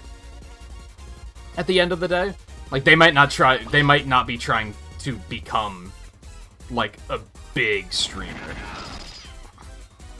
And hell, there's a streamer I watch on Twitch that's a very big streamer, and he does all of his stuff himself. And could it look better if he'd, like, hire an artist to do it? Yeah, but it's also, I don't think it's holding him back, so I wouldn't be about the pressure about it.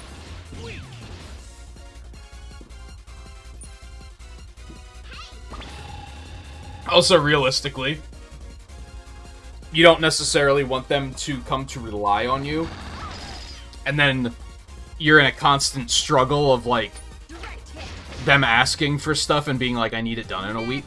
Which I haven't had happen, but I could see it happening if I were to tell Twain, like, hey, I want to be your artist for everything on your channel. It might come up a lot where he's like, hey, I need this done by next week.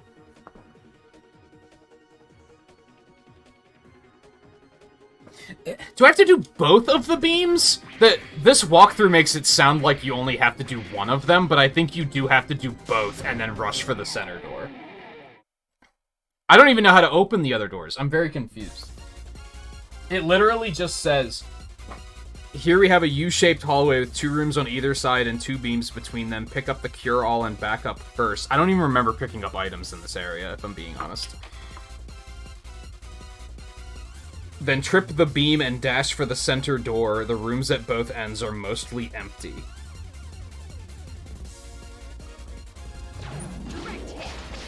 The doors don't seem to be opening, is the problem.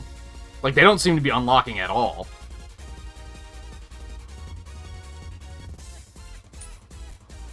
On target.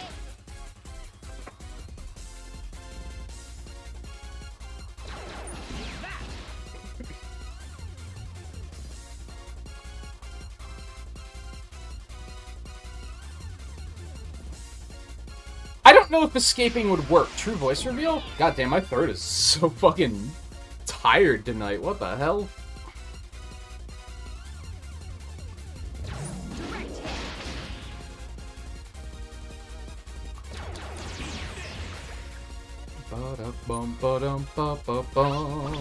I would assume that it's not... It's either gonna not let me run away, or it's not gonna count to deactivate the beam.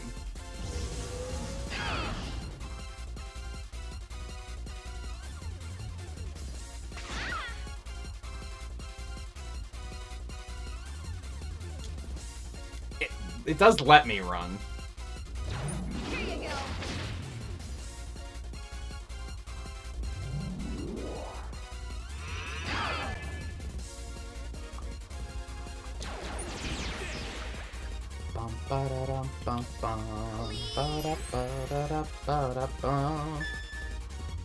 But I also get your perspective, like Azer. I've definitely done stuff for, like,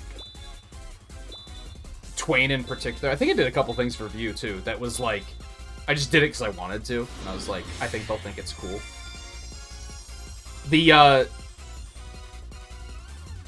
In particular, the one I did for Twain that's, like, him, like, as a Mega Man character, that I just kind of did, because I was just like, I think he'll think this is cool. And in that particular example, I try not to overstep and be like, I want to do all this stuff for you, because I know that he has other viewers that do some stuff that he uses too. Which I think is a pretty cool angle, to have like a sprinkling of different things from different people.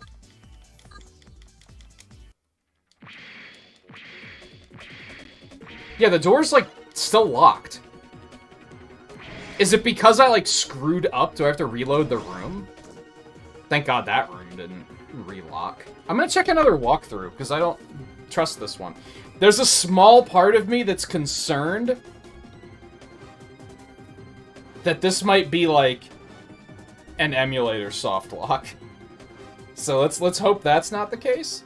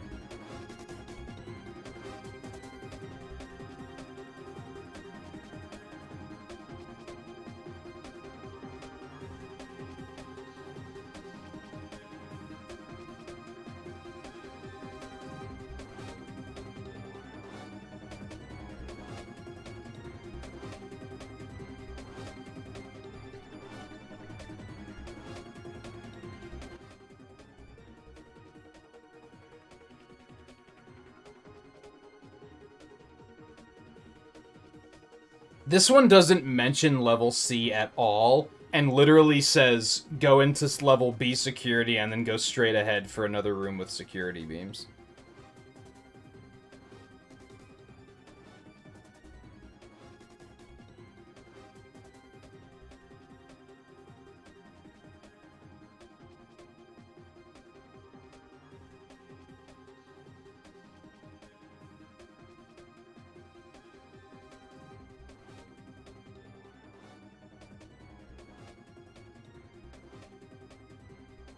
Oh, no, it just has it labeled incorrectly. It's counting these as the same room for some reason.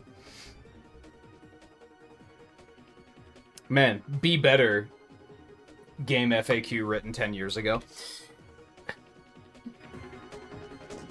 Okay, let's try this again. Apparently these unlock the door on the other side. I have my doubts. I think the ROM might be fucking with me here. Because these just don't seem to be functioning.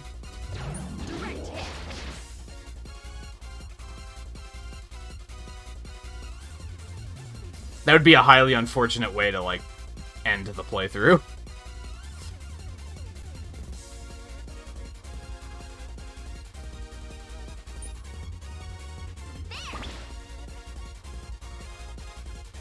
Hey, Alexander.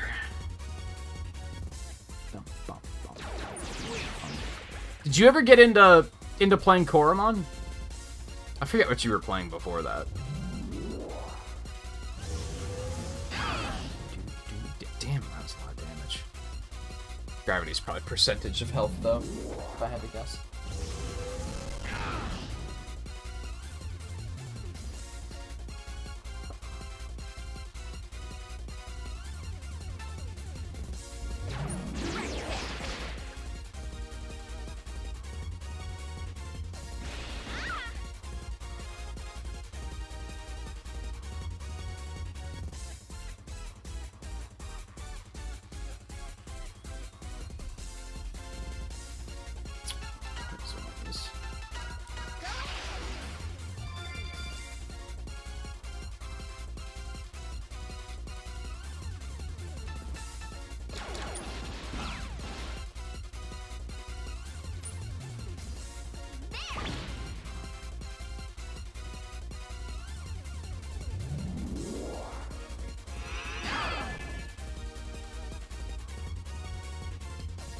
Unfortunately, this game is, like, both old and obscure, so I think finding information on this particular glitch might be, like, very difficult to do.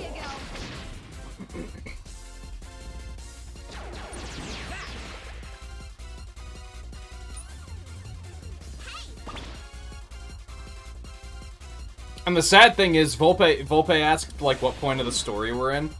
I did see when I was looking this up, we're in Chapter 9, there's 10 chapters. So we're very close to the end. It would be very unfortunate to lose the entire playthrough here. I did it!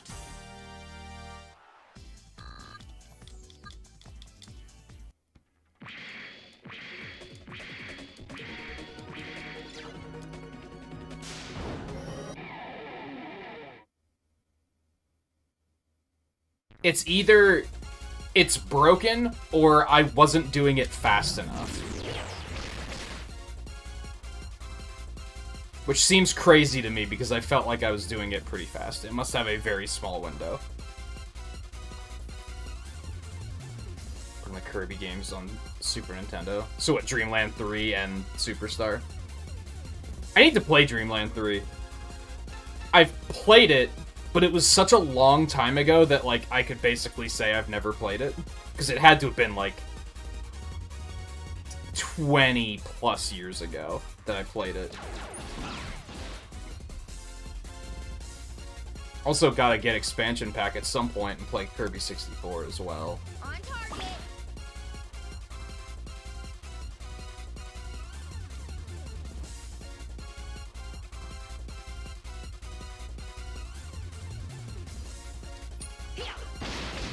How have those been treating you, though? I'm a little mixed on Superstar. I think it's... I don't think it's quite as good as a lot of people think. It's not bad, but... the game seems to be quite overrated at times.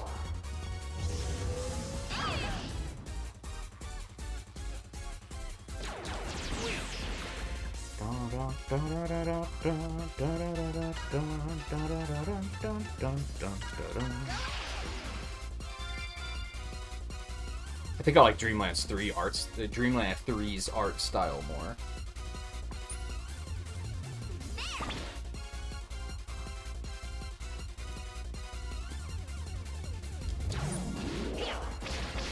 Oh, what? Like, you found the same information I did?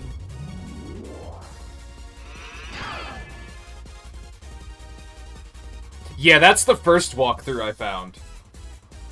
Which is very nondescript and is just kind of like, it just works forehead. Which is why I'm suspicious that it's a glitch with the ROM itself, because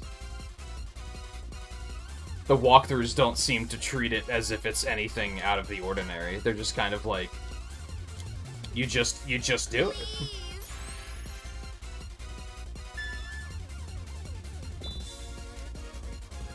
I'm doing it way too fast. There we go.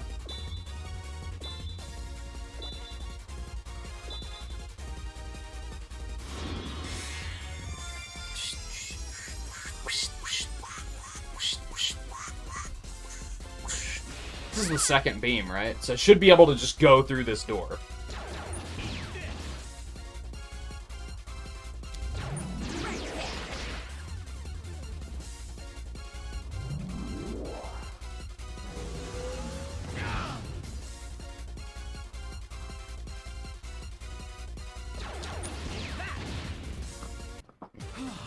I did it!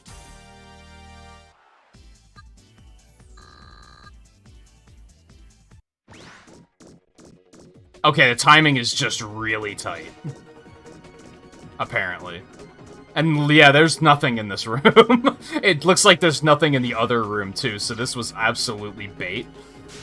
So I have to activate them both, and then the timing just has to be really tough. Because didn't I try to activate them both and then go to the center door already?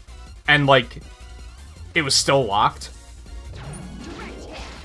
I thought I tried that. Maybe I actually didn't. But I wasn't even able to get into any of these doors before, so I must have just not been doing it fast enough.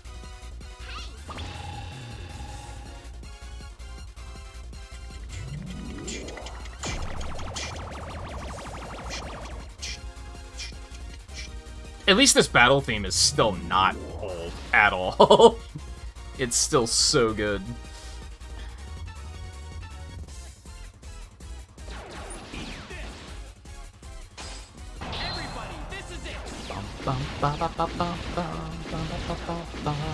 Okay, good. So crisis averted. There was a part of me that was like, I guess this is fine because it means on Friday we can, like, play Fall Guys or Mario Kart or Smash or whatever. And then we don't have to worry about coming back for another stream of this.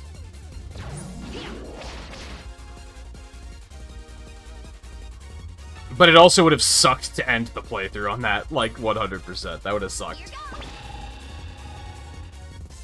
And I would have been left going, am I ready, mentally ready for Castlevania yet? I don't think so.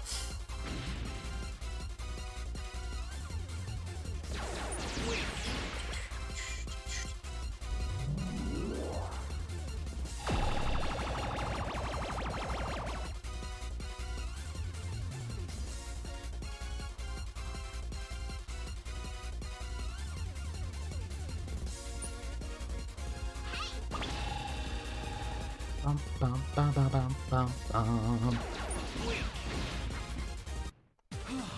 I did it!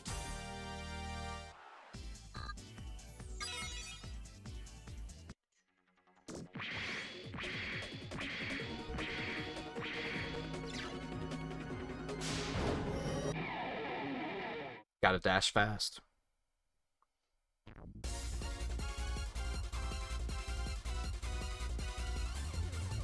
It's especially funny to me that this battle music is so good, because, like, I didn't think the first battle music was very good. The one we had in the first, like, half of the game, I was kind of like, I wasn't thinking very much of it.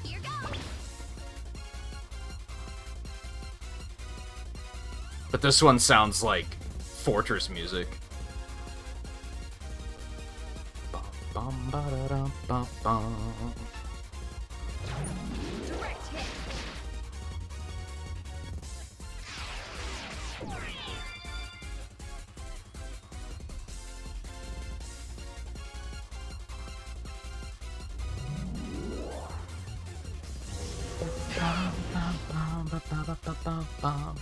Sadly, there's still Mega Man and Sonic stuff I want to do, but I don't think we're going to get to it until November now.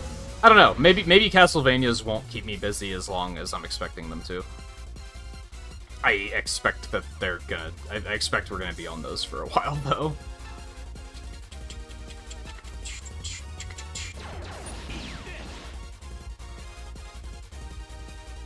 And I think that's pretty much all we're going to be doing, except for Deep Rock / Monster Hunter on Thursdays, and multiplayer stuff on Fridays. I think it's going to be almost exclusively Castlevania until I either get sick of it and feel like I have to play something else, or we finish what there is to do. But, like, I think I have, like, 7 games lined up or something like that. And that's not counting if I pick up the Advanced Collection and play those as well.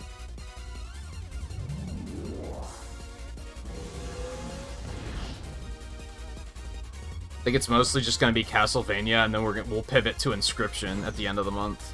That's probably about... I mean, I have the first Bloodstained that we could play as well. Although, PC capture, bleh. I joked about playing Metroid Other M again. I probably would. I liked that game. So, if we need more time, we'll figure it out. I kind of want to play something a little bit more horror-y, but I don't really know what to play. The only thing I could think of is to pick up, like, the Fatal Frame remaster that came out, like, last year. I don't know how much it is, though. I don't know if I want to dump a bunch of money on something like that. You haven't finished Bloodstained? Did you get stuck on the Blood Moon like everybody else did? Perhaps sad that I, like, already have had that spoiled.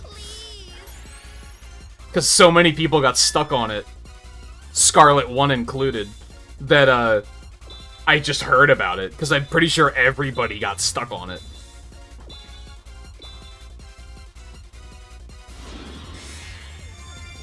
Yeah, horror games are very delicate, that's the thing. Fatal Frame games do look pretty cool. I'm pretty interested in those. What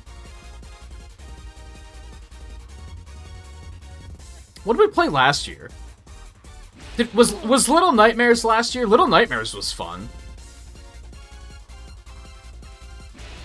I think it was mostly... It was Inscription last year. And Inscription was super good. It was Metroid Dread. And then I think most of the other stuff, we started Castlevania, but we weren't able to finish it, because that's when I got super sick, and I'm like...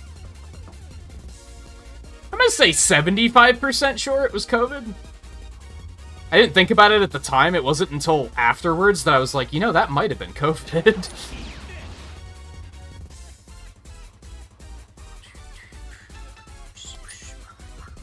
I didn't play the medium, no. Time for a final strike. Little Nightmares is a good example of, like, the type of horror I like, though. I like it to be more, like, unsettling than...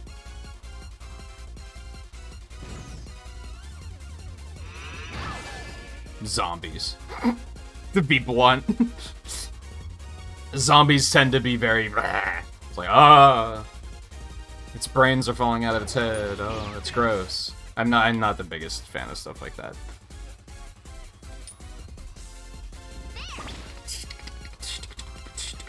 It's funny, because, like...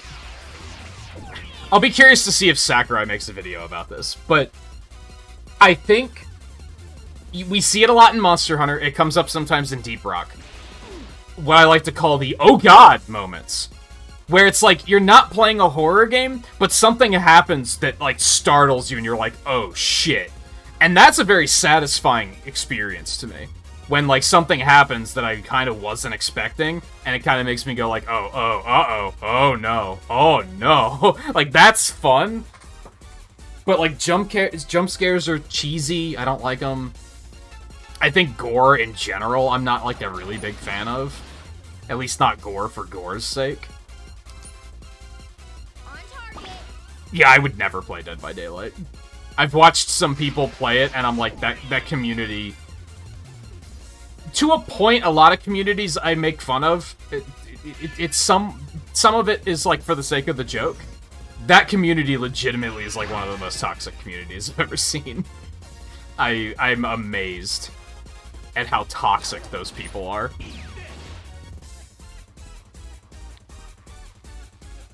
And it comes back to the whole multiplayer thing we were talking about earlier. Like, it's just not my... That's not my bag, baby.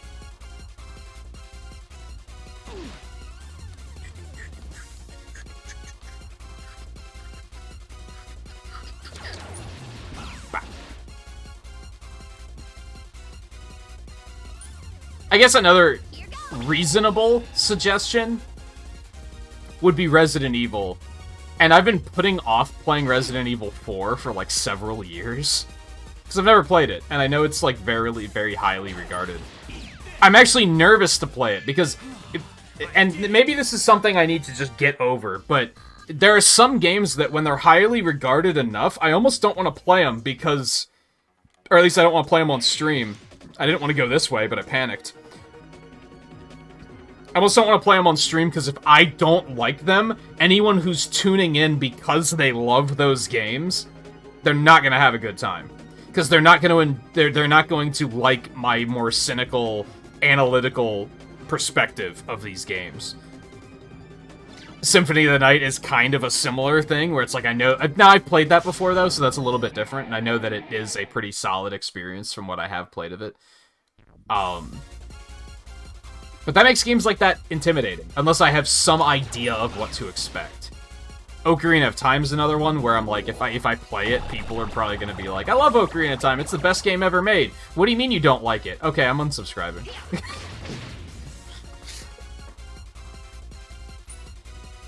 But I've played that before too, so I have an idea of what to expect. So needless to say, I'm not gonna play Resident Evil, is what I'm getting at. I'd love to play Little Nightmares 2. Next. But even the first one was really expensive for how short the game was. I think that was a one-stream game. Oh, that's not good. We're getting framey. We might have to go back to the second pillar.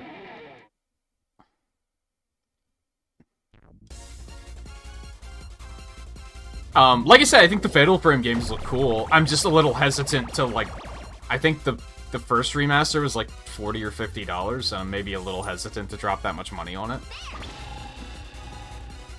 For something that I realistically don't know a whole lot about, so I might not even like it. I'd prefer to get it on sale, I guess is what I'm getting at. I'd prefer to get this one on sale, and then when the next one comes out, if I play the first one and like it, the next one I'll be like, oh yeah, full price, bring it on.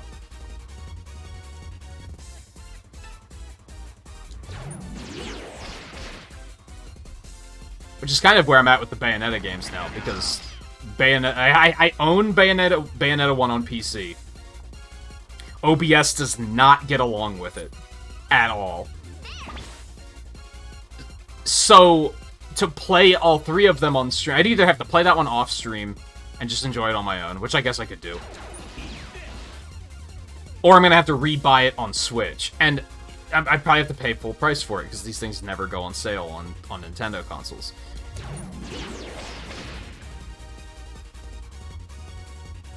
If I could get in on the first two games, or at least the first one, at a lower price, I probably wouldn't even bat an eye at getting Bayonetta 3 for full price. But to buy into the series at full price is maybe asking a little bit much. Does that make sense?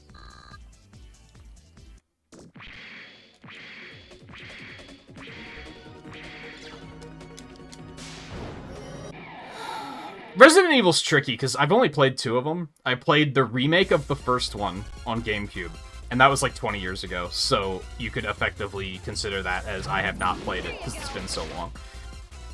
And I played Revelations a couple of years ago, and I liked that one. I had a good time with it. I never finished it, but I enjoyed it. It helped that I got to stare at Jill's backside the entire game. There, I said it. As a major driving point of, like... it got me out of bed in the morning. I can play more Resident Evil Revelations? Yo, Jill? Okay. I'm in.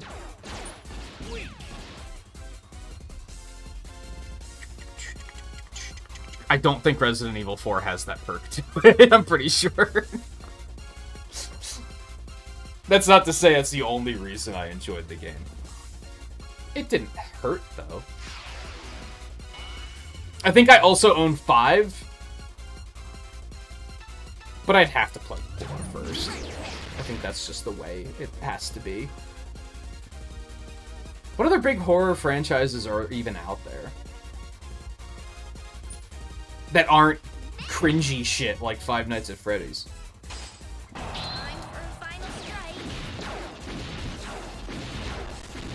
So like I said, I like the stuff like Little Nightmares, where it's more just unsettling and unnerving.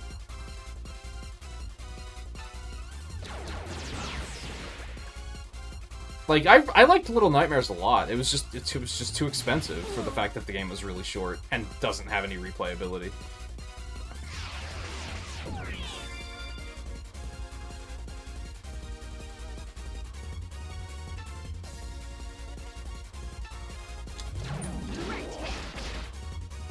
Yeah, and I don't think the Silent Hills are, like, very readily available, are they?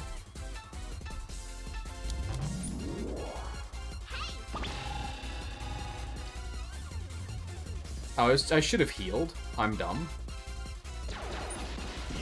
I think they're all on GOG. I don't know what GOG stands for, come to think of it. But I think they're all on there now. But again, PC capture, so that's not gonna go, like, super well. Is it Good Old Games? That's what I thought it was, but I was like, that doesn't sound right. For some reason, I was like, that can't be it. Too obvious, maybe? I don't know. On target. Yay! You know what game I would have liked to play, and now I just can't because I know about all of the plot twists? And this might surprise you, because you might think this isn't my type of game, but I do think I would have had a good time with it. Is Doki Doki Literature Club. I think I actually would have had a fun time with that game, but now I know all of the plot twists, so there's no point. There's no point. I know everything that happens in that game.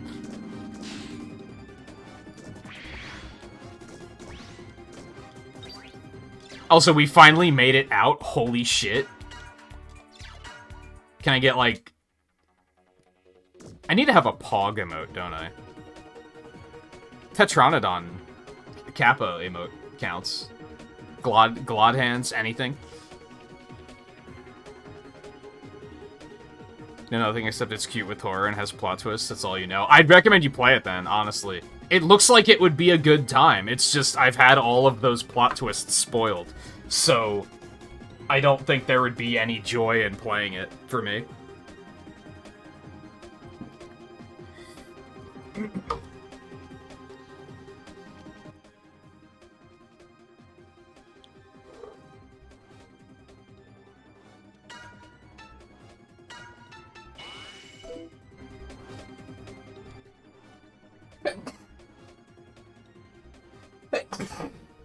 Excuse me.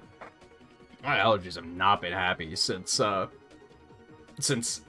heat wave is finally over. But thankfully it hasn't been anything much more than just a lot of sneezing.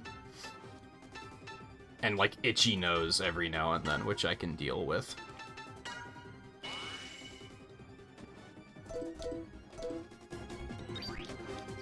Resave me?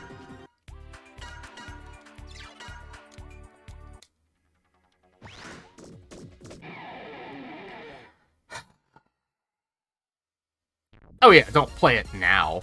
It's just... Play it right now, White Gazer. Stop everything you're doing, self-promote the shit out of yourself so that everyone leaves and goes watch your stream playing Doki Doki Literature Club. Do it right now! Isn't it free to play, too? Like, I don't even think it costs anything. Play it around Halloween. That'd be a good time, unless you already had Halloween plans.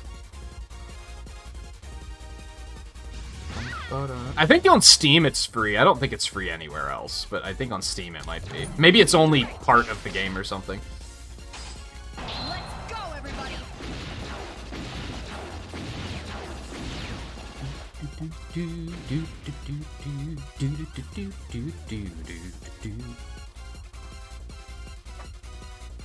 Yeah, like some PC games work fine. It's so just hit or miss. Like Bayonetta, for example. Bayonetta's like a 10-year-old game, and when I tried to capture it this morning to do a test to see if it was gonna work, and it was capturing it like it was very choppy. It would run fine for like 2 seconds and then freeze for like half a second and then 2 seconds, half a second. It was very choppy. And when I turned off OBS, it ran fine. So it's not my computer, it's just for whatever reason OBS trying to capture it is just like, they want nothing to do with one another. It's so... You never know what's gonna go wrong with PC stuff. Sometimes they'll be full screen only, so you have to completely minimize the game to even get out to access OBS. Sometimes controllers don't fucking work for no reason. Sometimes it's just they require a lot of resources, and so does OBS. Sometimes OBS can't capture them properly, like you capture it, it's just a black screen. There's so many things that can go wrong. When I start releasing the episodes of the first 30 in a couple of weeks, watch the second episode in particular, because I kind of go off. Because I started the game up, and like there wasn't a borderless full screen mode. So I either had to put it in full screen, and then if I had to tab away to do anything, like start the fucking timer for first 30, it just minimizes the game entirely. Or I had to play it in windowed mode, and then I tried to capture the window, and it just shows a black screen. I was like, why is this a thing, dude? Why can't it just fucking work? That's usually my problem with oh my god, with PC games in general, is like...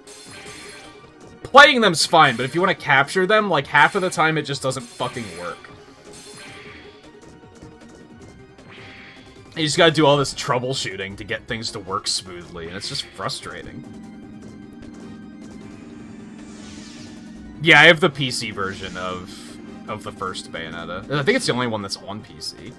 Should I go back and save after I picked up all those items? I kind of feel like I should.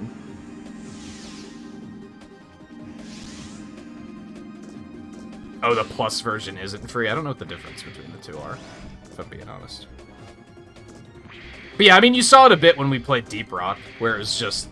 performance was just all over the goddamn place. In this particular instance, this is slightly different because it's emulation, but, you know, sometimes the game gets really choppy, and I just think that looks... It's playable. OBS isn't, like, losing its fucking shit, but it just kind of looks unprofessional, I think. I tend to prefer emulation to be so smooth that you guys... If I wanted to tell you guys I was playing it on a legitimate console, that you would believe me. Not that I would try to trick you, but that's how good I want the emulation to be. I don't want there to even be a moment where it breaks the immersion and you go, oh wait, this isn't on console. I want it to be that smooth, which is why DS games are like kind of a no-no, and 3DS. I take presentation and polish very seriously. Is kind of what it comes down to.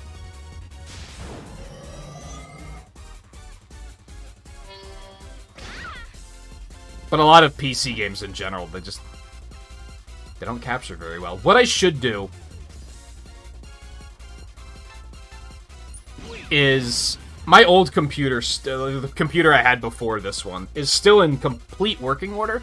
The only reason I bought this computer was because the battery on that computer was going. It was a laptop just like this one. And the battery was swelling.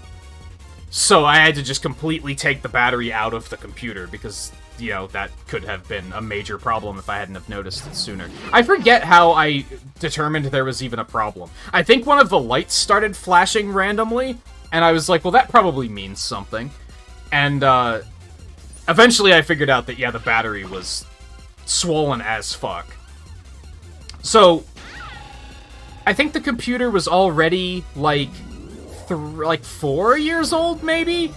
And I was like, I might as well just get a new computer, because I could buy a new battery for it. But then, in like a year, I'm gonna have to replace it anyway. I could just use it, and just always have it plugged in, because it still works. But then I'm gonna have to stare at that light blinking at me the whole time, which is just annoying. So I decided to get a new computer instead. At that point, I was starting to use the Wacom more seriously, so I kind of needed extra power anyway. Anyway, the old computer still works. What I should do is set that up as a stream box and use that to run OBS, and then just capture the PC footage through the HDMI. Like, just use my capture card to capture the PC's footage. That way, this computer's dedicated to running the game, that computer's dedicated to running OBS. I'm just fucking lazy. That's all it comes down to. I don't fucking feel like it. I'm gonna have to bring another table in here so that I have somewhere to put the computer. I'm gonna have to switch, like, the camera and the microphone and everything over. I don't feel like it. And then what's gonna happen on Deep Rock nights? Because I'm going to want the game audio in here, so I'm going to be on this computer, which means I'm going to want to have Discord on this computer, but then he's going to have to listen to me with a bad microphone because the microphone's going to be on that computer. I just don't feel like dealing with it. It might be something that if I had the money to throw away on, like, getting another microphone, yada yada yada yada, so that I can have parts, like duplicate parts on the other computer. It's a good idea, and I know a lot of streamers do it. They have a computer that runs OBS, a computer that runs games. It's just smart, I think, when it comes to PC games. I'm just lazy. I don't feel like setting it up.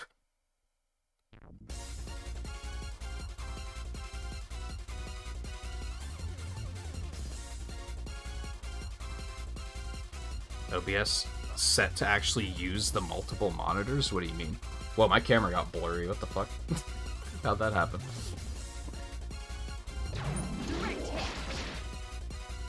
I should look into seeing... I wonder if I can do what I did on my old computer. I don't think that's gonna help, though. On my old computer, what I wound up doing... this wasn't for PC games, though. My old computer had so little power that sometimes OBS and my capture card would compete for the same resources, and that would cause problems. And the capture would get all glitchy. Some of you might remember seeing this every now and then. It didn't happen often, but it happened every now and then. And the way I fixed that is I told OBS to use my GPU instead of my CPU. So that way it was using different resources than my capture card was. And that worked. It didn't necessarily work for PC stuff.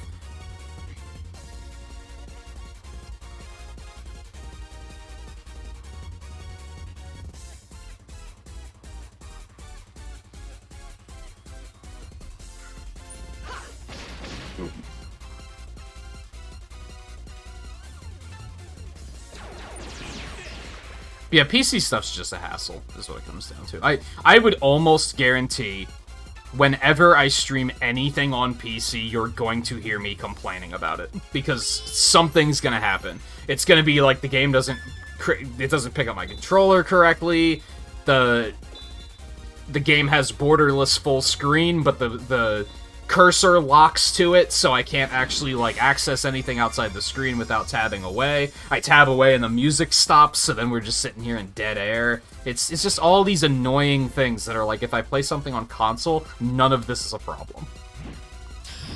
It just works.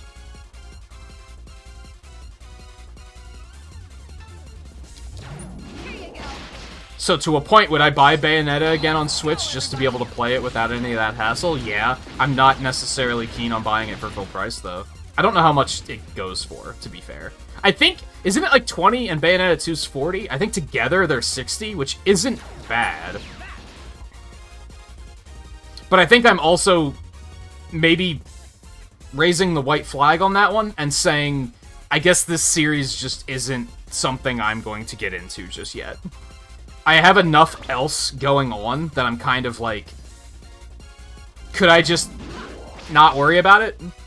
And maybe wait for, like, a space, like a dead space of games where I'm like, I need something to play. Hey, what if we get all the Bayonettas and play those? Like, I already have all those Castlevania games to play. So, could I just do that instead? I think that's what I'm gonna do. Fuck you? I beg your pardon? What the fuck was that? They might be 30-30, or maybe it's if you own one, you get a discount on the other or something. I vaguely remember there being a thing where you could get both of them for 60, like together. But maybe you have to specifically buy them both.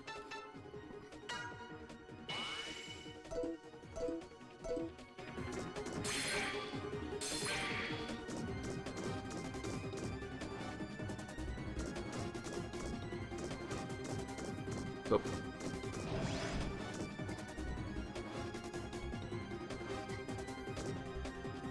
It's not necessarily that the consoles are better optimized, because honestly, sometimes developers don't optimize their games for console very well either. It's just when it comes to streaming, it doesn't get any easier than simply plugging the USB in and you have the footage. Like, console is just so easy in that regard. PC, you have to go through all these extra troubleshooting steps, and it's just so obnoxious, and I hate it.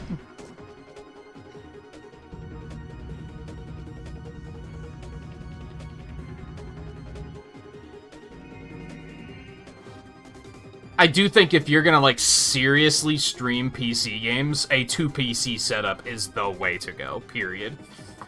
I think even if you have a super, like, desktop computer, I think it's still probably better to have a second computer just to run OBS. Because the more time that passes, the more resource-intensive OBS gets. And I don't think there's anything we can do about it.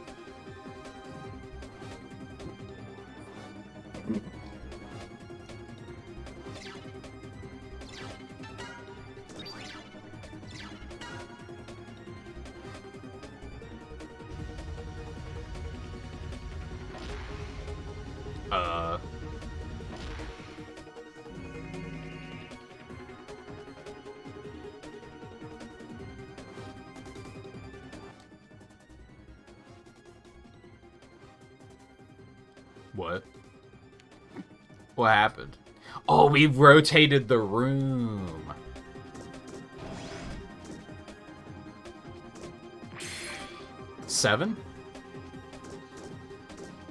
Yo, tank parts, you love to see it. Map me? Oh, it's not gonna show me the map, because fuck you. Okay. Oh god, what have I done? Stop pressing all of the wrong buttons? Like, come on, how long have you been playing this game? Like 30 hours now?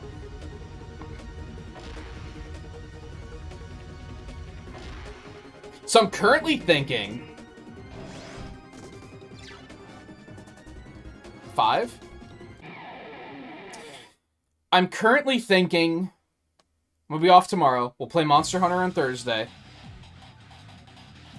Friday we'll come back to this, and we'll be completely the final chapter. I think we'll get through this chapter tonight. We might go a little overtime to achieve that, but that's okay.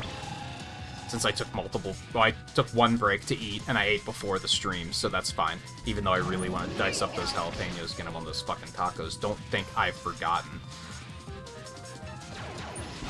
I think we'll finish this chapter tonight. Unless it takes us another half an hour to get to the boss, and then maybe not. Another little spoiler when I was looking at the walkthrough, apparently this chapter has 3 bosses. So we might not finish this entire chapter, because that's a lot of boss fights, and if one of them is, you know, really hard, then that might be a thing. Needless to say, we'll finish this up in the next stream. Which I think will be on Friday. I think we'll skip multiplayer this week, because I expect Fall Guys lobbies are gonna crash constantly anyway. Unless that would, like, break everybody's hearts if we didn't play multiplayer stuff this week. If that would just cause heartbreak all around, my opinion could probably be changed.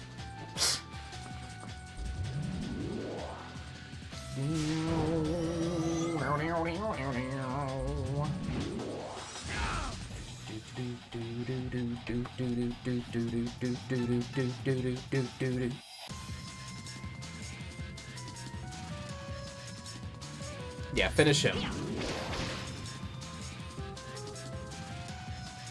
Yeah, don't go breaking my, don't go breaking my, don't go breaking my heart.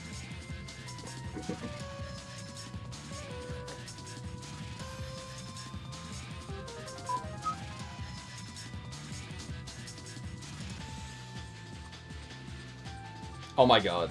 Why does autocorrect, like, the most aggressively bad thing on phones unless you're Google searching something?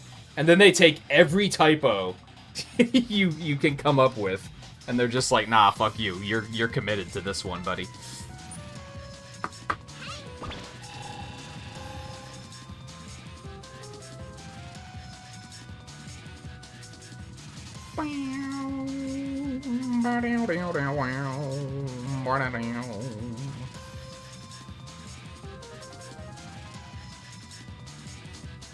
Honestly, that Bayonetta 1 and 2 for $60 things might have been a limited time thing when it first came out.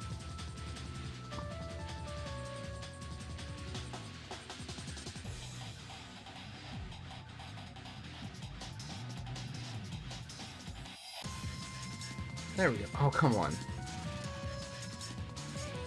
No wonder it took so long to load.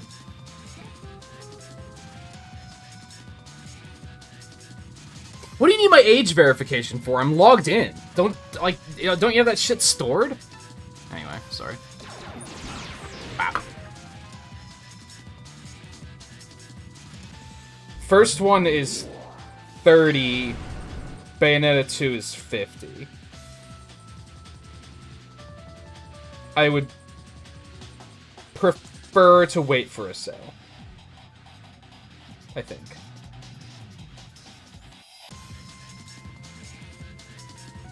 Especially, like I said, there's other stuff I could do.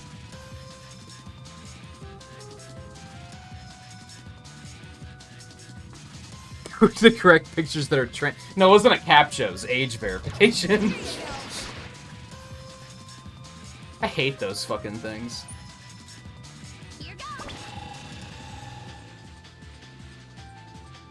Because the pictures are so bad. Sometimes you're like, is that a train or a bus? I can't tell. It's a picture of it from like 70 miles away. Like, what? I keep waiting for them to be like, no, you missed this one. There was a picture of a train on a little girl's book way in the distance. Like, you should have known that.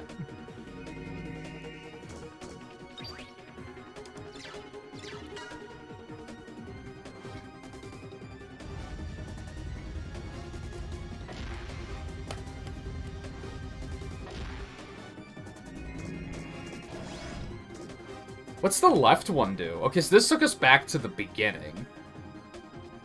Or no. Oh, I didn't notice that the table had a number on it when we first walked past it. I think this is the way out. I can't tell, because it doesn't show me on the fucking map.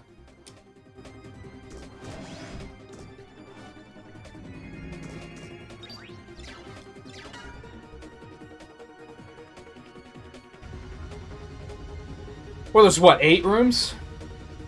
I'm gonna guess the other one rotates by only 1.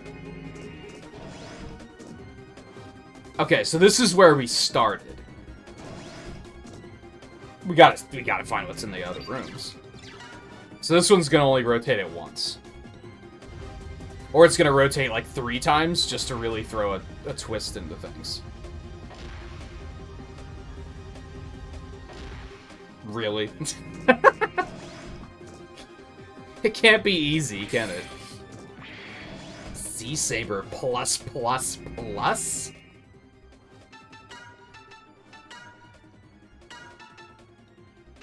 Lowers his speed? That's a lot of fucking attack power, though. I'm not gonna sneeze at that. Alright, so we're on 3. So now this will take us to... No, we're not on 3. We're on 4. So this will take us to 6.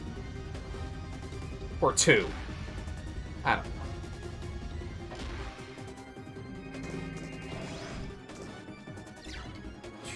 2. But it's a trap. You hate to see it.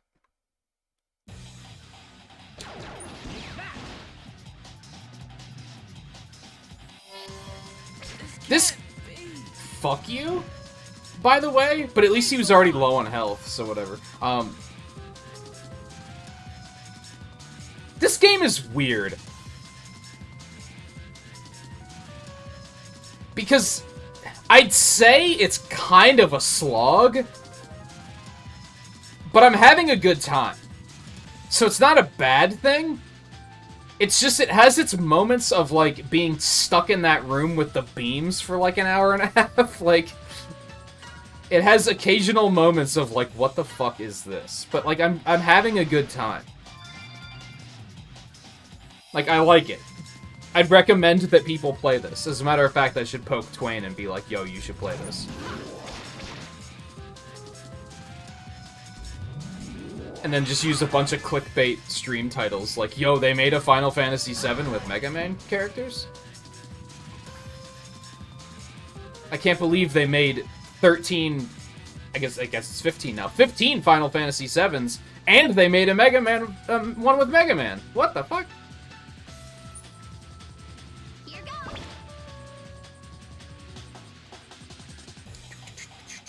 Still can't believe Final Fantasy VII got 14 sequels. Just joke's kind of falling flat, because Twain is, like, one of the only open-minded Final Fantasy VII fans I've, like, ever met. So, it doesn't work as well.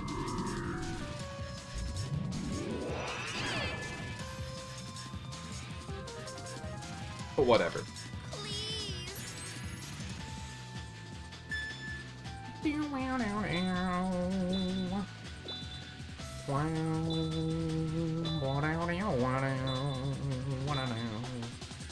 Got him.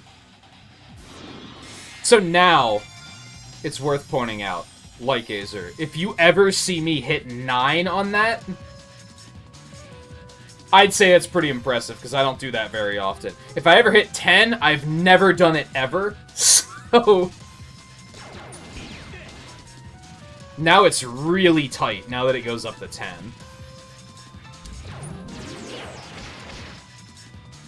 I don't know if that's an emulation thing. It might just be that I'm using, like, an analog stick that's poorly mapped or something. I don't know. It's pretty difficult, though.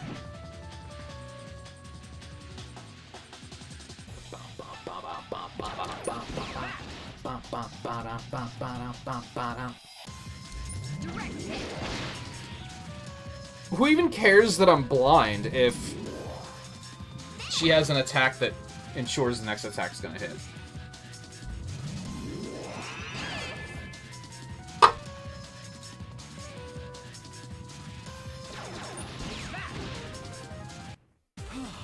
I did it!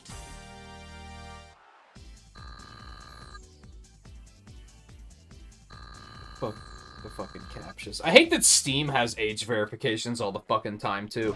Can't you just save that information? You've saved how many not safe for work games I've looked at. Can't you just also save how old I am? Sorry, what? What'd you say?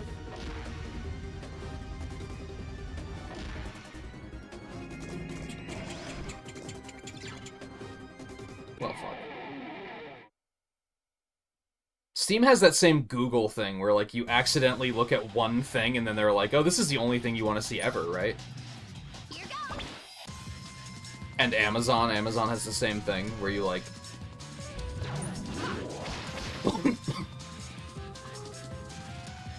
Google, like, or you Amazon, what's a good... What's a weird, like, off-the-wall kind of thing? Loofahs, because someone asks you, like, hey, do they have loofahs on Amazon? And then for the next 3 years, Amazon's like, yo, there's a sale on loofahs. It's like, dude, shut up. It was one time. I look up video games every day, and you never tell me there are sales on video games. Here you go.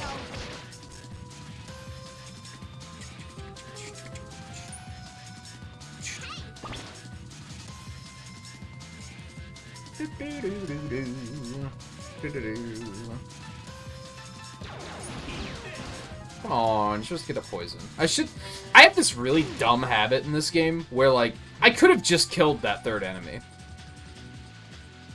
But instead I was like, no, let's put poison up on the guy that has full health. Instead of eliminating one of the guys that can attack me.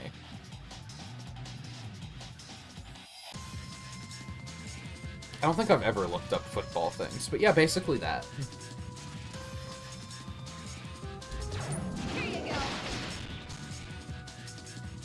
Here you go.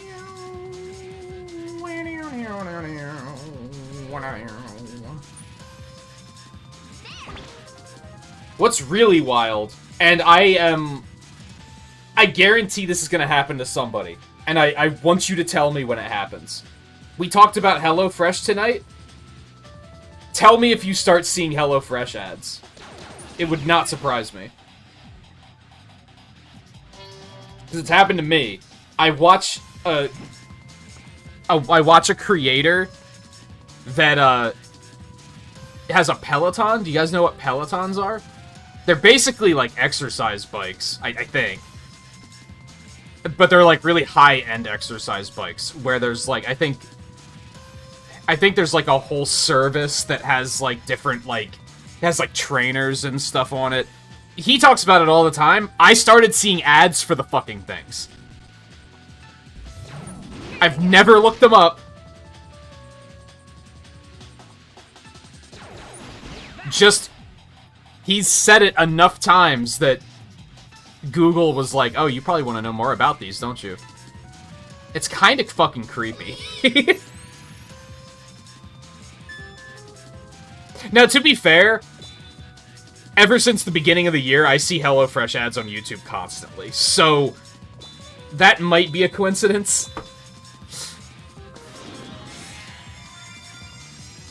You might have just never noticed you were seeing them before until I mentioned it, and then you were like, oh, that's that thing that...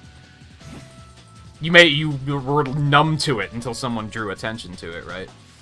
Hey, that hurt, Buster. Could you stop? These guys suck.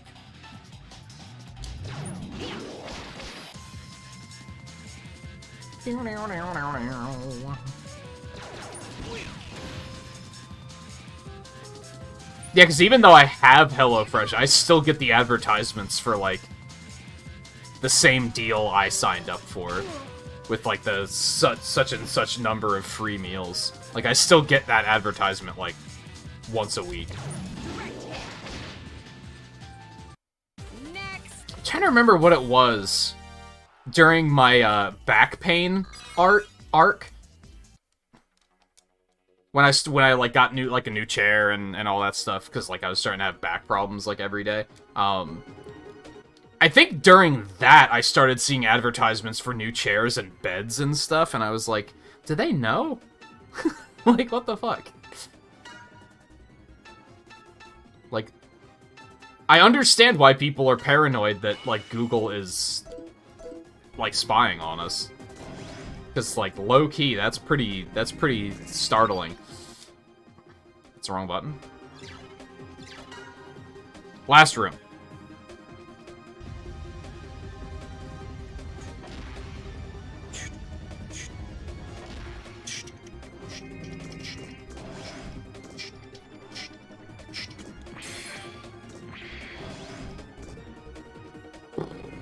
Okay.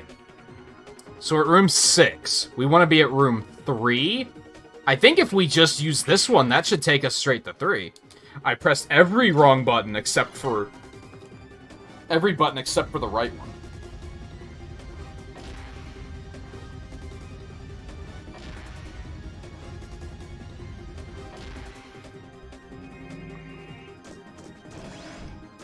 I was kind of surprised that you hadn't heard about it. This is 1. This is not where...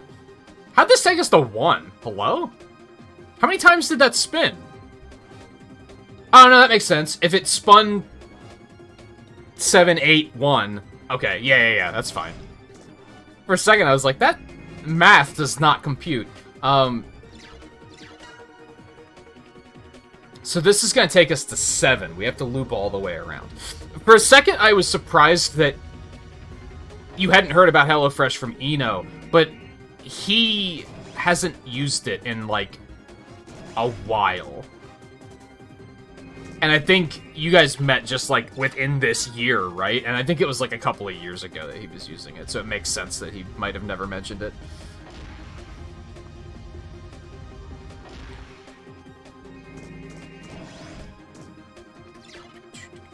Ah, fuck. Okay, that's fine, I guess.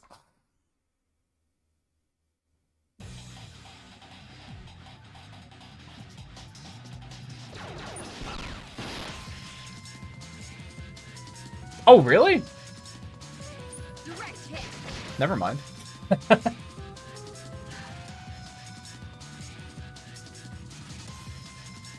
I thought you guys met when he started playing Fortnite recently.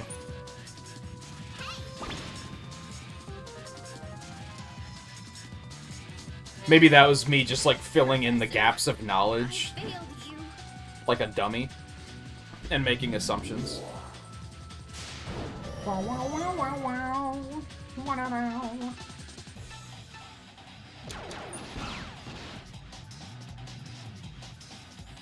Alright, I'm gonna get these guys queued up to take their turns. I'm gonna go get another drink really quick. I'm not gonna take a full break because we're too close to the end of the stream, but my throat is still, like, upset, so I'm gonna get another drink really quick to try and stave that off. It doesn't, like, hurt or anything, it's just very... I can feel it's very raspy. I feel like if I try to talk softly, you can really hear it, that my voice is, like, tired. Maybe he did, but he didn't mention you by name?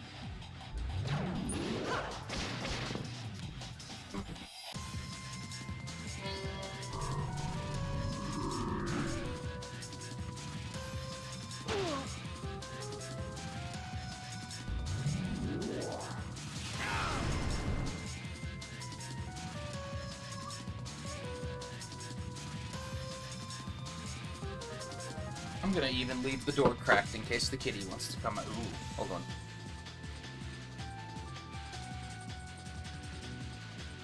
I think that'll be fine.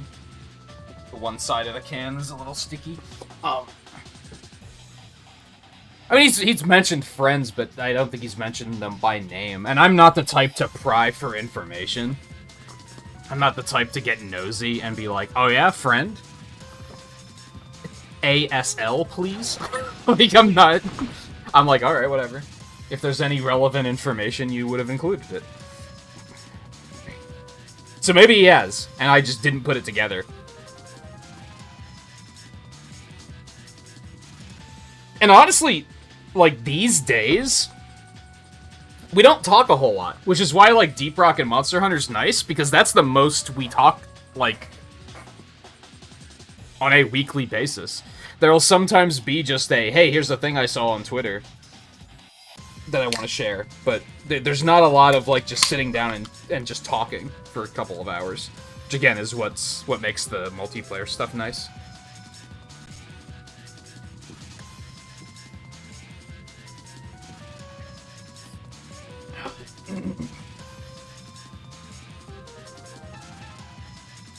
Okay, get rid of this asshole.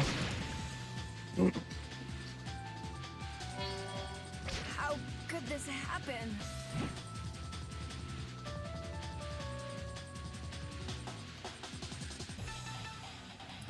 Doesn't have enough.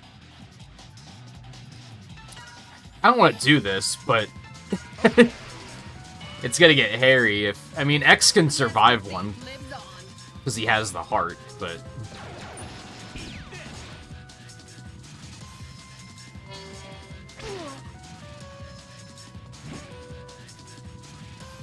And I do that to all friends, really.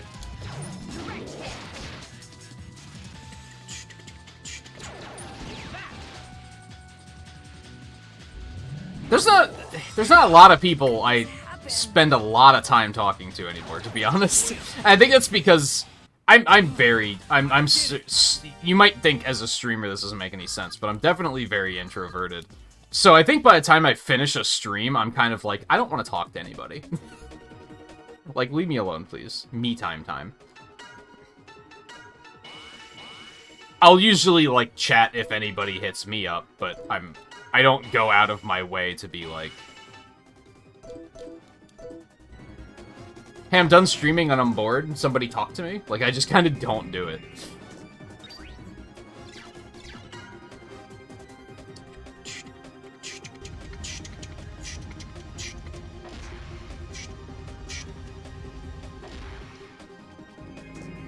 Which is why I'm always amazed when people are like, I use Discord, but I'm like not on very often, and I'm like, I don't need you to sit down for like an hour-long conversation, like just a place to contact you.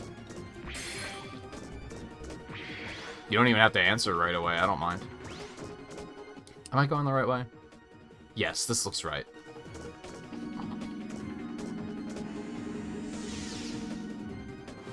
People definitely message me about stuff, and I, like, don't get back for, like, days at a time sometimes.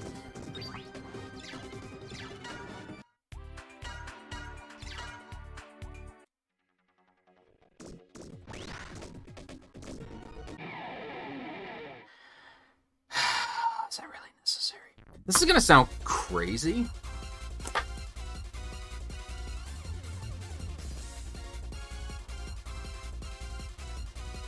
I think this dude is flat.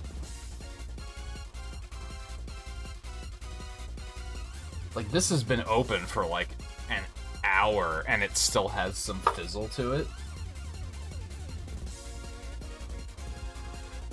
I'm wondering if like, since it has like that, it looks like it was oozing out of the top. And I wasn't thinking too much about it because it could have just been another can that spilled on it, but this is like completely flat. There's no fizzle whatsoever, and the gulp I had like no fizz in it at all. And I didn't think too much of it at first, but now I'm kind of like, maybe I shouldn't finish that. Because one, the fizz just makes it better, but two, if it was like punctured, then I'm not gonna be paranoid and be like, oh, it's been tampered with. But, you know, it might not, it might be like, it takes forever for soda to expire, I'm pretty sure, but still, it might be past its best to date, so I should probably not drink the rest of that. That's unfortunate, you hate to see it. Do I want to go get another can right now? Not really. Actually, We still have like 20 minutes. I was gonna say we just hit that save point. Maybe I should have just taken that at the as the end of the stream. I'm not really ready to stop though. I do kind of have to use the bathroom though. Well, I still have a little bit left of this, but honestly, I'm probably gonna finish it right now. Watch. Yep, there it goes.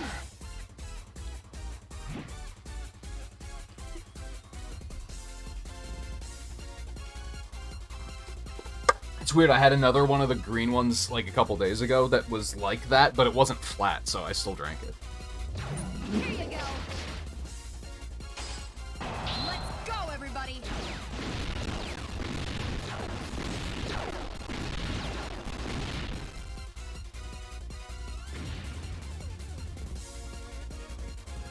At least it's just the green one. it's not voltage or something. I hope there are no other cans in there that are like that though. Yeah, like I said, when I try to speak softly, you can hear how tired my voice is, right? It sounds bad to me.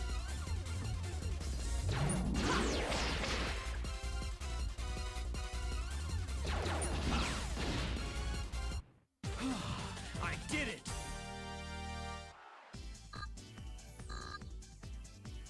Oh yeah, I've had multiple cracks tonight. Phrasing. I'm just gonna go ahead and take a full break. I'm gonna go use the bathroom really quick. I'm gonna get an actual can that is hopefully properly not punctured. And I was kind of prepared to maybe go a little overtime anyway. So this is probably a good time to like make sure I'm ready to go overtime. Do I want to grab another taco while I'm up too? No, because I want those fucking jalapenos, and I'm not about to spend the time to chop those up on a break. So I'm just gonna bathroom break and grab a drink really quick, and then we'll continue, so stay tuned.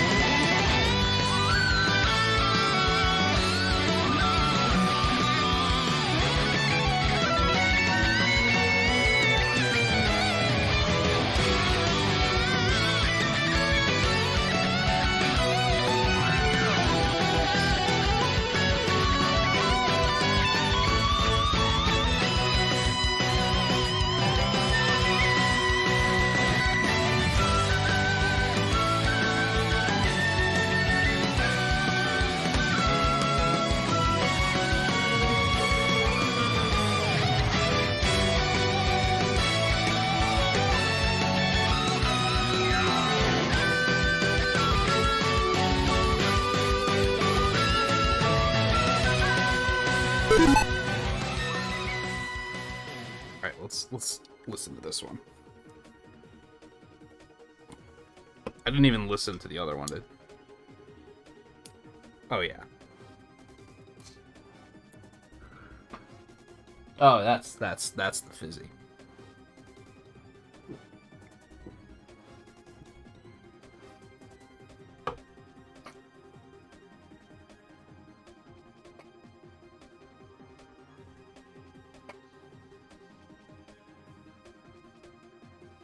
There's 2 dates on this. What the hell?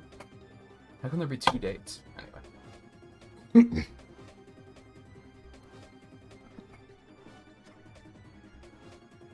I had a lot of friends that played GoldenEye. I didn't think it was all that. And a bag of potato chips. There's a saying we should bring back. And then everybody's like, no, we shouldn't. Shut up. See, like, I grew up playing, like, Quake and Unreal Tournament and shit. So, shooters on consoles did not impress me. For, like, the longest time. This can't be. Thanks a lot. These guys are motherfuckers.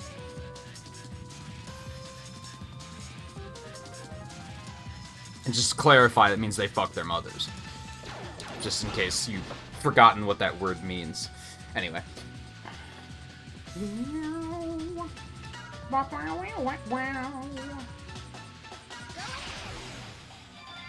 yeah, I was never impressed. I remember kids being kids. I was also a kid. I remember friends being obsessed with it. I remember that being a big thing for sleepovers of, oh hey, let's play GoldenEye. And I wasn't that into it. I'm definitely of the opinion of it's kind of overrated. I was excited. I think I said this during my direct reaction, where I said, I'm excited for people to play it again and remember that it's actually not good. I liked Perfect Dark more, but that game wasn't good either, all things considered. They both ran at like 5 FPS, and it was... I think it was a perfect storm of they put that game on a console that could handle 4 players at once. So people were, like, naturally drawn to it.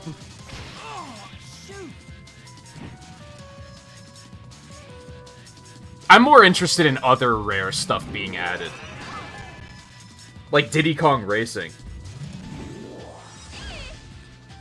Banjo-Tooie. Is Donkey Kong 64 on there yet? I don't think it is.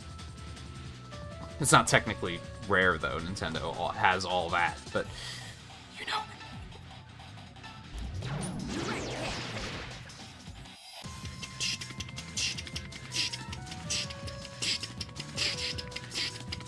Charge shot.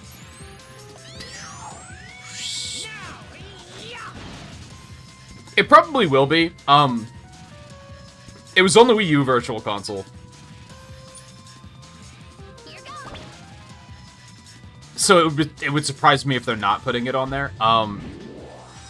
That's one of those games that emulators can't run for shit, though, so it might take them a while to figure out how to get it to emulate pretty well.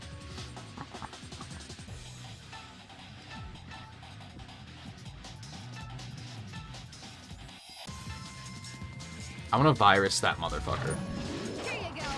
I shouldn't. I should have just killed B1.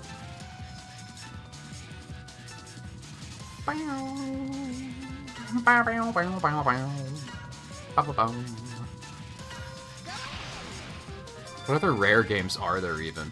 I guess I could put Conquer on there. The only other one I think of is Jet Force Gemini, and like... I don't hate it, but I don't think that game was, like,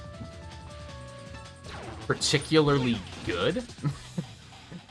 Maybe it's better than I realize. If anything, GoldenEye with online play is pretty cool. Like, the novelty of that is neat.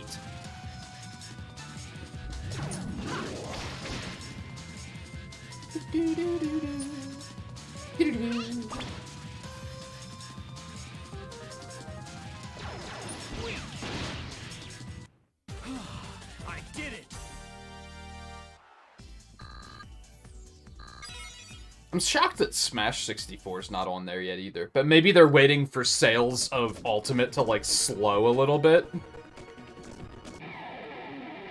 Like, they'd rather you just buy that one, obviously.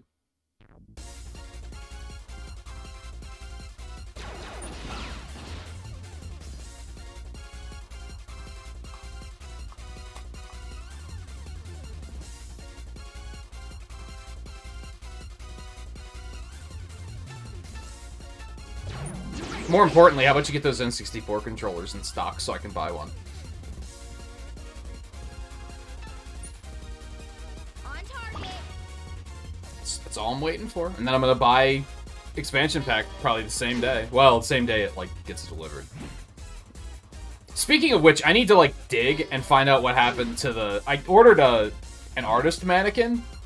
Like, just a small one. Just a... I'm guessing it's about that big. Which is just a posable, nondescript figure to help with, like, creating poses. And, which is something I probably should have done a long time ago. I just concoct poses off the top of my head, which is probably really stupid. But anyway, I thought that was going to be here, like, last week. I don't know where the hell that is. I should probably dig into that to make sure it didn't get, like, lost or something. That's another reason I was waiting on the art streams, because I figured I'd wait for that to get here.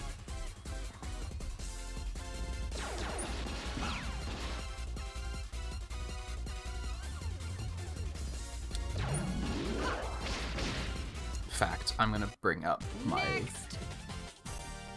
various to-do list notepad document.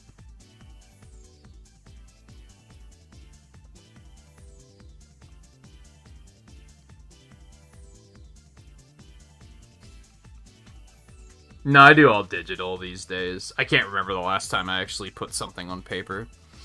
Other than making a quick note so that I wouldn't forget it. And even that I don't do very often. Even in this case, I was just like, I'm just gonna use a notepad file really quick. Oh my god, Framey.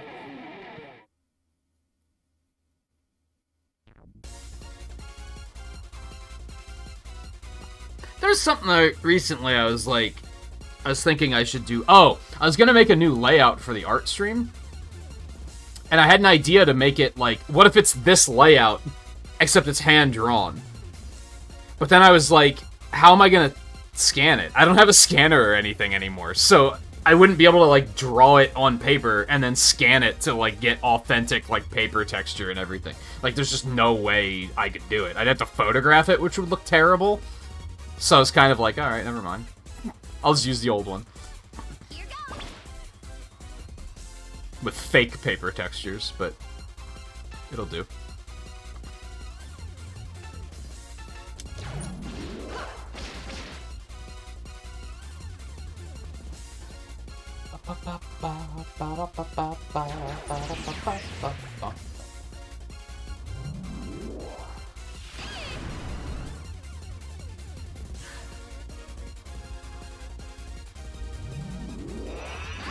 I'll try to look into where the hell that is tonight, though, and see if I can even just get a "we're working on it," and then I'll be like, okay, it's fine, no rush. I'm maybe spoiled by Amazon, because like you order something from Amazon, it comes the same fucking week.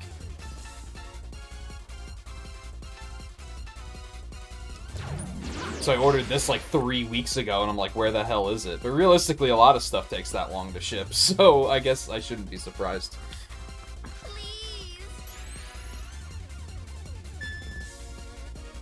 I did want to...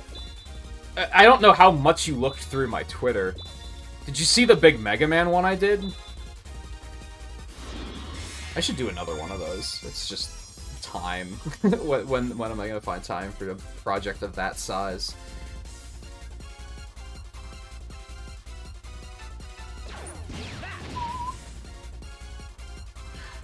That took several weeks, I think.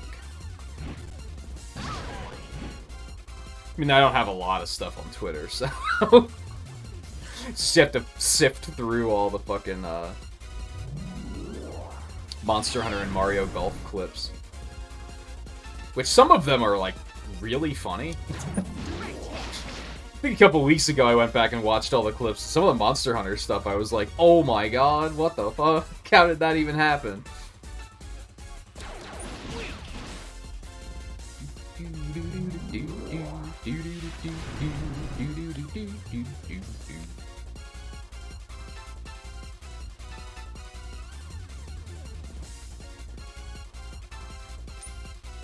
Bonk him, I guess. Okay, I would have liked a Berserk. That would have been kind of nice, but what can you do, I guess?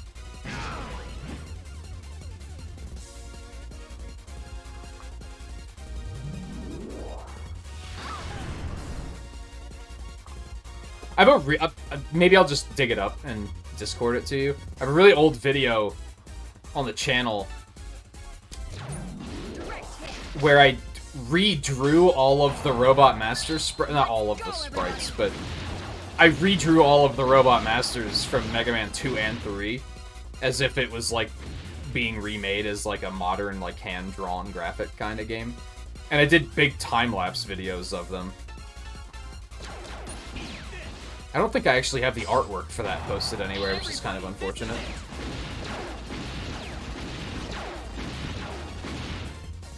I think I skipped the I still took some time off for the last GDQ and watched it, but I didn't do another montage for this past one. I think I'm gonna try and do one for the next one coming up, which won't be till like January, but I kind of missed working on it.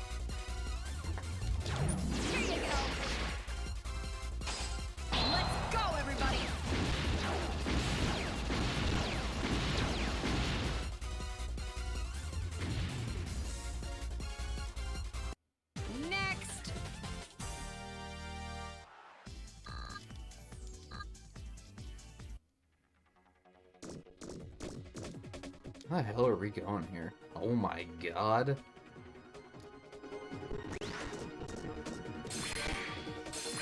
I've never once spent one of these figure tokens. Man, unfortunately...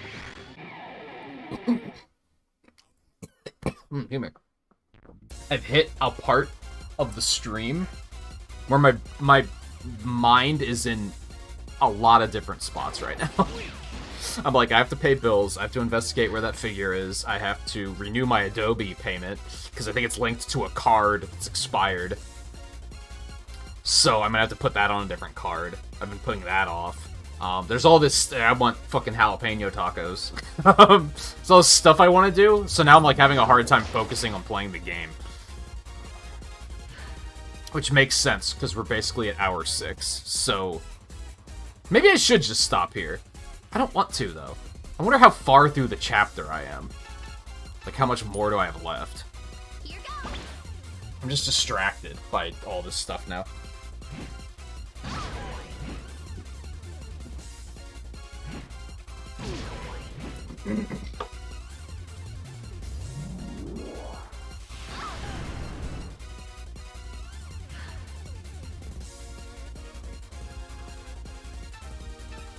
Actually, no, I think my throat's just tired.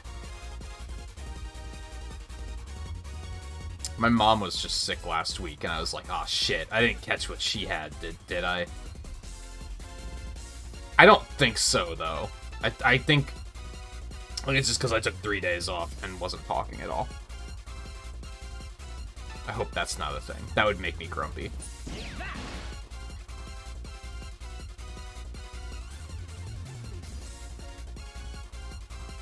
I mean, I think I'll finish on Friday either way. I think that's a given.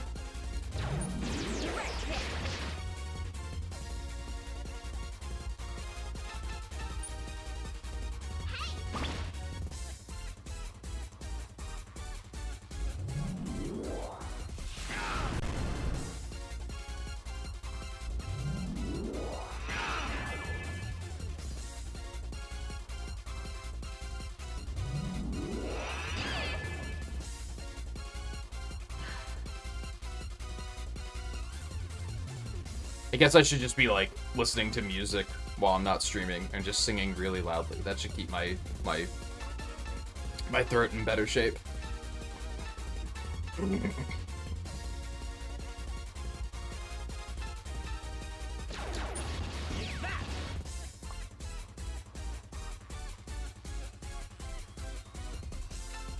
Yeah, I'm not really worried about the final boss so much. Spoiler alert, I guess. I'm pretty sure this game has a boss rematch. Like, teleport hatch boss rematch room. I'm pretty sure it does. And that might take a long time.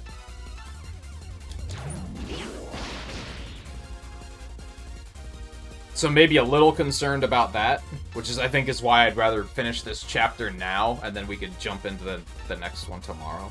Not tomorrow, Friday. And overall, like, I'm having fun, so... Like, I'm having a good time. I was a little worried I'd get a couple hours into this game and be like, oh, this hasn't aged well at all, and then we just weren't gonna finish it. But I think it's solid. Like I said, I'm probably gonna bully Twain and say you should play this.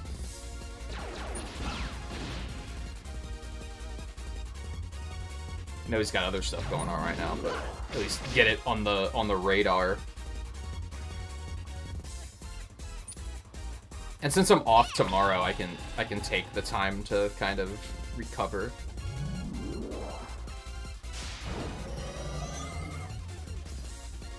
Big thing is that I got something to eat on that one break, and I ate before the stream.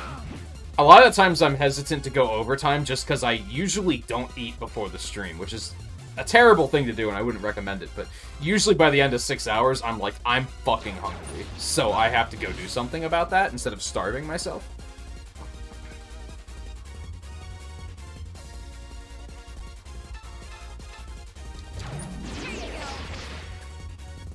You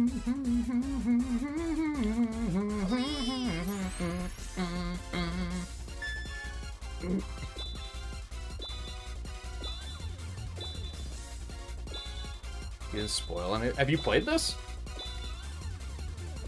Yo, I made it. Only for a 9, though. That's the first 9 in a couple hours, though.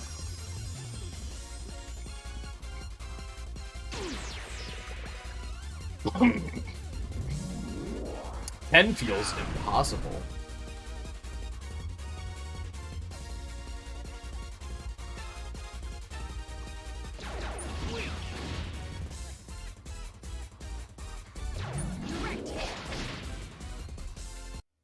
Next.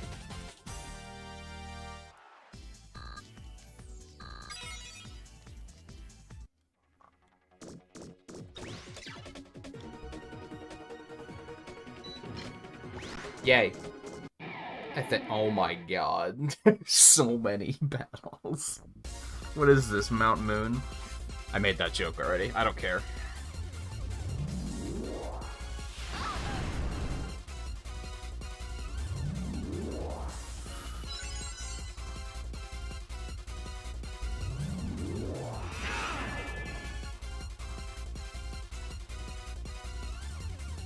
You know, since I think there aren't many, like, games coming out around my birthday,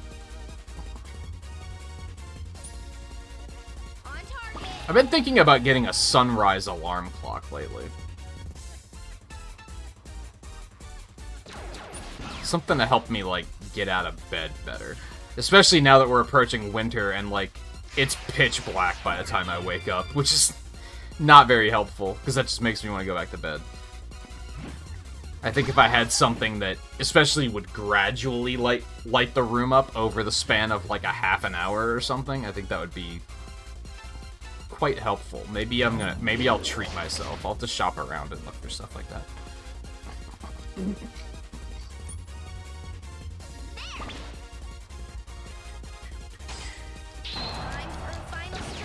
Although I think I'm also gonna I have to remember to jump on that. I don't know how fast that's gonna sell out.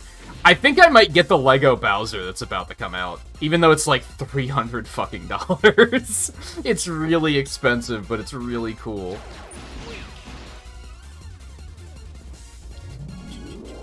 So maybe that's gonna be my birthday splurge.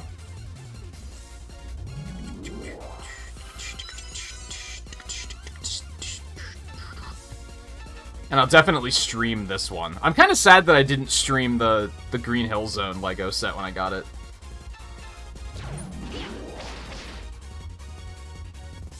Yeah, it's like 260, 270, something like that. It's up there. But I'm also like, it's really cool. And I'm completely down for buying, like, gaming Lego sets. They just don't... I'd be down for buying more Lego sets in general. I think there's still... I still have that childlike wonder in me that enjoys doing stuff like that. But most of the sets I don't care about. I don't really give a shit about Star Wars. I don't really give a shit about Harry Potter. I don't really give a shit about Lord of the Rings. I think they make Lord of the Rings sets. Most of the stuff they make, I'm just like, I don't care. So I've been kind of like, hey, make more gaming ones.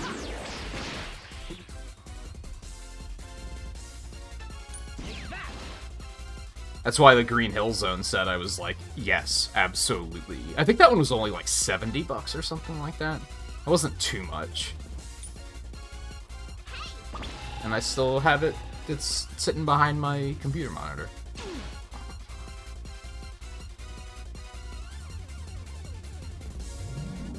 I don't think Bowser will be able to sit here with me. I think he's gonna be too big.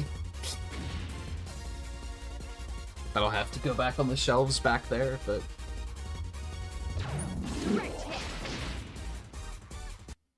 Next. I think I'll definitely try to stream that one, though, if I do get it. I'm still a little hesitant.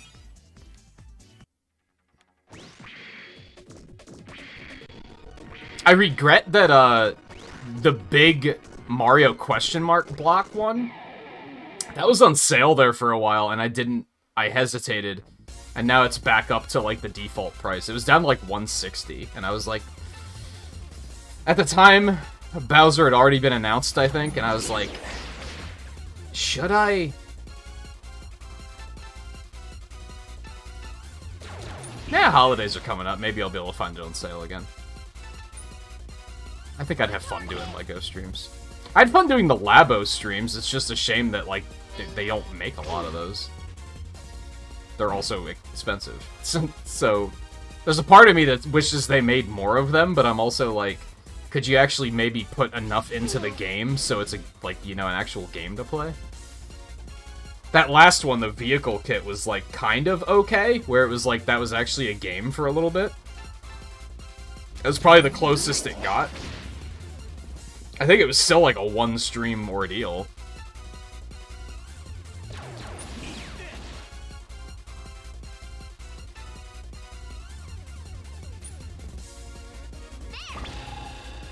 I'm hoping they make more Sonic sets eventually, too.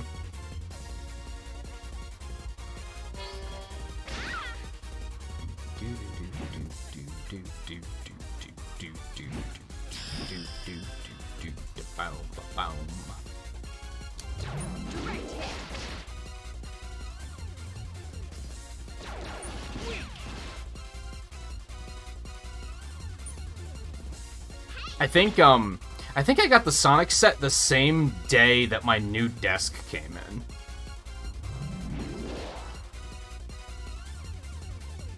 That sounds about right.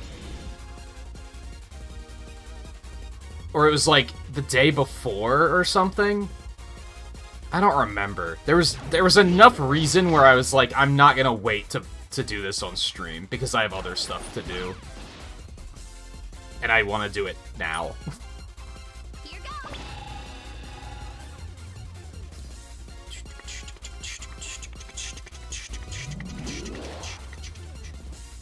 Did he just attack him? I guess he did just attack himself. He's the only ally. That's fair. Fair, that's fair.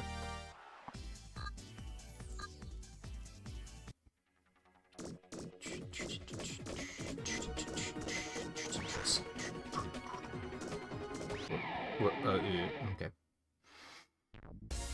Scarlet 1, how are you? Yay, preemptive. Professor, I'll do my very best. Shut up. Please. Please stop. Here goes. There's the huge... What, these enemies? Are they called Prions? Or something like that? Prions. I didn't notice that they're modeled after, like, the boss dudes.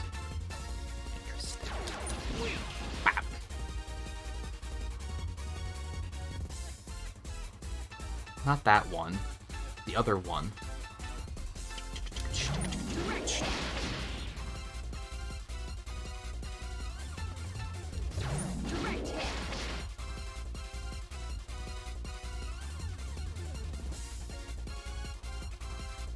They're not the same. One has one T and one has two T's. Also, perhaps more obviously, one is pensive and the other one is a cowgirl. That's a much bigger difference than the two T's, perhaps.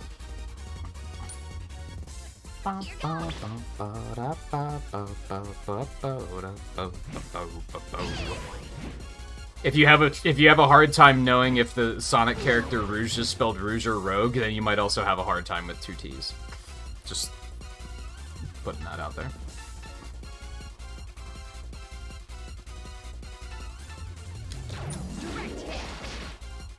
Well, now I'm glad that I went overtime a little bit, since now Scarlet got to hang out for a little bit. Otherwise, you probably would have came in right as I was hitting the end screen, as you usually do.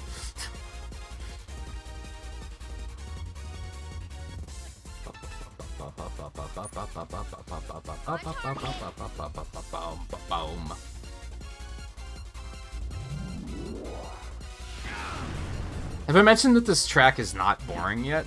Are you guys bored of this music track? I'm not.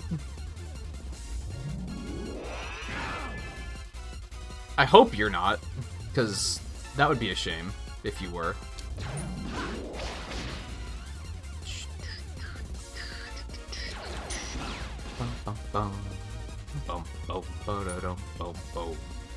Boink!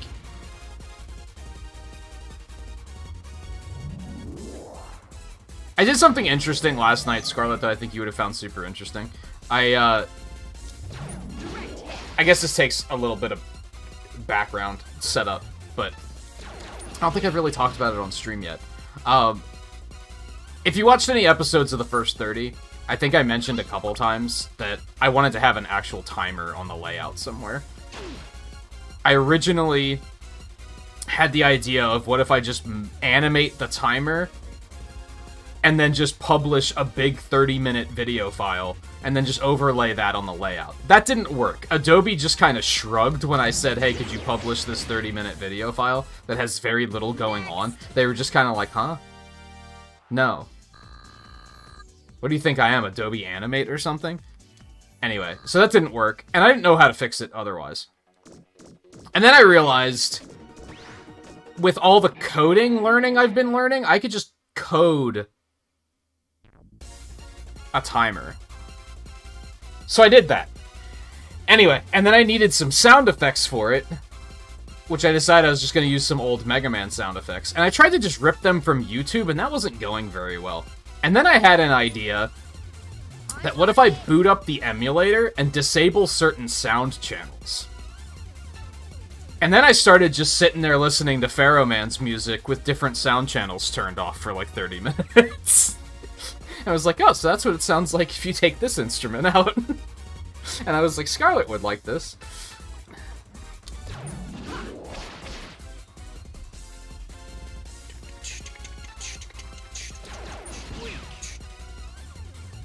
Oh, he is blind. I guess it makes sense that he missed. Stop! Stop gravelering me. Like, what the hell?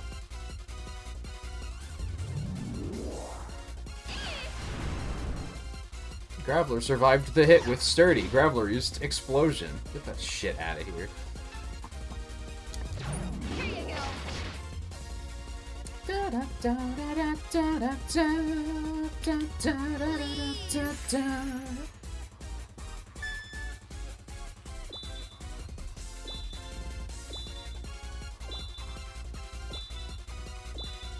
But I guess the big thing is, I don't know if you knew that you could do that with emulators.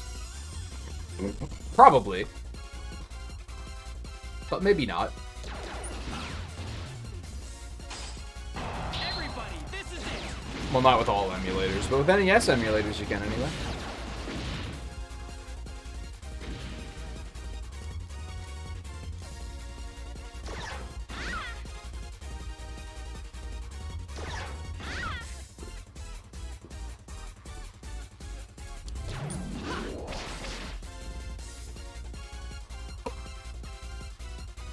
I was just trying to eliminate background noise so I could isolate sound effects, which it worked. I got it done. Oh, you know what? That's something else I have to do. I do have to lower the audio of the one sound effect that's too loud.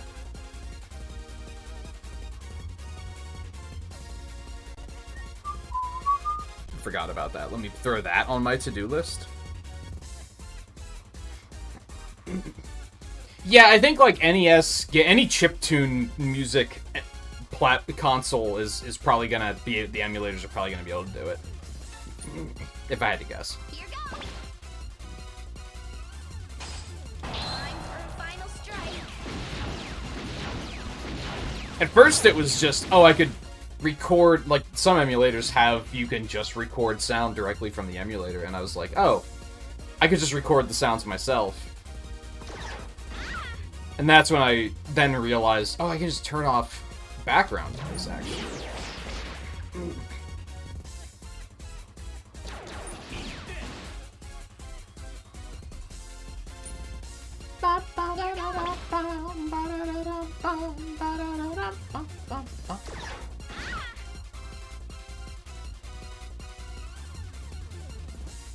Anyway, how's your gaming been?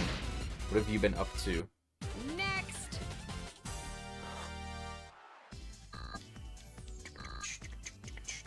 Yes, I've heard of PlayDot. I think it looks cool. I'm not on that train yet because I think it looks like something that you'd very specifically have to play with other people, and I haven't been interested in bullying people into buying it and playing it, because I think it's like a $20 game.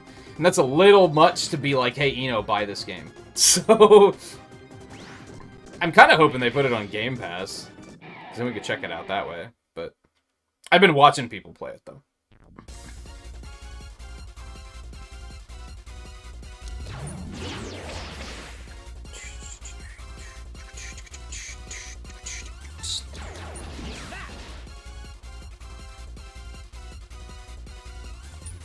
Although, sadly, the one guy I was watching play it, the friends he was playing with, like, stopped everything they were doing and no-lifed the shit out of the game. So now they won't play with him anymore, because he's, like, not as good as they are. So now he doesn't play it anymore, which sucks. Brad plays it a little bit every morning. Most mornings. But I don't know, I don't find it as entertaining as a one-player game. Like, it's fine, but I think if I were to get it, I would want to be able to play it multiplayer for sure. We're gonna go back and save before we... Actually... Which way was the save point? Is this the exit or the wait? I don't know. I'll have to double check. That's ridiculous. Yeah, his friends are kind of, like, toxic shitholes like that. He's played it with them once since, and I could tell that he just, like, wasn't having fun at all. Here goes. Which, on one hand, I guess I'm glad that he stopped playing it if he wasn't having fun. But it's a shame that they were the reason he wasn't having fun. And I guess it makes me thankful that, like, we don't have that problem with Monster Hunter or anything. Where it got to a point where it's like, oh, this isn't fun anymore because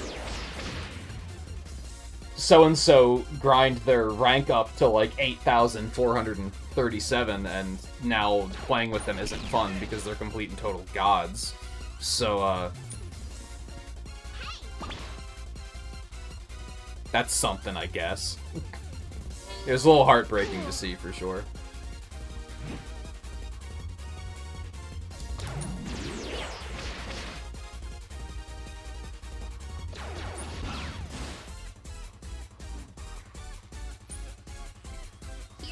Boink. Ew, Venti. I should blacklist that name. It would be funny. I don't think it comes up very often, but I think it would be funny. This is the way we're going, right? Yeah. Oh, let's save points right here. That's fine.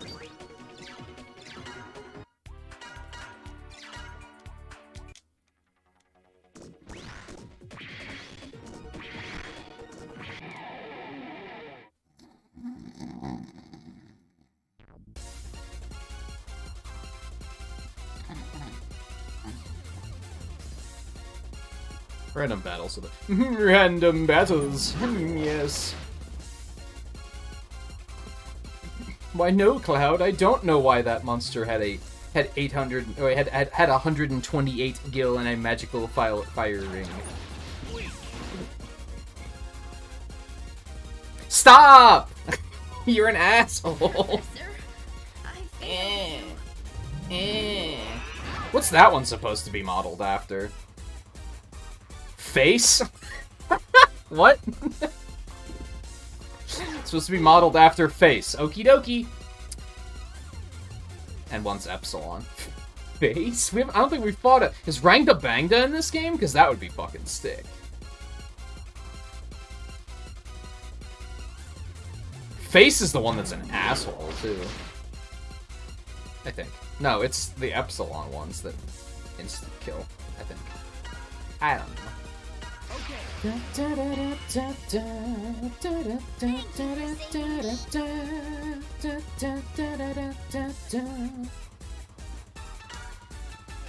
Sub-tank me? Maybe it's just a big fan of Face Off. I was thinking of the thing that used to host Nick Jr. 30 years ago, and it probably doesn't host it anymore, but... His name was Face, right? There's like 2 people in chat that know what I'm talking. Actually, I think everybody here probably knows what I'm talking about. That's a first.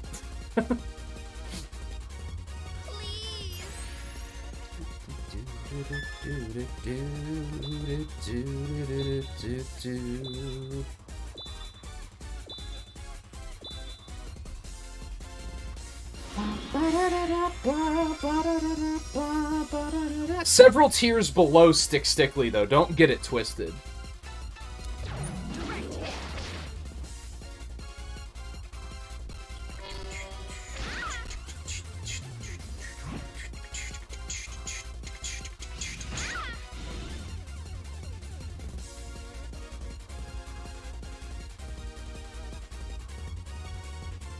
Yeah, just kill him before he becomes a problem.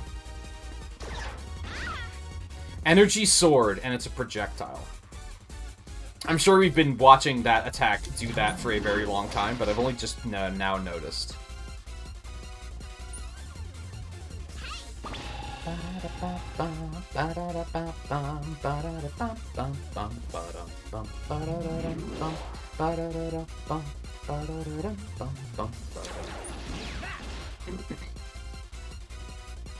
Direct hit.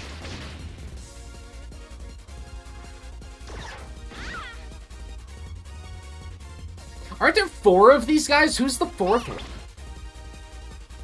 It's the pink lady, who we assume is dead.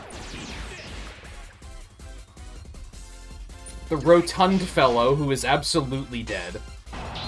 Scarface. Epsilon's the leader, so I would assume he doesn't count. Who's the 4th one? Is it that shadow clown?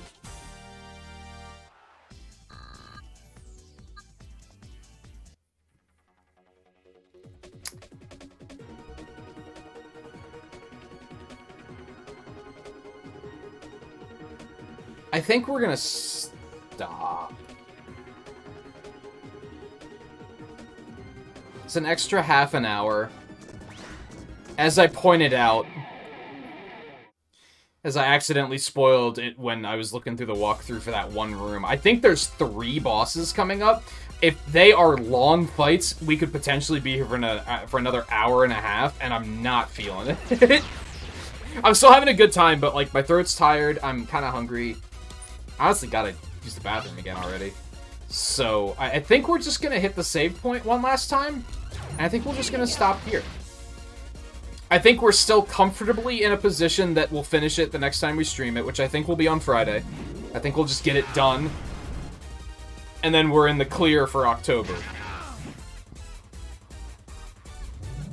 We can get our spook on, except not really, because I wouldn't say Castlevania games are spooky, but...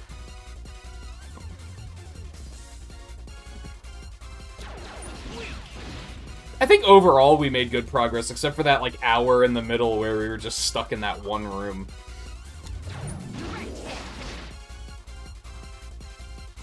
Not stuck. I wasn't stuck until that last one. When I, like, kept screwing it up and going the wrong way. Until then, we weren't stuck. Overall, like, I don't think this game has had many, like, slog episodes where I'm like, we didn't get anything done this episode. It's been moving forward at a pretty comfortable pace, I think.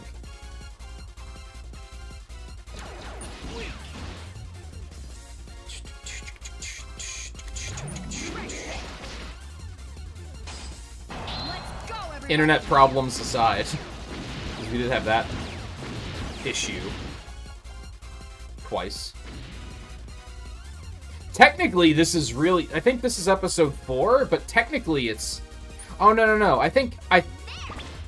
Did I count? I think the 2-hour one is only... I think I made that episode 1.5. So this is, like, more or less episode 4. Never mind. 5 episodes is pretty solid. I think that's a nice, healthy playthrough without it hitting a point where it's outright overstaying its welcome. I think one more episode and it would have overstayed its welcome. Not counting, like, the one that we're going to have on Friday. If we need another episode after that, it will maybe have overstayed its welcome a little bit. Please. Only a little bit, though. I think this game has been good about, like... A lot of JRPGs have problems with... There's another 9, you love to see it. They'll just throw gimmicks at you, and you're like... God, shut up and let me just play the game. You know what I mean? And this game hasn't done that. It's kept it very straightforward. None of the puzzles have overstayed their welcome. They've been like, here's the puzzle, we're going to introduce it to you. Here's the second puzzle that has, like, another layer. And then here's the third one that you actually have to think a little bit for. And then they're like, okay, moving on. On target.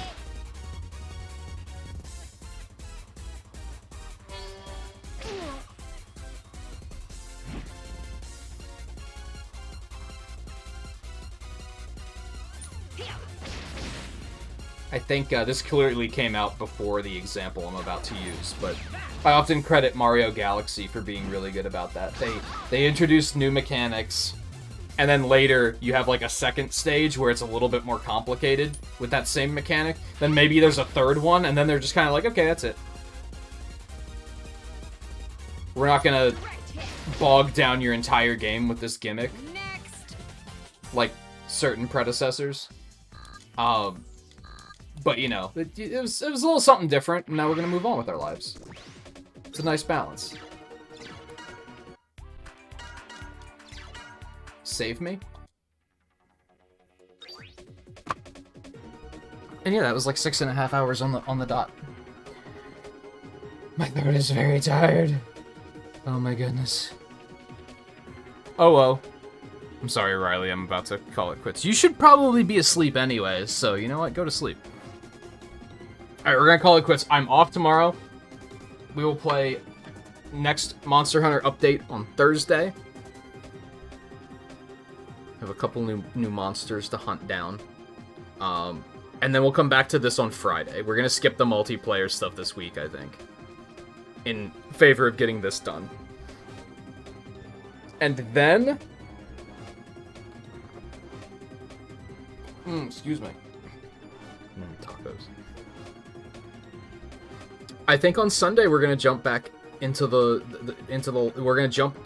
long-awaited return of the Castlevania marathon. Since Bayonetta is gonna be a no-go, I think we'll jump back into that on Sunday. Unless I start with the art streams on Sunday. Maybe I'll try and talk myself into doing that.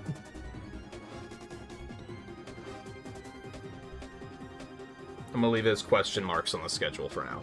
But I think Castlevania is going to be our largest focus moving forward through October. It's going to be Castlevania, Deep Rock or Monster Hunter, multiplayer night, Castlevania. Maybe with a side of Bloodstained, if we make it that far. Until we get to the end of October, and then I'll probably pivot to Inscription. Because they have that Endless mode that I haven't played yet. So I figure I'll go check that out finally. It's just a fun, like, atmospheric. I get to do the. I have to remember how I did, like, the narration voice in that game. I didn't do anything super crazy, but I think I tried to have, like, a certain cadence to make it a little bit more, like, somber? Is maybe the way of putting it? I don't know. I'm gonna go chop up some jalapenos and throw them on these tacos and beast. I'm gonna make schnitzel tomorrow. That's also exciting. I don't really know what to expect there. So thank you everyone for hanging out. I'm having a good time with this game. I mentioned earlier, like at the halfway point in the stream, this game's kind of a slog sometimes, but not to a point where it's detrimental. It's like, it's just enough where I don't get frustrated.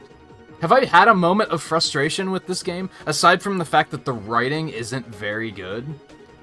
Like, the storyline leaves a lot to be desired, I think. The characters act like idiots. They often forget that they're robots with guns on their fucking arm. They all think they're all role-playing as Barrett from Final Fantasy VII Remake, where he just stands there with his gun arm going, hey, he's getting away, stop him. And you're like, fucking shoot him. What is wrong with you? That only happens like twice in this game, but still, it's annoying. I don't think the writers, like, remembered that these characters are robots. Anyway, that's, like, the one thing I don't really like about this game, I think. I think otherwise it's a pretty good time. I think, Capcom, I think you should re-release it. Put it back out on new platforms for, like, $20. I think it's still... I think it has aged pretty well. I think there's a lot of Mega Man fans that have probably not played it, so I bet they'd scoop it right up. Anyway, I'm rambling. Now I'm gonna get out of here. Tacos, tacos, tacos, tacos, tacos, tacos. Okay, sorry. Thank you again for hanging out. I will see you guys on Thursday for the Monster Hunter update. Take it easy. And I'll see you then.